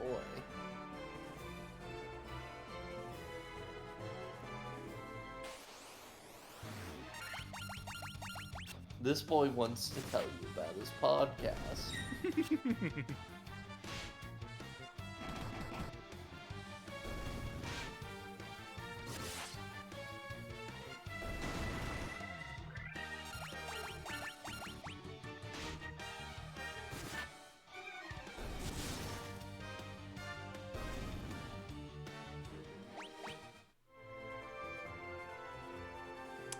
Hey, look at that.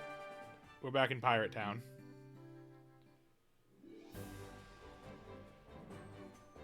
Hooray! This is an area we could have gone to before, but you know there was nothing we could do over here, obviously. All right, gonna go down the river now.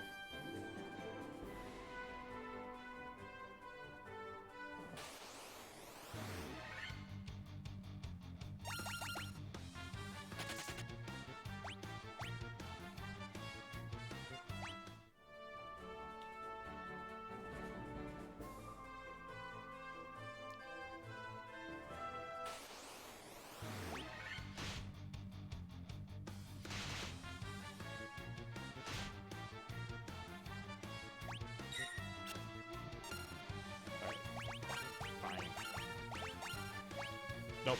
I wanted to have him cast Thundara, but whatever. It's fine.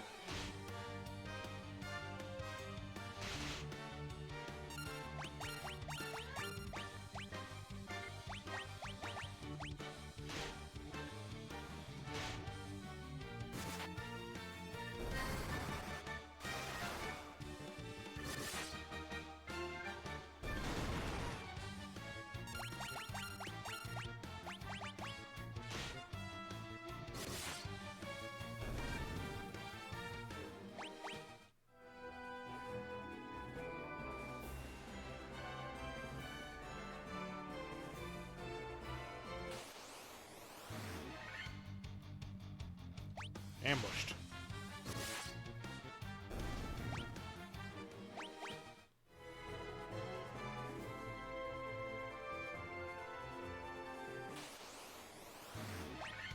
Oh no. Neochu. They're really loving these. First off, yeah, terrifying that they're already sending stronger Ochus at us. But also, they're really Oh, hey. loving these river mazes, huh? Yeah. Oh wow, the thing even shows like chests and items and like shops at towns. I never We pressed the missed a square lot button. in Mount Duragar. Yeah, geez. I mean, I think there's a lot of Mount Dorgar we couldn't or like get to do anything with yet. Yeah, true. Like I think there's like the guy we can take Mithril to later and such. I think Mount Dorgar is just most of the stuff is later. I like that when you highlight Mount Duragar. I'm guessing that chests and items are a separate category, but Yeah. it is very funny that it's 10 chests, 1 item. Yeah. Which chest has the item? Only time will tell.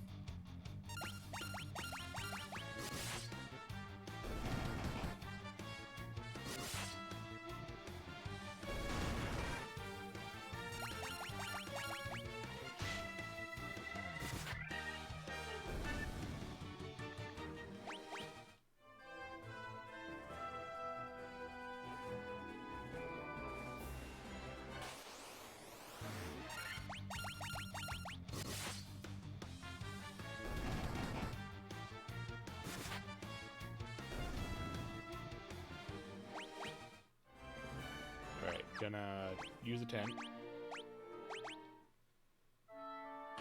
Hop into here to see what this place is.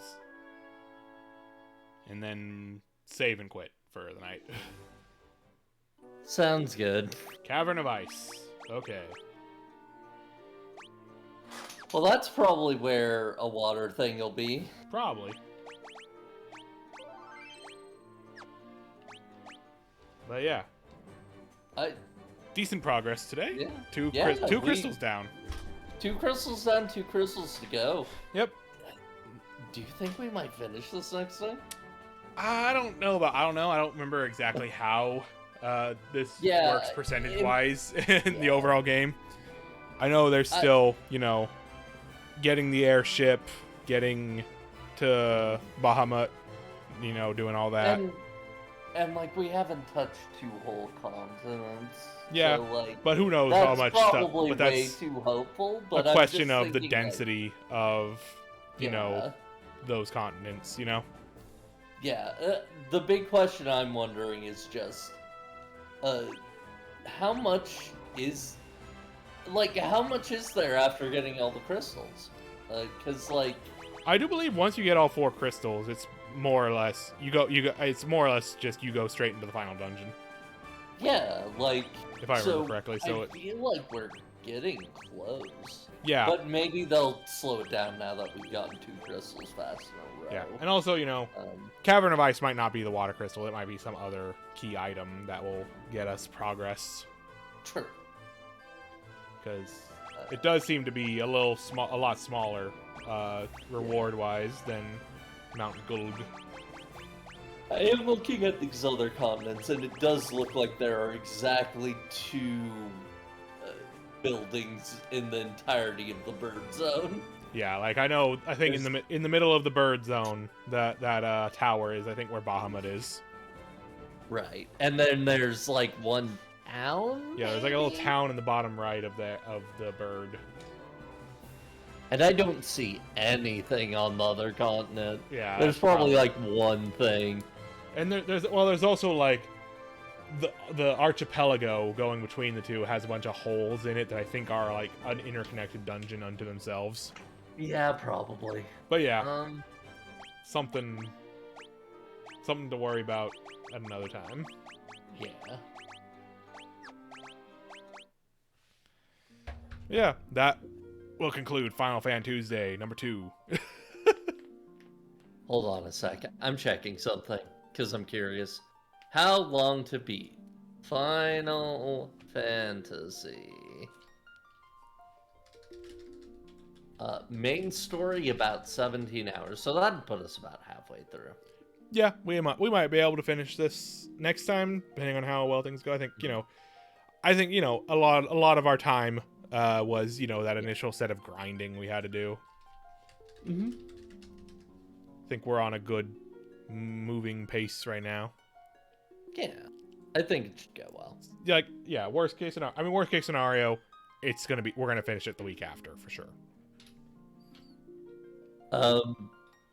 Okay, just random aside, because now I'm looking at the Final Fantasy game times. I don't want to keep going too long because, we're closing out here. But I do have to mention, I'd never seen how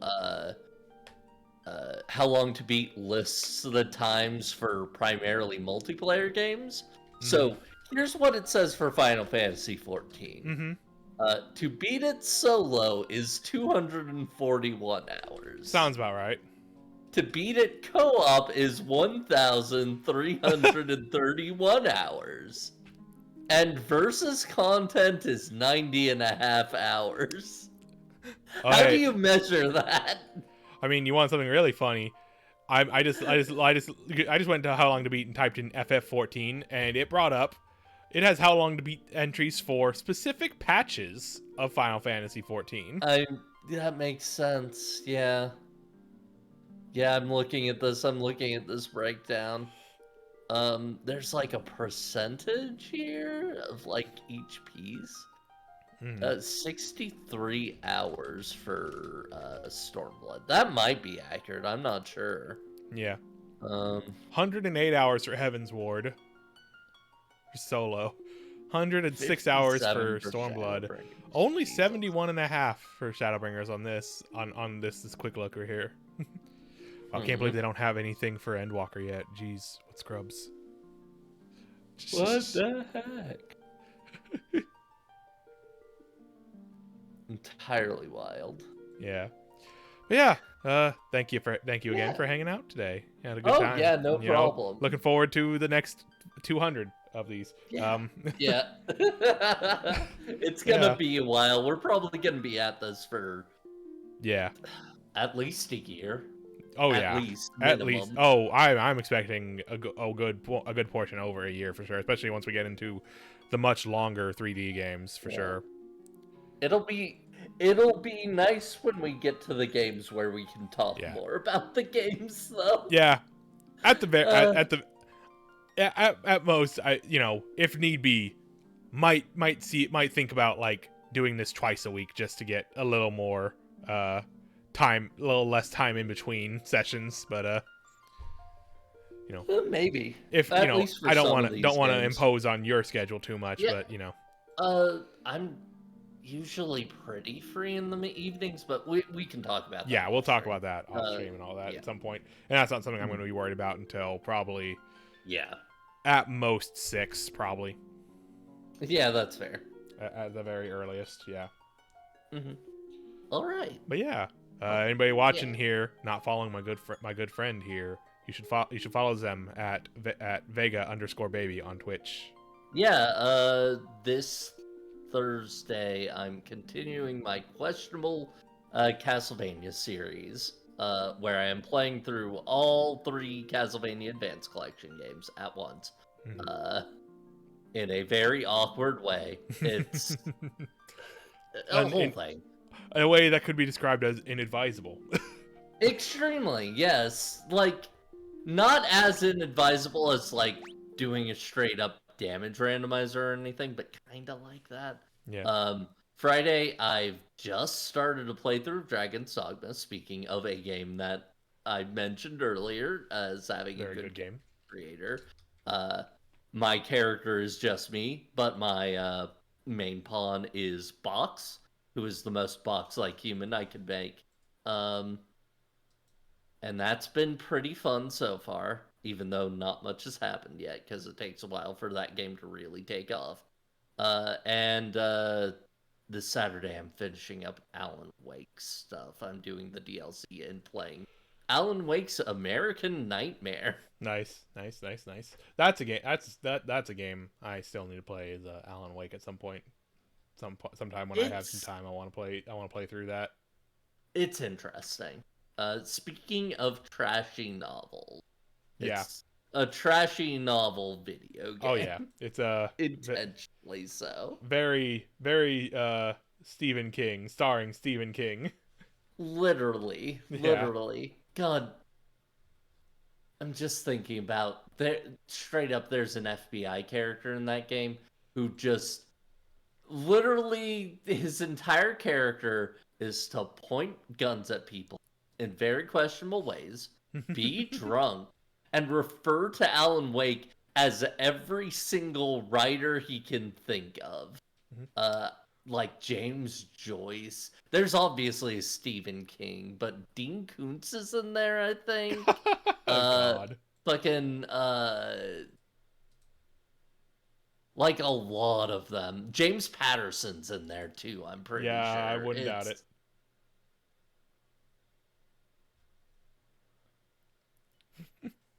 Oh no. Sad news in the world of video games. Yeah. Jump Force digital sales are to end February 7th, 2022, and the online service to end August 24th. Oh. Jump Force's time is numbered. That is I guess unfortunate. That is unfortunate I for a guess it game to actually go off, but for like, yeah. some reason I thought it was doing okay. Oh, it did okay. It's just because it was getting DLC stuff. No, I'm just thinking about in comparison to, it's pretty similar to Xenoverse. Xenoverse 2 is still running. It's getting a new story patch like soon. My best guess would be licenses for sure. Is the issue. Yeah, that might be a big factor. I imagine, it's probably very costly to keep those licenses renewed. Yeah. Whereas Dragon Ball is, one series. It can keep it's a Dragon Ball game. It's one series. It can keep going. More or less. Well, for folks in our audience, get that now if you want to see a cube go up Vegeta's. Yes. Anyway. Speaking of the writer's barely disguised fetish. Oh boy, that game. Anyway, that's gonna be all from us. Yep. Catch Thanks you later. for watching. Thanks for hanging out. See ya. Bye.